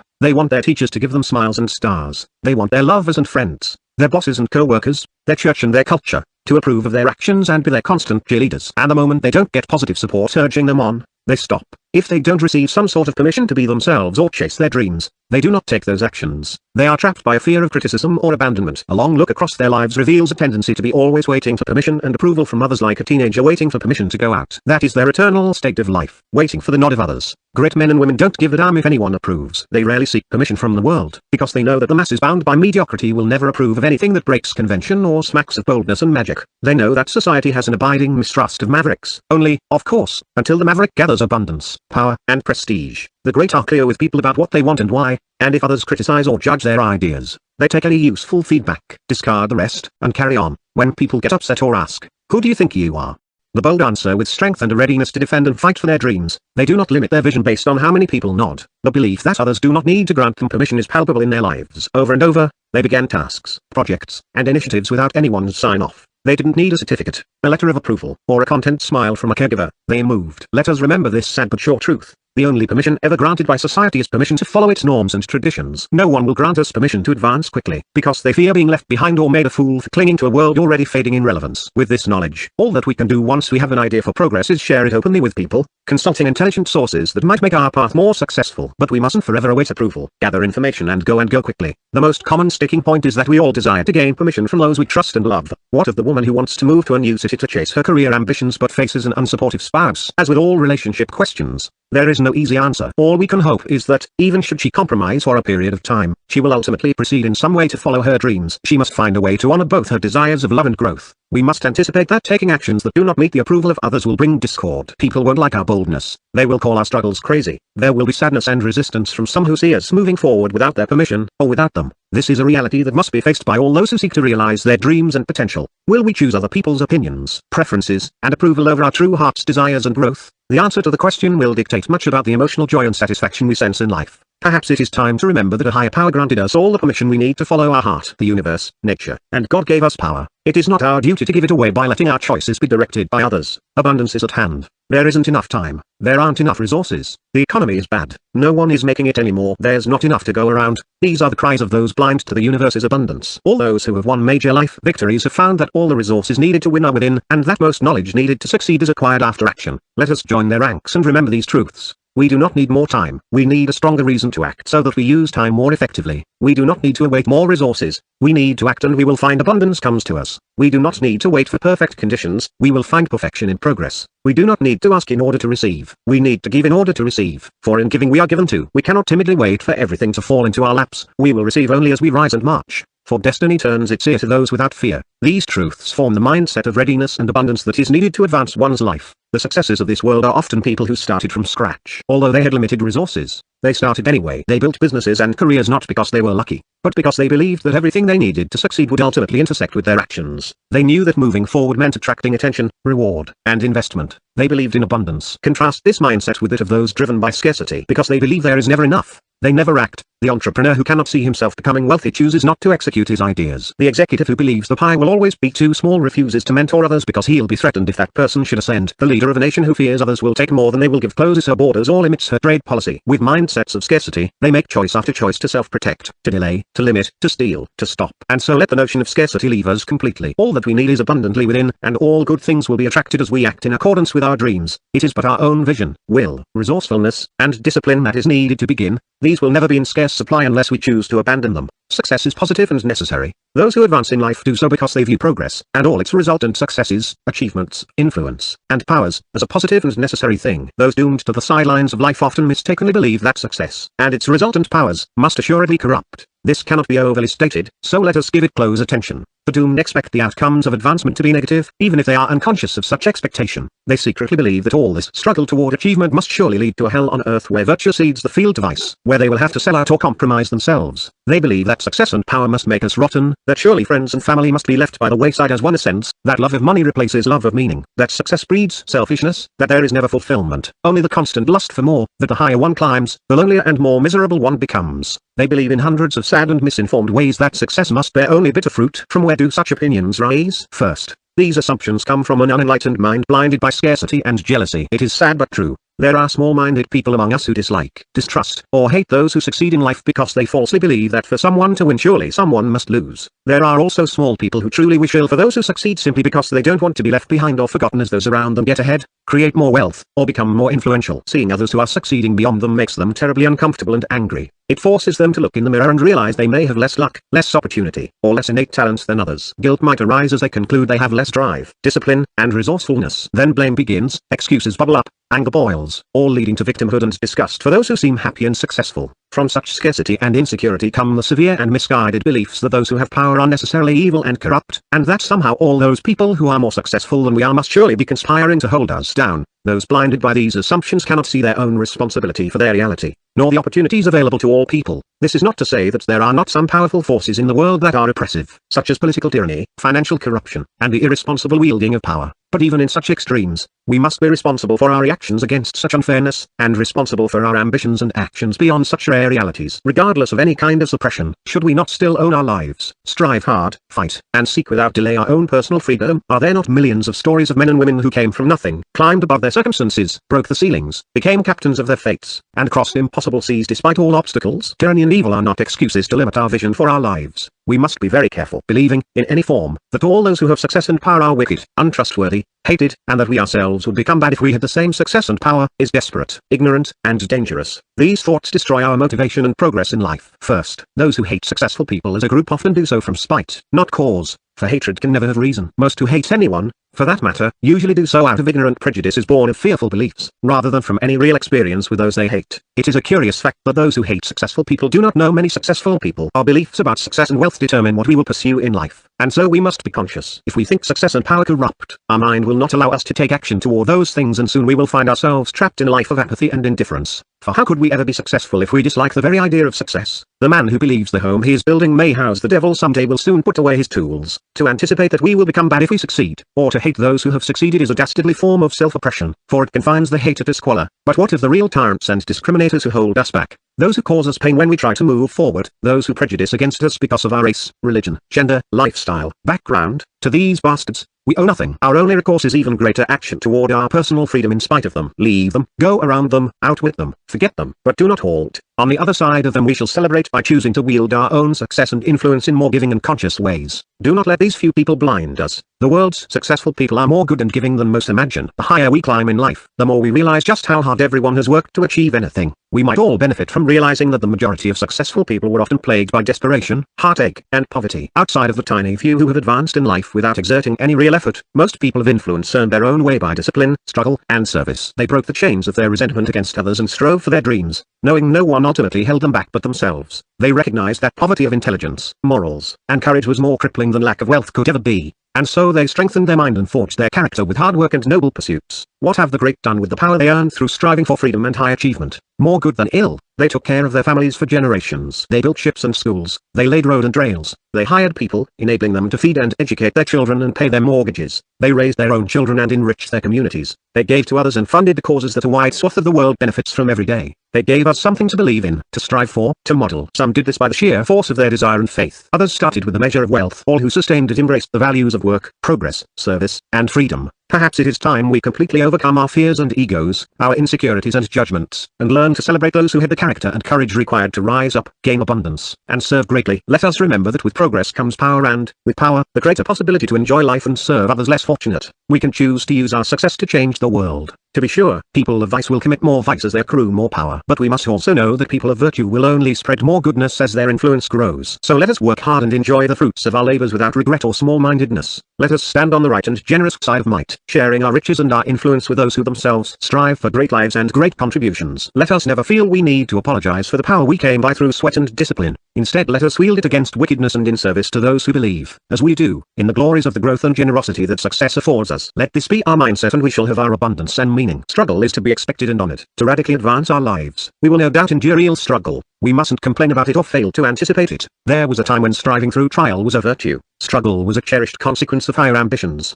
It was taught as the necessary effort of heroism and cultural advancement. It was the celebrated context in which we proved ourselves, bettered ourselves, and realized ourselves. Only there, in the depths of effort and hardship and frustration, could our weaknesses be exposed and expelled, our lives transformed, our dreams attained, our humanity advanced. Those who struggled with honor for mighty ends were not pitied but admired and remembered across the span of time. We must remember that the power to direct our destiny comes only from a mindset that makes us willing to struggle through learning, effort, and growth. Yet the vast majority hate the struggle required to advance. They complain with great angst that the road to independence and abundance is too hard, too inconvenient, too slow. If there is no straight and speedy line to success, the journey never begins. People don't go back to school because it will take too long. They don't exercise because the results come too slowly. They don't fight for their dreams because it would require long nights stacked on top of already busy days. Now entire generations are narrowing their vision and efforts, fearing the hardship of facing their limitations, trying new things, and developing new talents and skill sets. The outcome is a stunningly large segment of society that is overweight, uninformed, unskilled, unhappy. It's as though real effort, the kind that involves prolonged learning and arduous nights of frustration, is avoided. Any inconvenience has become a good excuse to stop progress. One might wonder if having the patience and persistence needed to accomplish anything worthwhile has become a thing of the past. Let us hope not. For it is only by focusing on advancing our lives that we can ever reach our potential and freedom. None of us will rise tomorrow and say, I do not wish to advance my life. But our wishes are not what are measured at the end of tomorrow, only our actions shall speak to who we are and what we really desire. So let us rise tomorrow with minds set for advancement. Let us be bold again. In the face of any concern, we can remember that all we need is within, that fortune favors the brave, and that action alone will illuminate the next step. Let us forever strive towards something we choose as meaningful, with a conviction so pure and powerful that we advance with grand leaps. We must commit ourselves to this cause of advancement for the sake of growth and giving. No longer shall we wait for permission, proper timing, or ease in rapidly progressing our lives. Let us go now. We have work to do. Influence to gain, service to render, power to share, freedom to achieve for our loved ones. So let us advance and begin great things. Now, Declaration 5, we shall practice joy and gratitude. Gratitude bestows reverence, allowing us to encounter everyday epiphanies, those transcendent moments of awe that change forever how we experience life and the world. Sarah Ban Breathmark. We have been gifted with a divine vitality and the accompanying powers of will, strength, and enthusiasm. Yet where is the energized, heightened, exhilarated pulse we would expect from such a chosen and capable people? Why do we not hear more laughter and life? Where is the vibrant, mad fury and stunning passion of the fully engaged human? Where are the shining souls, whose hearts beat with racing enthusiasms? Where are the magnetism and the fire? Where is the gratitude, the joy, the spark, and the charge? What happened to that miraculous life energy that brought us into existence? It seems that a great tidal wave of cynicism and pessimism has washed ashore and drowned the dreams of our people. The emotional energy of the world is flatlining. We can see this drained life energy in a stunning number of people's eyes and faces, in their conduct and conversations. There is no vitality, no freedom, and no positivity in their attitude. Look how their faces seem too weathered, sallow, and stern for their age. Listen to how their conversations sound quiet and resigned, like whispers from a tired, disbanding tribe. Broaden the view and notice that most of our culture's buzz and excitement comes from a mass hysteria surrounding newfound opportunities for wealth or from the manufactured lives of the celebrity elite. Ours has become a world where a tragic number of people are more fascinated by materialism and the lives of distant narcissists than by their own life experience. Humans are not destined to be the lazy, tired, greedy, boring caricatures of gross abundance splashed before us today with such sensationalism. Sadly, from afar, it would appear that many people have become resigned, that they have given up their remarkable potential, that they are consenting to creep instead of soar, that they risk turning into a culture of slow-moving, low-aiming, negativity-spewing brats and blamers. One by one, we are seeing so many people for whom we can get sucked into the awful whirlpool of negativity. The energy of all this is palpable,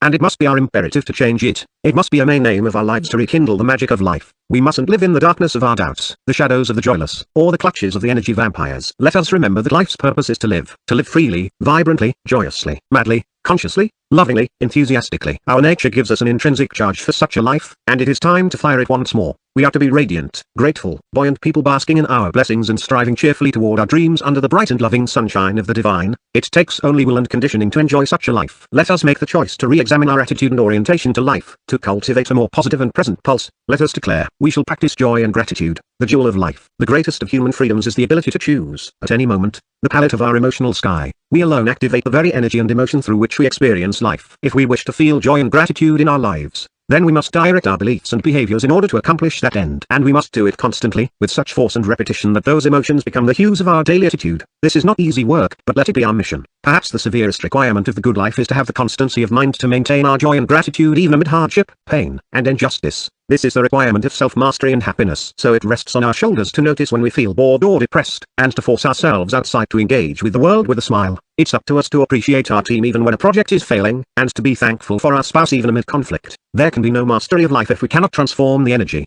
we feel at any moment into cheerful engagement and deep appreciation. The self-labeled realists will tell us this is impossible. They, who have abandoned hope, will say that our world is too stressful and cruel, that our genetics and environment are destined to dominate our life and feelings. They will insist that our unconscious minds and reptilian impulses for fear and selfishness will rule the day no matter what we do. But let our own minds decide what is real and what is possible for us. Let our own eyes see among the bored and battered faces a starkly different, brighter lot. There are those whose faces are so alight with life that they serve as a blinding reminder, amid the darkness of our time, that joy and charisma and hope still exist. These are the energizers, the cheerful individuals who inspire and enliven those around them even though their own backgrounds, genetics, and environments would give cause for them to be apathetic and detached. They, too, might have come from a broken home or poverty. But instead of choosing bitterness, they seem blissfully aware of, and deeply thankful for, their blessings, even when those blessings are fewer and more meager than others. These few, the energized and happy and thankful among us, are not lucky, nor are they to be envied, for their treasures are available to all of us. Their treasure is freely chosen attitude. We are not blind to the fact it is difficult to choose joy in an agitated, chaotic, often angry world. The social contagion of negativity spreads quickly because the human mind is susceptible. We are wired to sense and mirror the emotional energy around us. Seeing fear on someone's face can trigger a state of fear. Such emotional contagion had primitive benefits once. It was a blessing in times of grave danger. When the faces of our friends contorted in fear and they began to flee from some unseen threat, we saw their terrorized faces and automatically felt afraid and fled with them even before knowing the threat. This prevented us from being eaten or maimed by a prowling animal or murderous band of men. But this primal protection is now a mortal enemy, without predators on the hunt for our flesh, with little to fear but fear itself, and in a world full of bored, fearful, sullen people, this mirroring impulse can ruin our lives. The energy of the masses is, at best, a low-tier energy, an emotionally bleak space created by a confused yet cynical people operating on little sleep, high stress, and a frenetic desire to be somewhere else, with someone else, doing something else. We must ask ourselves, should I conform to their energy, and what of their thoughts and language? When the trite and bewildered cynic tells us that the world is going to hell, should we let our mind automatically seek to confirm this reality? Should we, too, allow our minds to cast around for something to complain about? Will we allow all the negative and needy energy of the world to infiltrate and spoil our motivation or serenity? We mustn't become catastrophes of energetic conformity. We must use our consciousness to overpower our mirroring impulses. The more we automatically allow ourselves to sync with others' energy levels, unless they are the emotional energies of joy, love, and enthusiasm we ourselves wish to feel, the more we diminish our personal power. The more often we fall in line with the poor language and attitude of the drowning masses, the more we sound and look like victims. We must never forget that ours is a world of distracted people craving personal freedom but often choosing to operate from fear. And so if we aren't conscious with our will and vigilance, we risk sliding into their tragedy. Life can lose its vibrant aura and charm if we do not bend the energy of our minds toward positive engagement and appreciation. And so, let us take back our focus and remember the riches. Joy is the jewel of life, gratitude the gold, the joyous master. What is the magic of the joyous few who illuminate the world? Where do they find such pleasure in life? And how do they exude such positivity? Theirs is a simple formula. The joyous are simply more conscious and consistent in their attempts to sense and generate joy and gratitude. They try harder, making joy a practice, a habit, a consistent condition of their character, an enduring social art amid glum and boring times. They have made it their aim to live a joyous life. That is all. No smoke, no mirrors, just those simple forces at work that sustain motivation, attention and effort toward that which they desire. This answer is not popular. It isn't easy to admit that we do not try often or hard enough, but if joy is lacking in our lives, we must accept the clear truth that we are not often enough bending our will to joy. We can lie and say that joyful people have it easier than we do, but we all know happy people who have less fortune and health than we. Let us look to the instruction of those little happy people around us. Children have joy naturally. Their curiosity, lack of expectations, pleasure in small things, and full engagement in the moment are quick sprouting seeds of joy. We can learn from them. What would happen if we put their natural inclinations for joy into our lives? Could we shift to being more curious about our immediate surroundings? Won't releasing expectation, especially the expectation that perfection should surround us everywhere we go, bring new delights? Can we take pleasure in small things and expecting good things to come our way? Surely, doing these things would change our lives. Let us return then to the instruction of happy children again and again. Be curious. Release expectation. Take pleasure in small things and expect good things.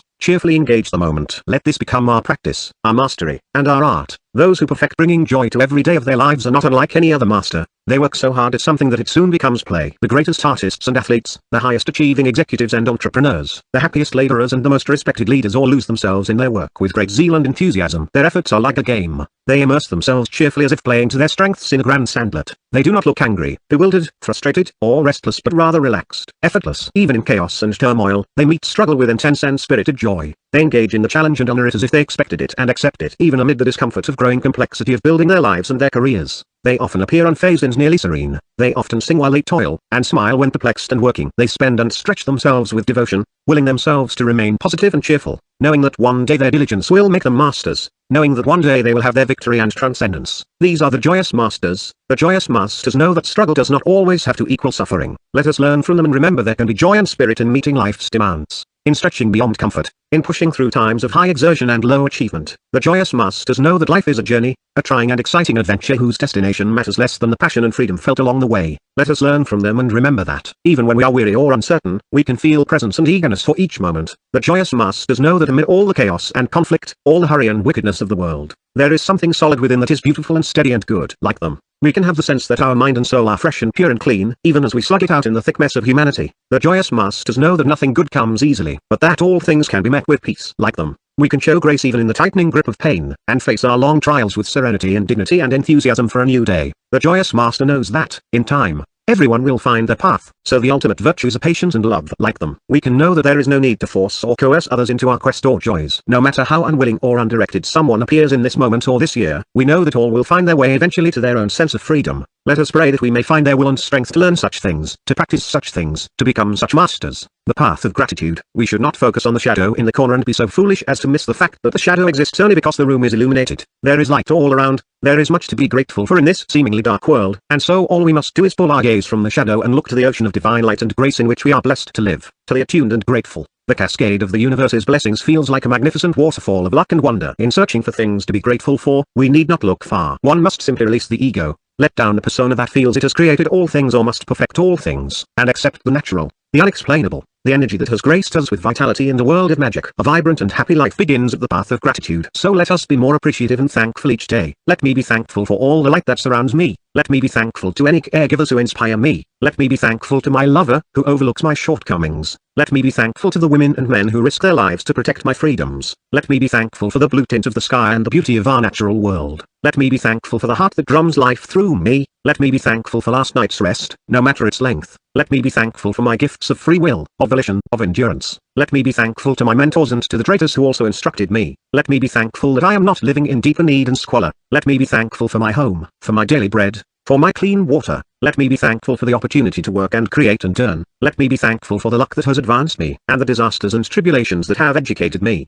Let me be thankful for the blank slate that comes with each morning. Let me be thankful for my breath and the clean moment at hand. Let me be thankful to my Creator. It is in finding so many things to be thankful for that we become appreciative and alive. Just as we have done with joy, let us make it our aim to become masters of gratitude. We are blessed. How shall we maintain so much joy and gratitude in our lives? We remember always that our emotional state is a choice, a selection from a broad palette of reactions and feelings available to us at any moment. As a power plant does not have energy but generates energy, we do not have happiness, we create it, generate it, and transform lower energies into higher energies. Similarly, we do not have joy or gratitude, we generate and experience them by our will. We can make joy and gratitude a daily habit and standard simply by measuring how often we cultivate such emotions. Several times each day we can assess our success by asking, on a scale of 1 to 10, how much joy and gratitude am I bringing to this moment? There is power in this wording. We are not asking how much joy and gratitude we are experiencing in the moment, as if we are somehow entitled to such high emotions. We are demanding personal responsibility. How much am I bringing? In rating our emotional reality, we become more aware and we allow our mind to decide if the answer is acceptable based on the quality of life we desire. If we are living at low levels of joy and gratitude, our intuitive nature will demand that we heighten our focus and emotion. Perhaps we might be thankful for the self-reproach that stirs our minds and souls to higher levels of energy when we know we could be happier and more grateful. Yes, let us be thankful for that, and for all things, for we are blessed. Declaration 6. We shall not break integrity. First say to yourself what you would be, and then do what you have to do. Epictetus. In our darkest hours, we are tempted to break our integrity, to compromise who we are, what we believe in, and what we know to be right and true and good. There is an opportunity to be weak and heartless, and it is taken. An impulse arises to be cruel or to cheat or to run from our very own dreams, and it is sadly followed right when it counts the most. We forget what is important and abandon our higher moral convictions. We make an important promise to our children or team but don't follow through. We lash out in anger at those we love when they are most vulnerable.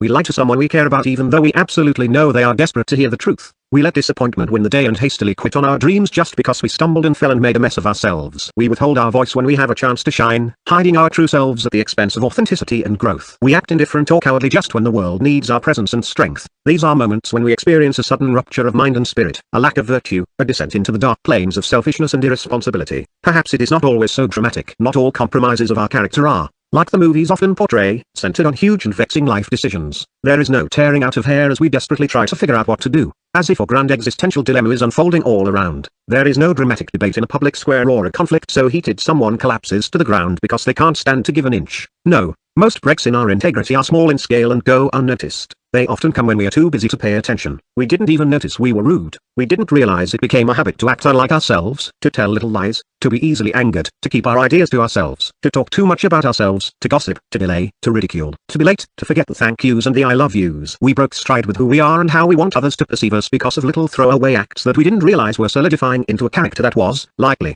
beneath us. It is time to remind ourselves that today's thoughts and actions become our legacy. When we forget this or lie to ourselves thinking our actions do not matter, we have permission to act as momentary buffoons. We let ourselves break, just this once, from our values. We cheat, just this once. We lie, just this once. We put off the hard task, just this once. We skip the workout, just this week. We take the drink, just one more. And soon we find that each of these little breaks in our will lead to another, and then to a lifetime of compromise and regret. Without vigilance, what is right and strong about the human spirit can be whittled away and broken forever. Let us not forget that our actions form, piece by piece, a structure that is either upright or crooked. And so let us aim to be our highest selves, keeping our character and values intact, meeting every situation with solid integrity and generous humanity. When the next temptation comes to be weak and heartless, and it will come, we will not take it. Instead there will be a strong, grounded refusal to break, a decision not to compromise or lower ourselves, that mighty lift that comes from doing what's right, a grand ascent to another realm of human character when we are congruent with our divine nature. Personal freedom, and the hope of mankind, rests on our commitment to stay true to ourselves, our dreams, our word, our goodness, and our loving nature. By refusing to bend on our values, we become unbreakable, solid and stable, courageous and certain, men and women of valor, worth, and character. Let us build a life we are proud of. Let us declare, we shall not break integrity. Creating clarity, when we are incongruent, acting in ways that are not aligned with our beliefs, we feel off, frustrated, regretful, and, over time, miserable. But when we align our thoughts and actions with our values and priorities in life, we enjoy the blessings of a chosen and satisfying life. This knowledge requires us to ask two questions: who am I, and what is important to me? These contemplations may be two of the most important in life. No profound personal power or full freedom can belong to those who do not know the answers. To find our answer to such daunting questions, it is helpful to consider the qualities we desire in three separate areas of our lives: our character, our connections, and our contributions. On character, very few people have ever done deep work in defining their character, the specific identity they wish to have. They simply respond to the world on a whim, without paying any real attention to the type of person they want to be or become. With no targeted identity to act toward, they become amalgamations of the desires of others and the circumstances and cultures in which they live. They have no real character because they are slave to impulse and mimicry. Contrast this with a woman who owns keen self-awareness. If she is vitally aware and committed to being a kind person, she is rarely rude. If she has defined herself as deeply empathetic, she intentionally develops the discipline to listen more, to help more, and to love more. She works to align all her thoughts and habits with the ideal person she wishes to be. Awareness and discipline give her freedom to live her potential. Do we have this level of self-mastery? Do we know what qualities of character would make us feel congruent, happy, and whole? If not, let us ask, if I were to die tomorrow, how would I want others to remember me? What exact words and phrases would I be happy to hear them use to describe me? When I guide my decisions and actions today, what exact words and phrases should penetrate my mind and inspire me to be a good human? The answers to these questions give us focus in life. Should we desire to be remembered as vibrant, kind, intelligent, loving, and courageous, then we can choose to live in alignment with those descriptions. To some, this seems too basic a premise, but common sense is not always common practice. How many times have we caused ourselves pain because we failed to pause and think, how would my best self view and respond to this situation?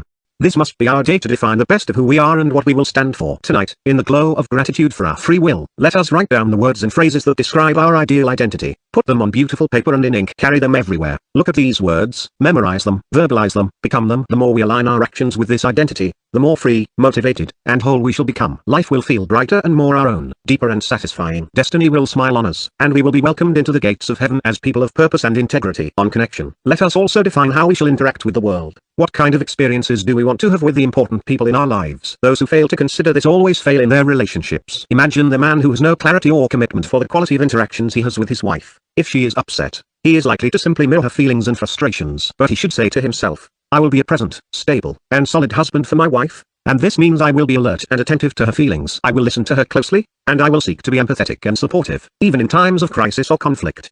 He can go to an even greater specificity in his interactions with her, thinking of how he would like to connect with her while out to dinner, during their commute to work, on their vacations, at times when they are challenged with their finances or their children. The more thoughtful he is in advance of these situations, the more intentional and consistent he becomes during them. His integrity is made public and real, and soon he will be proud of, and loved for, his actions. We should sit and write these things out. Who is important to me and why? How shall I interact with them so that they are appreciated and experience the best of who I am? What kind of person should I become so that I am happy with how I treat others? Tomorrow, then, let us rise to give our full effort to being that kind of person and interacting with others as we desire. If we can do this each day of our life, then when our final hours greet us we shall be surrounded by those we love and serve, and they shall tell us why they loved us, and a wide smile shall spread across our face knowing that their descriptions reveal something important, that we lived and loved in congruence with our heart and highest humanity. On contribution, finally, let us define the contributions we wish to make. What do we want to create, build, shape, share, or give? Beyond our interactions with people, what things do we wish to give them or leave them? What tangible evidence of our creativity and life do we want to leave on this earth? Too many people are failing to think of these questions, and so they are bartering away their integrity day by day in unfulfilling tasks. They are not working towards something real and meaningful, something they know will bring them joy and fulfillment. They say yes to too many projects in order to please others, at the cost of their own satisfaction and soul. Had they been proactive in defining what is meaningful and important to them, they could have avoided feeling so distracted and unfulfilled. There is no reason for us to suffer their same fate now. Let us sit down, pen in hand once more, and describe the projects and aims that give us energy, enthusiasm, and meaning. We have written these things before, but in writing them we reconnect to our motivation and our power. So, what will we be proud to contribute to and accomplish in life? What service will we provide? What art will we create and leave behind? What difference will we make? From such questions is birth to life that matters, but without vision into these things, we have nothing to align ourselves to. Where there is no clarity, there can be no integrity. Armed with intentions for who we wish to be, how we wish to interact with others, and what we wish to give, we become conscious people. We gain the full might of our personal power. The 6 practices of integrity. Wisdom is knowing who to be and what to do in a given situation. Virtue is acting on that wisdom. We all know that we should be thoughtful, kind, loving, and happy people, yet not all of us choose to be those things. This chasm between knowing and doing is the dark bit where people lose themselves. Every violation against our values and virtue is a slice against our integrity and happiness, but every stand we make to express our integrity is another brick added to the great structure of character we are erecting each day. And so let us choose wise life practices. The first practice of integrity is to think before we act. No major decision or action should be made without considering the major categories of our life, our personal well-being, our relationships, and our social responsibilities. We must ask, are the choices I am about to make going to support my sanity and happiness as well as the health and welfare of my family and community? What would happen if my choices and actions were broadcast on the evening news? Would I be proud of them? Failing to ask such questions has led many good people to descend into bad ones. The second practice of integrity is to never commit to anything where we lack passion. We must stop saying yes to everything, as many of our failures occurred because we began something with half-heartedness. As we become more mature and enlightened adults, we come to realize that if an opportunity is presented to us and it does not gain a near 100% enthusiasm and commitment from us, then the reply must be a 100% no. Often, breaking integrity means repeatedly doing things we do not love with people we do not care for. Isn't life meant to be a passionate love affair with our work, our faith, and those we are blessed to know, care for, and serve? Then let us maintain that passion through spending our time wisely. The third practice is to keep our word. If we say we will meet our lover at noon, then we must arrive at or before noon. When we promise to complete the project by Wednesday, then we shall turn it in on Wednesday. Should we tell another we will keep their confidence, then we must not gossip. This practice is one of the highest arts of life. To remain true and noble and trustworthy. Imagine completing our life and saying, I was a person that people could count on. I showed up when I said I would. I gave what I said I would. I delivered because I cared for my integrity and the people in my life.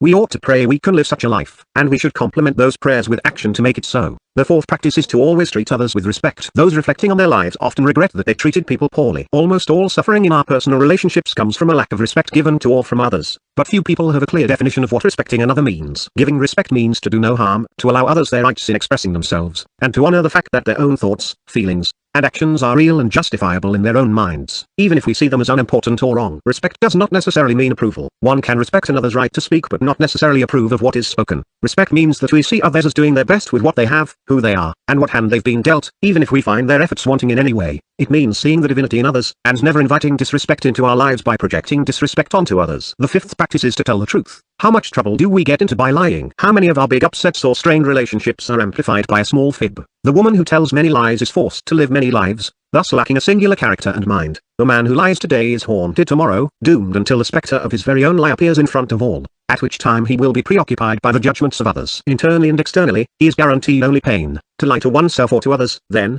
is to wound oneself. We mustn't allow ourselves the temporary ease of telling any lie. The long-term cost is always embarrassment and regret. We must not chip away at our integrity one small lie at a time. The sixth practice is to always favor action. If we stand doubtful and delayed on the sidelines of life, it is as if we stood at the edge of a river and did not wade in to save a drowning child. When we see a beautiful woman and desire to speak with her but do not approach, regret will follow us. Should we dream of beginning a new career but never take action, regret will ultimately consume us. When our mind wants something for good and meaningful reasons and we do not pursue it, this is like dismissing our own self. The less we act, the less integrity we have with our own heart and mind. The less we trust ourselves, know ourselves, love ourselves. So let us remember that integrity is found in taking actions that support our genuine desires and values. None of these 6 practices require anything extraordinary, they are all natural impulses. But it is our day-to-day failures in maintaining them that cause most of our human suffering. The more of these practices we enact, the more we experience human happiness. Why do we universally admire and respect a Gandhi, Mandela, Mother Teresa, Lincoln, or any other leader or legend from history's pantheon? It is because they were guided by these integrity-based practices. They stood for something. They didn't break with the values they believed in just because they faced struggle. They were good people who kept integrity between their words and actions. We can follow their lead. We can become people who are strong and proud and respectable. All we must do is make integrity a lifelong practice. The 7 temptations, and so let us anticipate the situations in life that are most likely to cause us to break our integrity. In a stunning lack of self-knowledge, people are often surprised that certain circumstances cause them to react in ways that are beneath them. It's as though they never paid attention to when other people became angry or unhappy, and thus never learned how to avoid becoming angry or unhappy. They have been stupid to the lessons of the world, and so they regularly behave stupidly. Perhaps it is time to review what we have learned from the wisdom of the sages and our own experience. By now, we should all know that we can easily lose integrity when we are feeling or reacting to any of these things: impatience, disappointment,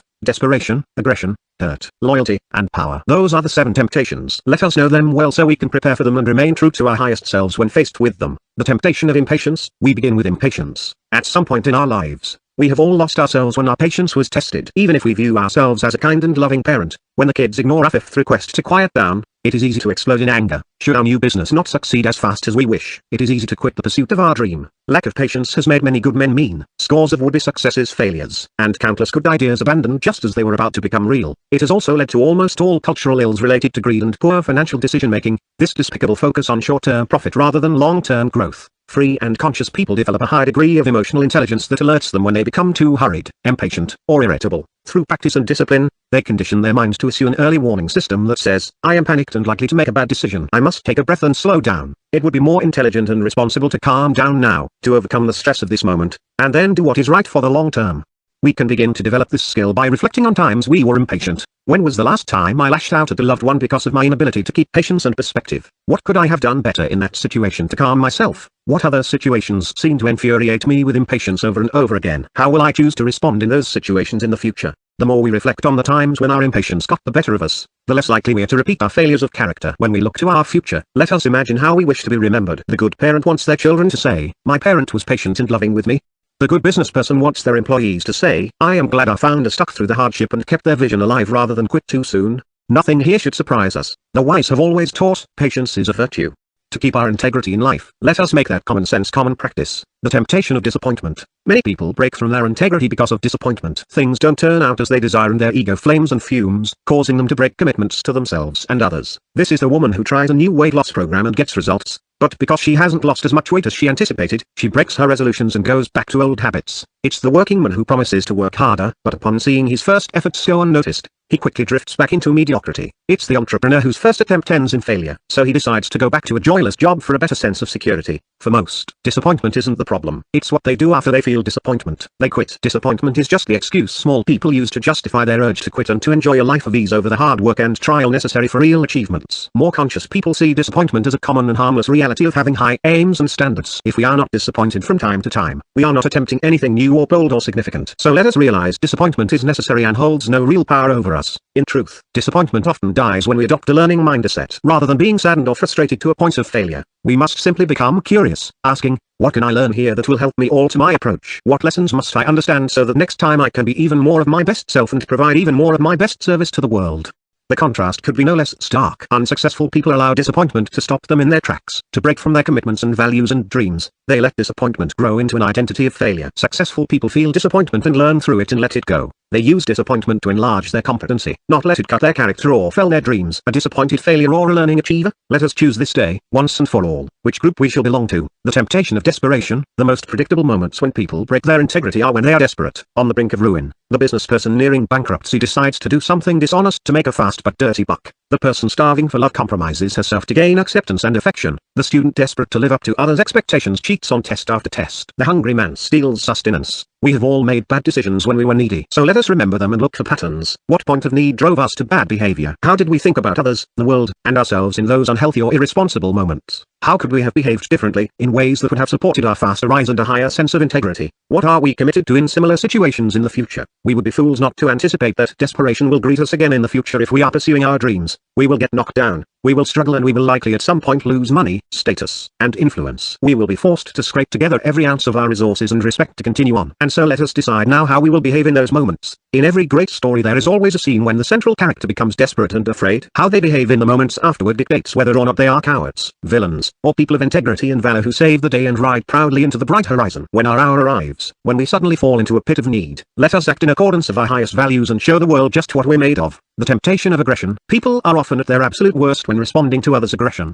If they are bullied, they become violent. If their spouse is pushing an idea that they dislike, they fly into a rage. If their boss tells them firmly what to do, they weaken and agree to it, even when they disagree with all their soul. Yet our goal should never be to meet someone's assertiveness with an action that makes us small, angry, or hurtful. No good comes from becoming bitter or violent. When others are aggressive, that is the time to be hyper-aware of our reactions. When others push too hard, let us simply accept they are acting from a place of ego and often ignorance, and direct our own mind to not lower ourselves to their level. That is when we should ask, if I removed my anger or hurt from this situation and acted from my highest self, what would I do now? Responding well to such a question is what made Gandhi and King and Mandela so focused and true and admired. The world will push at us and innovate us and seek our conformity and obedience. People will be rude and mean and absent-minded. So let us choose a higher road, maintaining our values and standing for peace even in the midst of what feels like war. Over time, we will always find that patience shall overcome aggression and love shall overcome hate. The temptation of hurt. Vigilance is also required when we are hurt or experiencing any negative emotion. Otherwise we can become the woman who feels wronged and becomes spiteful, even though she does not see herself as a spiteful human.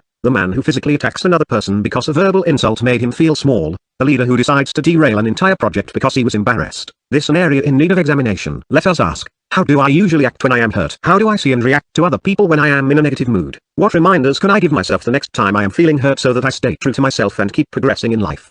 Maturity insists we recognize that feeling hurt requires the same thing as feeling happy, a conscious choice. When a hurt wells up in our heart, let us examine whether or not it's useful to keep around. Let us realize it is our own internal representation of a situation that we alone have given meaning to. We can feel the hurt, but we must release it quickly and never aim it at others. Integrity is learning to feel hurt but not integrate its darkness into our soul or cast it onto another. The temptation of loyalty. Not all breaks from our integrity are for self-protection or want of character. Often, we break from what we know is right out of good intentions. It is an odd truth that the liars among us are most often good and loyal people who lie in order to protect someone they love or respect. This is the man who believes himself a good husband and lies to his wife in order not to hurt her. The supposed good friend who doesn't want to expose her girlfriend who has been having an affair. The leader who withholds information to protect his company's reputation. But when loyalty is chosen over truth, corruption is always near. Small lies to protect those we love, work with, or care for become bigger lies. If we lie for others, an us against them mentality develops, in which we mistakenly pit them and us against the world. Failing to recognize that our lies hurt other people, we justify lies as if blind to their inevitable ripple effect of hurt. Must we never lie? What else could be our aim? Any other intention is to willingly sully our soul. Should we find ourselves in a moment in which we feel we must lie to absolutely ensure the safety or health of ourselves or another, we should still be cautious. We often believe total disaster will befall our lives if we should tell the truth, and this is most often untrue itself. There is a reason all spiritual texts say in some form or another that the truth shall set us free. If our or our loved ones' backs are truly against the wall and definite harm will occur if we speak the truth, then the best we can do is favor silence over false words. We can speak up in honesty for those we love, but we need not speak in falsehoods to protect their irresponsible behaviors. We needn't choose to forfeit our character simply because someone else's has been compromised. Should we wish a pure and clean spirit, let us be cautious against all practices or justifications of lying. This is not an easy practice, but a life of disingenuous ease is not what we are after. The path to transcendence is illuminated by truth. The temptation of power. Power itself is not bad. It is the means by which some people seek or wield it that can cause harm. On the way to power, people who lack integrity and virtue lie, cheat, steal, and step on others. But likewise, those who maintain virtue use their power to advance good ideas and lift up people in need. The secret to seeking power with integrity is to stop imagining that when we finally have it, we will suddenly change. The evil person will only become more evil with greater power. The kind person, kinder. The loving, more loving. The generous, more generous. As we seek more money or influence, let us be clear about who we are today, knowing that this will simply be amplified when we gain power. And so let us write some more. When I gain more influence through wealth or status or luck, what shall I do with it so that I remain true and proud of who I am? In acquiring abundance and influence we must remain true to what we stand for and the best of who we are each and every day of our lives. That is real power. Action becomes character. Our actions are creating a character that will stand tall or shrink into the darkness of regret. To be wise and virtuous humans, then, conscientiousness is required, especially when faced with the 7 temptations of impatience, disappointment, desperation, aggression, hurt, loyalty, and power. The world will constantly bombard us with opportunities to be small and catty people. It would be easy to give up on ourselves and our dreams. It would be easy to treat others poorly. But that is not our path. Freedom and victory belong to those who remain strong and true despite temptation. Declaration 7. We shall amplify love, Someday, after mastering the winds, the waves, the tides and gravity, we shall harness for God the energies of love. And then, for a second time in the history of the world, man will have discovered fire. Pierre Teilhard de Chardin. There is no beauty in the world more perfect, more awe-inspiring, more human and transfixing than unfiltered, unashamed love. We are at our finest when we give and live in love, and at our worst when we hoard it, deny it, or choke it out of existence. Love, like nothing else, can make us soar to our highest heights or suffer our deepest lows. In the moments defined by the presence of love, we touch the face of our highest self and of the divine. To stand emotionally open before the world and give of our hearts without fear of hurt, attachment, or demand of reciprocity. This is the ultimate act of human courage. This the ultimate experience of personal freedom. Love is our origin and our final destination. Our spirit was animated by the loving energy of a higher power, and as we release our last breath our spirits will dissipate back into that love. With love's transcendent power, we can be reborn and redirected. When we open to it, life itself can feel newer, more alive, more magical and meaningful. When we ready ourselves for our ultimate destiny, when we release our childish, selfish needs and realign our priorities to those of the heart, we can finally reach those magnificent fields of human empathy, kindness, compassion, forgiveness, generosity, and courage. We must stop pretending that there is not enough love in the world to give or receive, as though love can somehow be diminished or squandered by human force. Love is a divine energy, always present, accessible, flowing. If we accept this much, we can go further. We can let go of past hurts, for they have nothing to do with the reality of love itself, and we can stop playing our petty games, slowly pacing the release of our love to the world only when it feels safe. Limiting how much love we give to others because we fear lack is an act of cowardice, not divine strength. And so let us now sense love anew, from a different, divine perspective. Let us feel its abundance and let it emanate through us in its full force so that we might soar and serve at levels beyond human imagination. Let us declare, we shall amplify love. Life's animating energy. The desire to love and be loved is one of our most animating energies. All of our desires, all of our meaningful hopes and dreams, rest on and return again and again to love. Nothing remarkable in our personal growth can be achieved without opening to love and unleashing its joyful fire into the world. Life's greatest victories are won on the fields of love, yet we often block this divine energy. Look to our long line of failures in matters of the heart. The hurt and miserable souls, torn by sorrow, who haven't the courage to love again, the morose masses who have resigned themselves to the myth that there is nothing left to feel, no new level of love to activate or draw from in their relationships. The broken thugs who take the lives of others because they lack the courage to give or ask for more love. The oblivious leaders who cannot grasp that caring and compassion are their best tools for shaping people's hearts and minds. The sad wanderers who have caged their hearts from others yet who prostitute themselves to feel connected and accepted in some way, to have a tiny sense of the part they have so fearfully locked away. The passionless marriages and the doubtful lovers, the bitter and broken who feel that love was stripped away and forever stolen from them. The pacing and metering of how we release love, as if it were a finite resource that could be used up. Look closer still, to how we tune out the better angels of our nature and ignore our loved ones' request for us to be more present, caring, and empathetic, someone more loving. How do we not become hardened by such gross heartache and neglect? We begin by recasting our conception of love itself. Despite yesterday's tragedy or today's pain, we must sense and amplify love anew, this time with more of us in play, this time with greater force and depth. Surely, we are aware that more love is in itself a good thing, that opening ourselves more to love is akin to opening life's secret treasures, that more love makes us more empathetic, connected, and influential with others. Love is a practical tool for bettering our lives. If we are loving to those around us, then we create the conditions for a positive environment and deeply fulfilling emotional and social life. Let us make that our aim. The closing of the heart. Why is love so tragically absent from so many lives? Why is the courage to love openly, faithfully, and without measure such a feared premise? It began with hurt. We were born a vessel flowing with authentic and abundant love. Then things changed. We weren't cared for the way we might have been. We didn't get the attention we craved. Someone pointed at us, judged us, ridiculed us, rejected us. Callous words and selfish acts left us sad and scared. We were burned, crushed, embarrassed, shamed, or smothered by cruel intentions and warped forms of selfish love. And so we began the long, steady, hard work of closing off our hearts, protecting our soul's light, building a high wall around what we are capable of feeling and giving. Soon,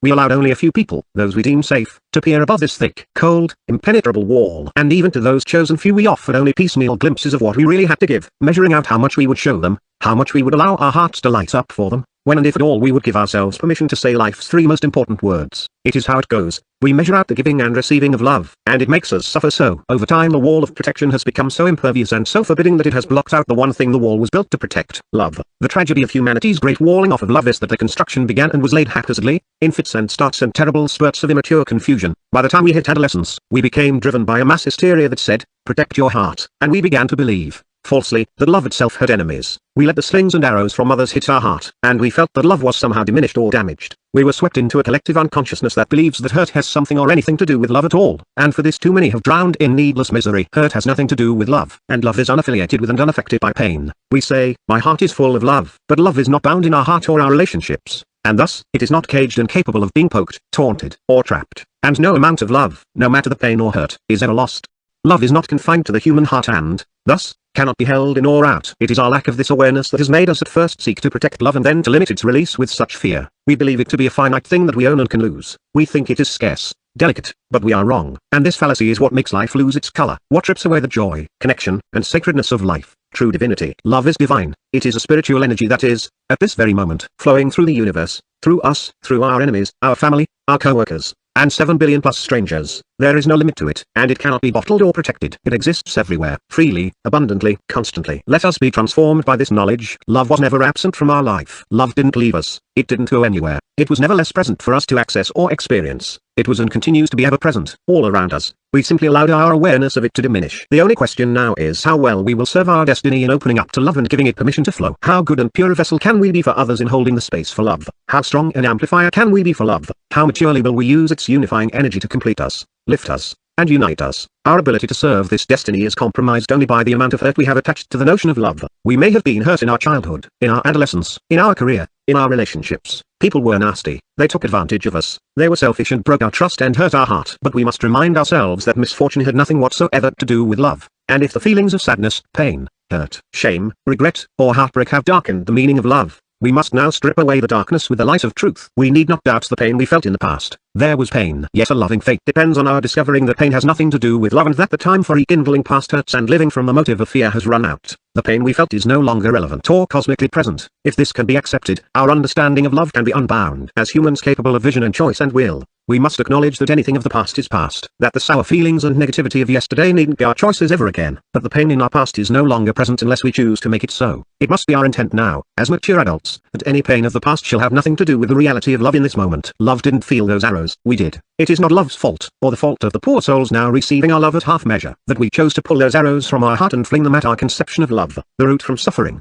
The only way through the pain and hurt is love. The surest route from suffering always begins at the trailhead of love. Let us realize that the walls of protection that we constructed were needless. They protected nothing but perhaps our own bruised egos, since love itself was never capable of being corralled. Even had that been possible, our high barricades may have kept out the villainous, but only at the expense of also keeping out the angels and lovers. All we have done is block love from flowing freely and abundantly in and out of our lives. It is in our self-protection that we often block the very thing we desire. Once more, it is worth repeating, our diminished concept of love has nothing to do with the real thing. Love remains divine, ever present, all around us, abundant, flowing, accessible now as ever. It is incapable of diminishment except in our own mind. There was never a time when love was not there for the giving and taking, and there will never be a moment when love has any more potential to heal and nurture than in this moment. So do not fear that one day it will be gone. Love does not ebb in strength over time. It was always and will always be the ever-present unifying force shaping the universe and humankind. To open up to love once more, we must act on this knowledge. It was I who diminished love, and let go of the notion that others must right their past wrongs. We must stop rekindling or resenting ancient hurts. There can be no discovery of fire or treasure there.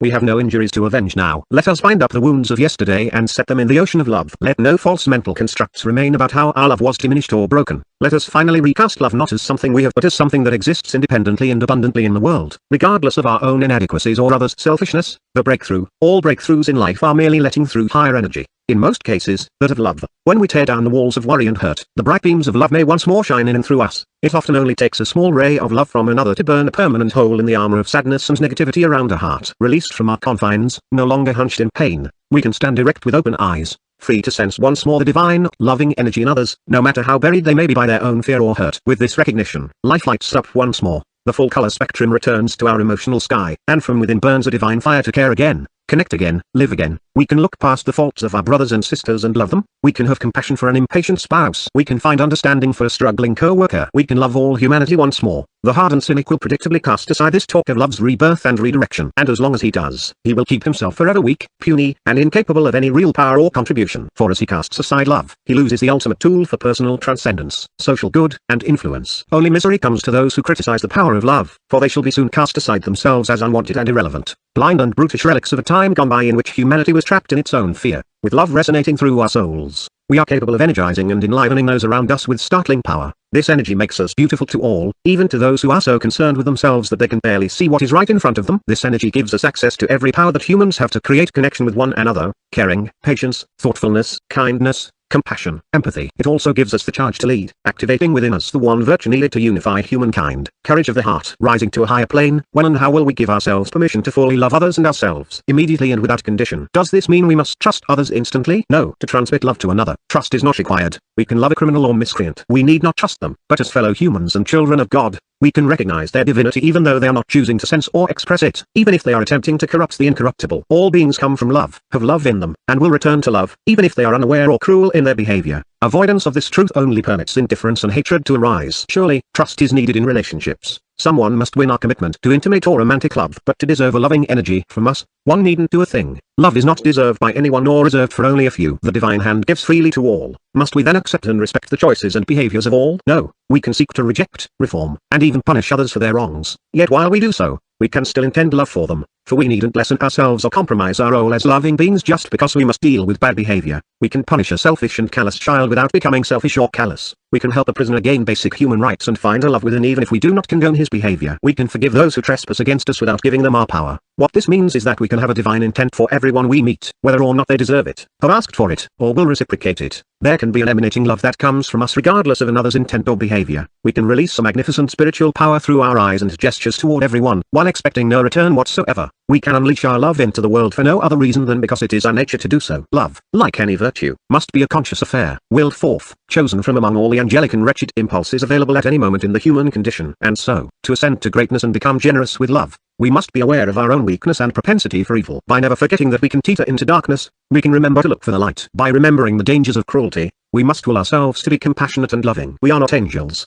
we are humans, but let us nonetheless try to rise to a higher plane. To sense and amplify love, we do not need to love ourselves, though let that be our goal as well. This popular fantasy that we must first love ourselves before loving others serves no one, for it merely gives us permission to await a good day to love others. Should love be kept from anyone simply because we have insecurities to give love, we must only allow it to flow through us, not attempt to own it or sense some false completeness or personal perfection before exuding it. Love is perfect, we do not need to be. It is selfish and silly to believe we must love every aspect of who we are to appreciate and adore any aspect of someone else. Surely, it should be our aim to accept and love ourselves, but we can equally disdain any of our peculiar attitudes or behaviors that steal from our freedom, happiness, and connection with others. If we don't like something about ourselves, we can change it, but we needn't await its repair before we fix that great light of love onto others. We shall not wait for the splendid, mythical bright day when we are perfect and always bursting with happiness before allowing our own ray of divinity to shine through to others. A divine intent to open oneself to and release love is the highest act of courage and the highest freedom. Few among us will have such divine intent or be so brave on a consistent basis. But ours must be a different destiny from that of the bitter, weak, or inattentive. If we wish to be a person of greatness,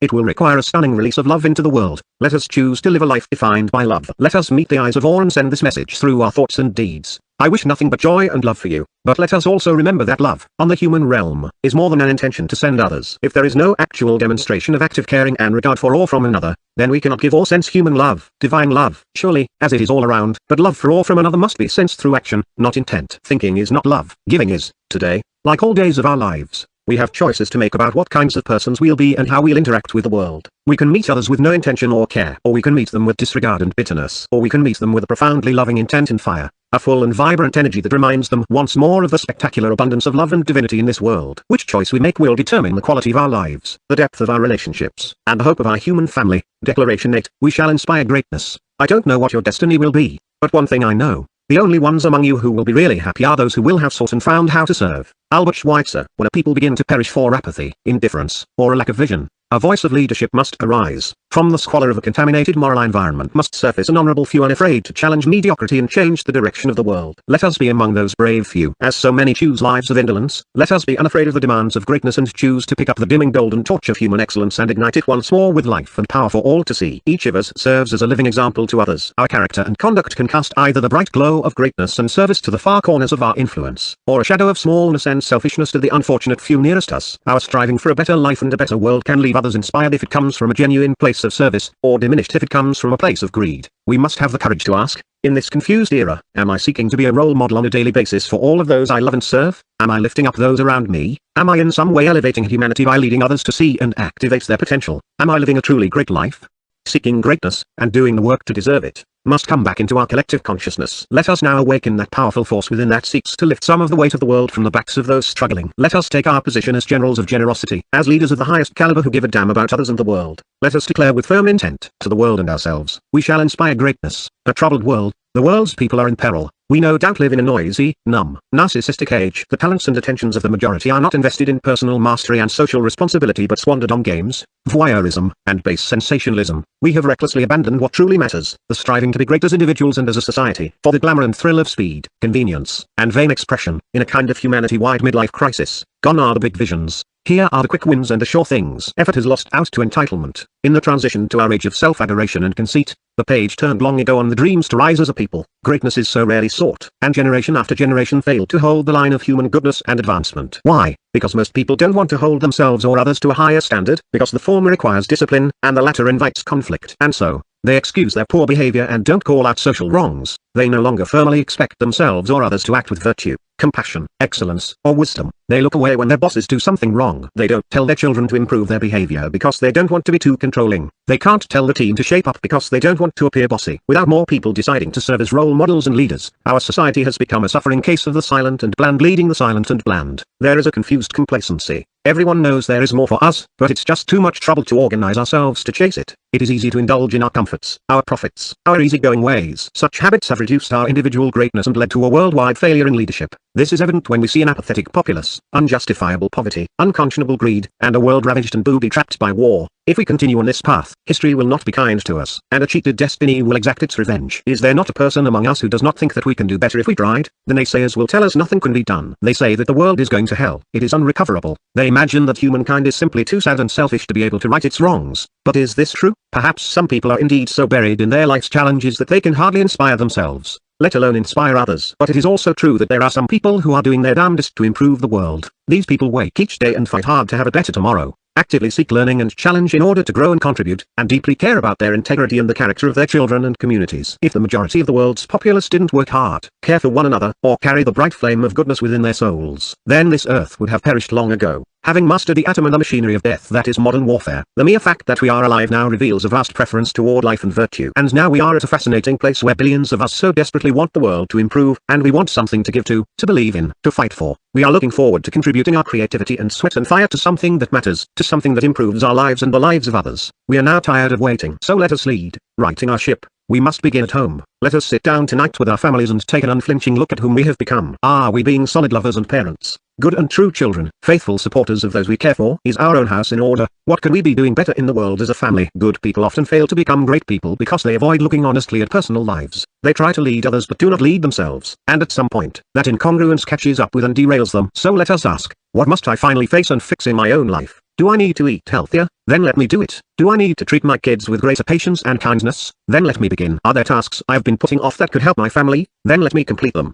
In addressing our own lives, we ready our minds and spirit to address the world. As we seek more influence and attempt to change the world, we will draw more attention to our lives. This should inspire us to care about being a role model and motivate us to right our lives. If we are to be solid for our collaborators, let us be solid for our families. If we want people to have energy for their tasks and duties, then let us take care of ourselves so that we are their inspiration. There is no great philosopher or leader who has not taken care to remind us that we must be the change we seek in the world, standing apart. Once we get our homes in order, we must seek to reconnect with the world. Our aim must be to help others find their own meaningful projects and causes. This is a vital distinction in an age when so many leaders are shoving their own agendas down the throats of their people. They have forgotten that service is not a selfish act. Should we succeed at becoming great, we will need to be very different than the egoists and extremists who have stolen the mantle of leadership and infiltrated the world's psyche. Look at how sad so many of our so-called leaders have become. They fear becoming unpopular, so they do not make tough or expedient choices, preferring instead endless talk, constant compromise, and obedience to party lines versus public needs. While they are fearful, we shall stand out by being brave. They are dismissive of those who do not have equal or higher power than themselves, rarely speaking with common people and those on the front lines. While they are elitists, we shall be humble and in the field with those we lead. They avoid passionate debate and any demonstrations of emotion,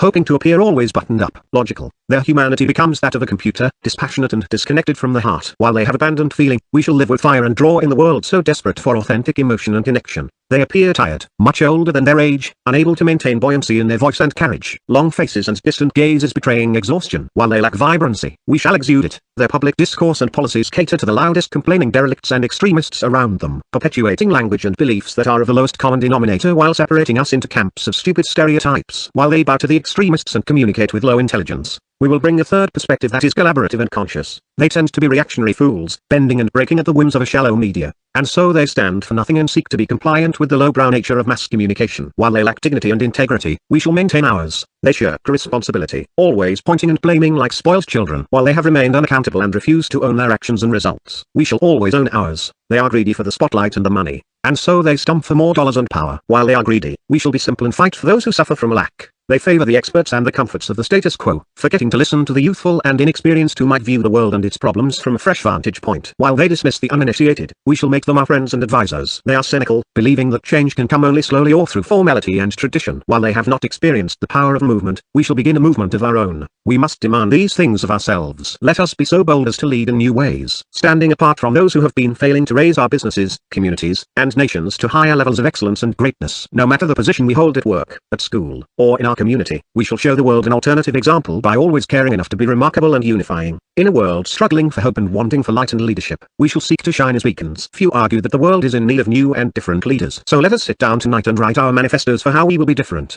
Let us write and write some more. What beliefs and causes will we support? How will we approach the issues and problems of the world in new ways? What will inspire a new movement? How can we rise? Demand higher standards. If we will make our difference, it will not be alone. And so we must learn soon not to fear demanding that others rise to higher standards should they wish to march with us. If we are to inspire real change and progress, then we must expect more from those around us than others do. This is not new territory. There is a well-blazed trail to greatness from a long line of hardworking and honorable men and women who gave us the freedoms we enjoy today. What were their secrets to success in achieving great things and inspiring others to contribute? They were unfailing in their demands for action and excellence. Similarly, much of the impact of our legacy in this world hinges on our willingness to demand more from people. Demand does not mean to be pushy or commanding, though a leader should not shrink from this. Demand means setting expectations, communicating with candor, constantly holding people to high standards by incentivizing those who rise to the challenge while simultaneously calling out and coaching those who do not. Because many do not like the concept of reprimanding others in today's overly tolerant environment where people want to be friends not leaders, we must revisit the concept. A society that lacks good people willing to speak against evil or low standards can only devolve into darkness and mediocrity. When people do something wrong, they need to be told they are doing something wrong.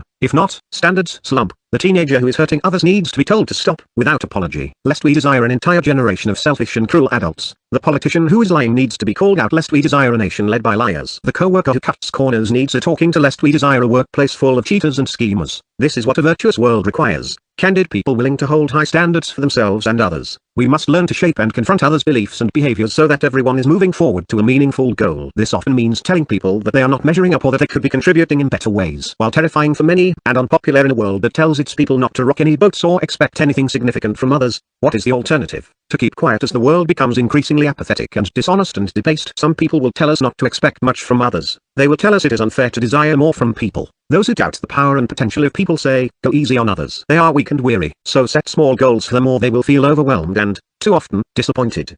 These are the catcalls of mediocrity. We must not listen to doubters or allow our small imaginations to cast others as less vital and powerful than their potential, no matter their current state. Who are we to question someone's ability to grow or be great, or to diminish the latent powers of God's children? Let us note the challenges people face, but let us always hold them in high regard and respect. From this place alone we will gain their favor and willingness to rise. The 9 virtues of greatness. What exactly shall we demand of others? The same we demand of ourselves. Conduct becoming of a noble character, attention to both our shortcomings and our strengths, a ready willingness to be excellent in our service to the world even when it becomes tiresome and difficult. We will do this by inspiring and challenging others to act with wisdom and virtue in any part of their lives upon which we have influence. If we have their ear, let us sow the seeds of greatness by inspiring the 9 virtues of greatness. Let us demand honesty. All people want to live proud, upright lives of integrity. They want to be truthful. They hate having to lie, being exposed as liars, and getting caught in the web of others' falsehoods. Yet how easily do these same people make small false claims, and get away with it by an indifferent society. Let us be the ones to hold the line of honesty and call out wherever it is breached. Let us be the ones to push people to be straightforward in their lives. If someone lies, let us speak to them immediately, saying, I am concerned about your level of honesty.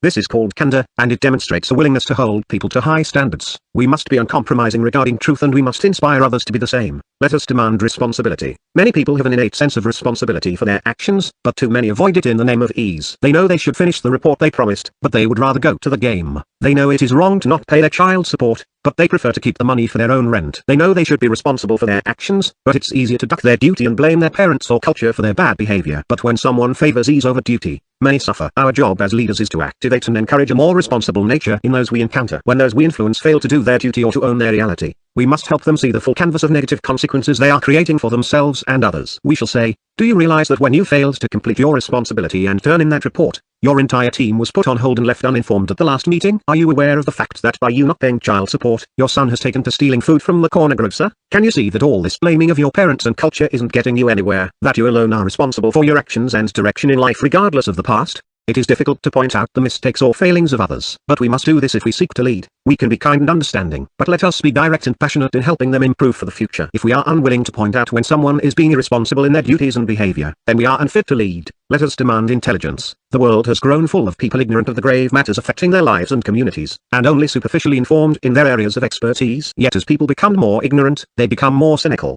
They have not taken the trouble to learn what is true, so they reject the facts that they were too lazy or biased to examine. We must not continue celebrating ignorance in our society. Our modern culture adores the moron on television, the brainless face in the magazine, the thoughtless extremist on the airwaves. We mustn't be blind to the fact that our children are seeing this and becoming blind themselves. If we are to be great, we must take responsibility to help others learn, explore, think critically, and grow in wisdom. For all those we influence and lead, we must be role models and expect more thoughtfulness and intelligence. Let us not fail to ask our children to study more, our co-workers to do more research, our media to present more balanced and informed news. If someone asks us an ignorant question, we must encourage them to spend more time preparing. If a co-worker acts ignorantly, we must advise them to become more knowledgeable and assign them a mentor. And should we witness true wisdom, genius, or creativity in any area in which we serve, let us be its ultimate champion and incentivize brilliance. Let us demand excellence. For those destined for greatness, all things must be done well and to completion. We must strive for the highest levels of work and achievement in all we do, and no one within our sphere should be allowed to approach their work with half interest or occasional effort. Should we find such a person in our midst, let us be candid with them about our higher expectation and do all that we are able to help them meet it. But should they fail to meet it swiftly, we should send them as swiftly away. We have no time for mediocrity on our march. Those who do not share our interest in excellence must be left behind, as they will not contribute meaningfully and they cannot be led on our particular path.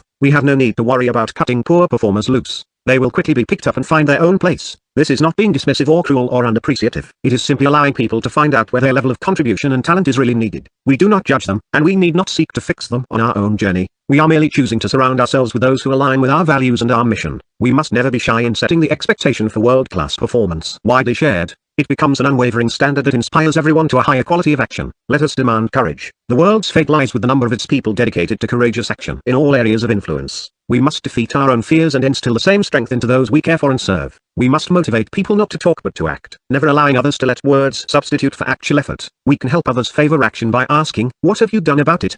as much as we ask, "What do you think about it?"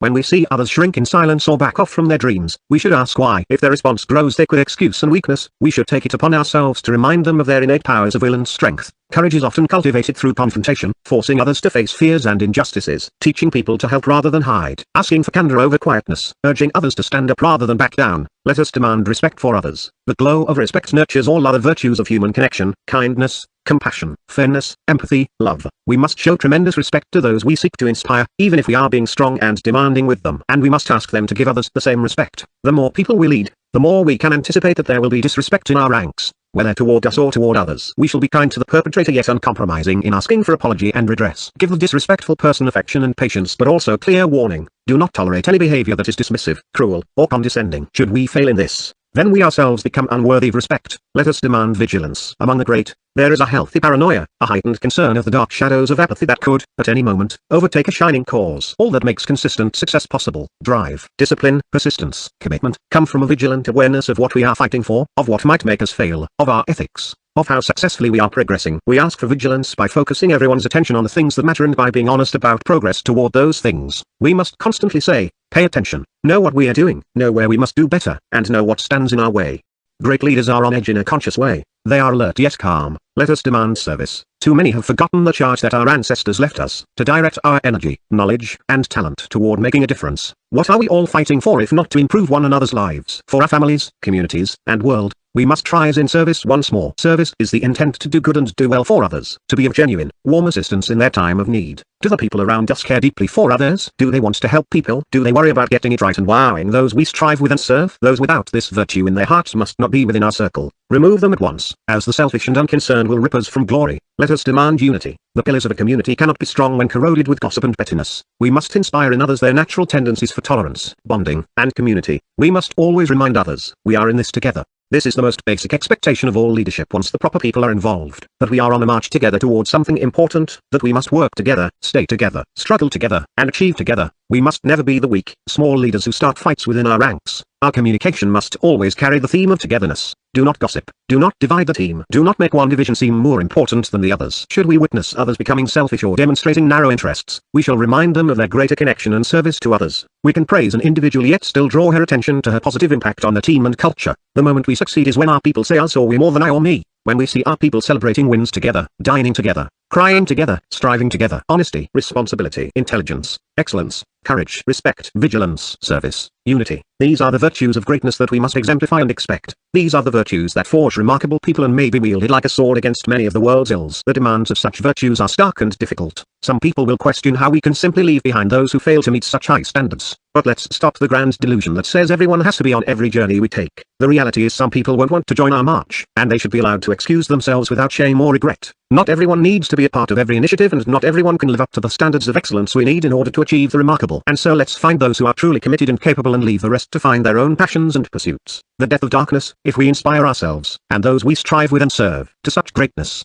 what will be its end? Nothing less than the death of mediocrity in our circle of influence. Perhaps it is true that there will always be low standards in an immense society, and perhaps because worldwide change takes so long, only the dead see the end of war and poverty and all other dark social failings, but we the living must nonetheless try. Let us at least strive toward ending many of society's ills, for if we do not, then who will, and when? What will history say if we do not do better? Can there be a new dawn of humankind in which more of us become great men and women of character and conscience? If we doubt it, we are doomed to fail. But if we lift this mantle from previous generations, carry it further, and share both its burden and its splendor more widely, then we shall become examples of greatness that the children of the future shall celebrate and aspire to. Let us, then, out of respect for the blood and hard-won triumphs of those who have inspired us, and in duty to those who we love and serve and those we shall never know who await inspiration, arise now and become great. Declaration 9. We shall slow time. The aim of life is to live, and to live means to be aware, joyously, drunkenly, serenely, divinely aware. Henry Miller. Life is meant to be a vibrant, deeply felt, growing mosaic of meaningful moments. It is to be a grand, fully engaged, and unconditionally committed love affair with our daily experience. We are supposed to feel this and sense this, to engage with whatever appears in front of us with awareness and enthusiasm, joyfully unwrapping the gifts that fate has chosen to bring. We are not supposed to miss this moment.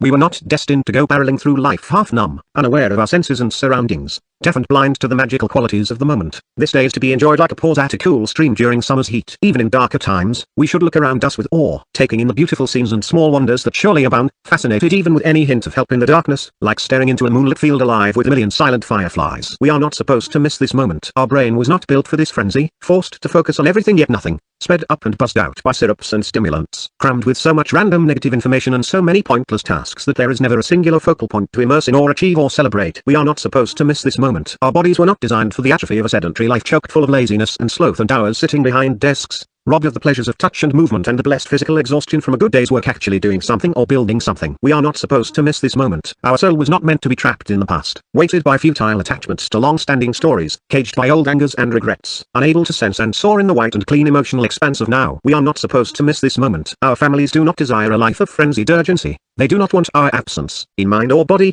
to be their only memory of us. We are not supposed to miss this life. But we do, all frazzled, stressed, and stripped away from the moment. The cost is immense. So many moments blurred by speed and worry and panic, creating the catastrophe of a joyless life. We can experience so much more of life. It takes very little focus and effort to increase our awareness of the gift of each day, to insert more depth and feeling and meaning in life again. Let us make that our aim. We must shift our focus away from the chaos and back to the true order of the universe, which gives us unrestricted freedom and peace in this moment. We must breathe once more. We must drink in our surroundings and let our bodies feel again. We must connect our heart to our life, putting hope and passion and love back into the efforts of the hour. This requires only a new deployment of our attention, time, and energy, a different intention and pace to life. We must slow it all down so that we can feel it once more, enjoy it once more, live it perhaps for the first time. This is the moment to finally begin to enjoy life's blessings. Let us declare, we shall slow time. Time is finite. This is the predictable cry of the bewildered and regretful. I thought there would be more time. We say it when our children leave home, as if we had planned one day, someday in the future when we were less stressed, to appreciate and admire them before they took wing. I thought there would be more time to enjoy them and watch them grow. We say it when our job is yanked from us, as if acknowledging that we had more to give, as if it were unfair that we didn't get to give it, as if we were waiting one day to show up and perform and contribute for real. I thought there would be more time to demonstrate excellence and make my mark. We say it when our lover leaves, catching us off guard, as if we were blindsided, given no indication, as if it were not our fault that the magic had left long before, as if someday we were going to be a better partner. I thought there would be more time to express how much I love you.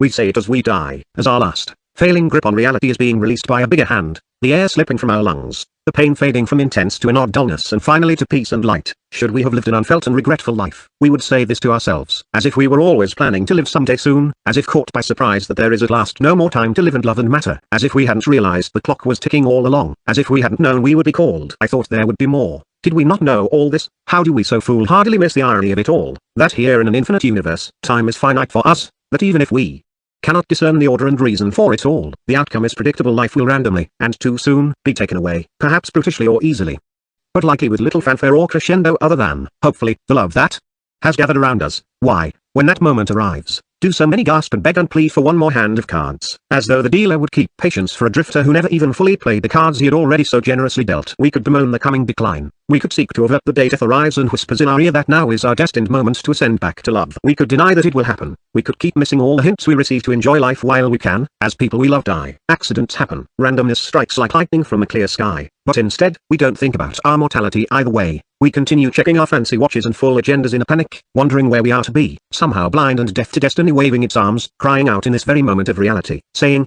my friend, you are where you are supposed to be already. Do you not see? Stop looking for something else and look and feel all around. Everything is here now. Miss it, and you will have missed life. Nothing but newness. Too many have fled this moment for yesterday or tomorrow, dreaming of a time and place they would rather be. To what result? Those who are alive but who are in a sense living in a different time from now are ghosts. They are never fully seen or sensed by their loved ones. The bounty of the universe cannot find them to gift them. They are dissipated, absent from the roll call of now. Let us not continue making this mistake of being so absent from our day, from this moment. We do not need to feel ashamed that we have been absent, and we must not be bitter to those who have been absent from us. We have missed moments, but that cannot be undone. Our lack of presence yesterday with those we love and lead is done. Those moments shall not return, no matter how we hope to rope them in with heartache. What we missed, we missed. Do not now add the weight of sadness. We can add nothing to yesterday, and we should attach nothing to what we did or did not do, for all those moments are in the ether now, stranded only in the stories in our minds. Nor should we harbor any bitterness toward others, because over time, our sense of disconnection likely equaled theirs, and in condemning them we condemn ourselves. Some people didn't see us needing them. Some didn't care. It does not matter now. All that matters is what is here now before us, to be lived and defined and experienced as we choose. We can breathe deeply today and notice that there is no scent of yesterday. In this moment, there is nothing but newness, a white space. Nothing but an open field of possibility ready to be felt and explored. Let us meet it with an intention and skill in exploring it lovingly, slowly. The sensory animal, to slow down the moment. We must heighten our senses to feel something more. We must either take more in, or more deeply sense that which is already here. We all have vivid memories of times when a crisis or beautiful moment seemed to slow down time. We rounded a corner and saw an accident. We sat by the side of someone we loved as they died. We watched proudly in the audience as our children graduated. In these moments, our heightened alertness made the scene unfold in slow motion. With knowledge of this power, we can choose to direct it at will, to slow down our experience of time and of life itself. It is in our nature to sense our environment. We are highly attuned sensory animals. Our gifts of vision, smell, touch, taste, and hearing can be aimed and used like a great receiver to pull in and magnify this moment's streaming current. Slowing time begins, always, with the breath. The deeper and longer we draw air in, the more oxygenated our bodies become, and the more heightened our energy and presence. Yet most of us are not aware of how we breathe. We are shallow breathers, dumbly sipping from this deep, refreshing pool of oxygen around us. On the rare instances when we use our breath, it comes in huffs and grunts of displeasure or exertion, but life can never be fully felt if we are not breathing in the moment and oxygenating our brains to full power and alertness through deep and present breathing. When we attune to our breath and deepen and lengthen the volume of air that we draw in, it has an immediate and extraordinary impact on how we experience the moment. Before we give a speech or performance, we can breathe. Before a tough conversation with a lover or friend, we can breathe. When we are waiting in line at the store, working out, or sitting at our desks, we can remember to take in life and feel it through every breath. Let us try to bring our awareness to our breath now. We should draw air into our bellies as if filling a great balloon, feeling the air all the way up into our chest. Then let it out smoothly, with controlled ease. It is difficult, if not impossible, to do this type of breathing every moment. Our subconscious will quickly take the helm back and resume shallow breathing. But it can be conditioned to last longer. If we focus on it, the practice becomes stronger and, over time, more automatic. To be more present, let us check into our breath several times in the hour and especially in moments that we want to feel and remember. We can further slow time by absorbing more details from our surroundings. We should take note of the color, texture, and placement of objects around us. We can notice the way the tree branch sways rhythmically with the wind as we gaze out the window. We can observe the smooth and perfect skin of a baby, touching her soft cheek and mimicking her expressions. We can watch the cloud formations as they make lazy shapes in the sky. We can see how artfully food is arranged on a plate, with the vibrant greens and oranges of each ingredient. This effort is not a race. Scanning our surroundings like beasts on the run is not what we are after. Our aim is to drink in the moment, and so we should pause and truly see what is in front of us. It is the curious and unhurried eye that brings color back to life. Slowing time continues by heightening our awareness of touch, our physical sensation of the moment. We should touch more things around us, pick up things and turn them in our hands and take in their dimensions, texture, and details. Kissing our lover, we should feel their lips as if this were the most important kiss. When we walk, we should walk in presence, feeling how our heels and toes touch the earth. Our skin holds the keys to a life truly felt, to real pleasures of experience. And what do we hear now? Too often we tone down the sounds of life. We should love the sounds in our ears, the car driving by, the house finch drilling in the birch tree, the beautiful, unique voice speaking to us. For us to slow and enjoy life, we must enjoy the music of the world around us. This does not mean we cannot tune out the irritable, but there is a difference between tuning some things out and turning off all things. Finally, no sense in our hasty world is so brutishly ignored as that of taste. Ours is a culture that gulps its food like starving hyenas. We don't often let food linger.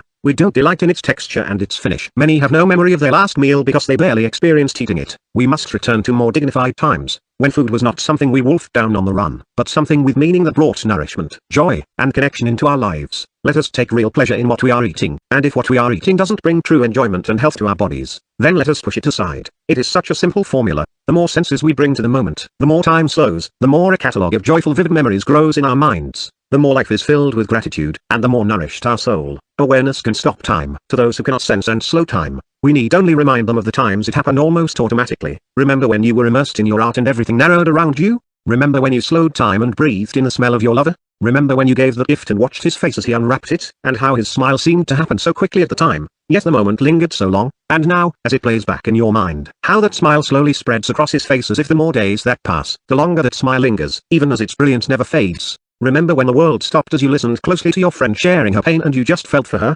Remember when you walked into the meadow or the woods or the sand and looked out on the vista of nature, and it felt as if you were a part of it and it a part of you, that magical immensity and power of nature taking your breath away? Remember that plate of food that you relished every single bite of, wishing the meal would never end and the tastes would never fade. Remember the sounds of the concert you waited so long for, that pulsing in your ears that seems to beat with your own heart? It was as if we put time itself on hold so that we could sense something that was timeless, beautiful, meaningful. These needn't be rare moments. There can be an everyday magic to our experience, and that magic need not be mystical but, rather, a conscious trick of elongating time, of heightening and deepening our senses to the moment. Awareness is humanity's best weapon against time. So let us always remember our capacities to be gifted time benders. We have an extraordinary ability to slow the moment down, to wade into it, to feel it swirl and surround us, along with the powers of will and motivation. The ability to fully sense and heighten our experiences helps us combat staleness and live a truly free and vibrant life. 2 beats longer. What would happen to the quality of our life and relationships if we simply amplified our senses just a little longer? Let us forget for now where we are supposed to be and what we should be doing. Instead, let us hold this moment for just 2 beats longer. Do not breathe so quickly. Take in air for 2 beats longer. Do not scan the room. Sense the room by gazing into each shadow and corner for 2 beats longer. Do not merely glance at her. Look into her eyes and hold them for 2 beats longer. Do not gulp down the next meal but savor each bite for 2 beats longer. Let the tastes melt and linger. Do not send the heartless note. Read it once more and spend 2 beats longer sensing the pain it may cause another. Do not give a perfunctory kiss goodbye while juggling everything on the way out the door. Make the kiss count. Make it firm and solid and true, holding the moment passionately for 2 beats longer. Life is lived in the extra beats we hold as time unfolds. Soon, the 2 beats become 4, the 4 become 8, and eventually we will have mastered the art of experiencing life, of feeling who we are and where we are on our path to greatness, of creating real moments, of living as joyous masters in the infinite and divine freedom of now. The 9 declarations. 1. Meet life with full presence and power. 2. Reclaim your agenda. 3. Defeat your demons. 4. Advance with abandon. 5. Practice joy and gratitude. 6. Do not break integrity. 7. Amplify love. 8. Inspire greatness. 9. Slow time.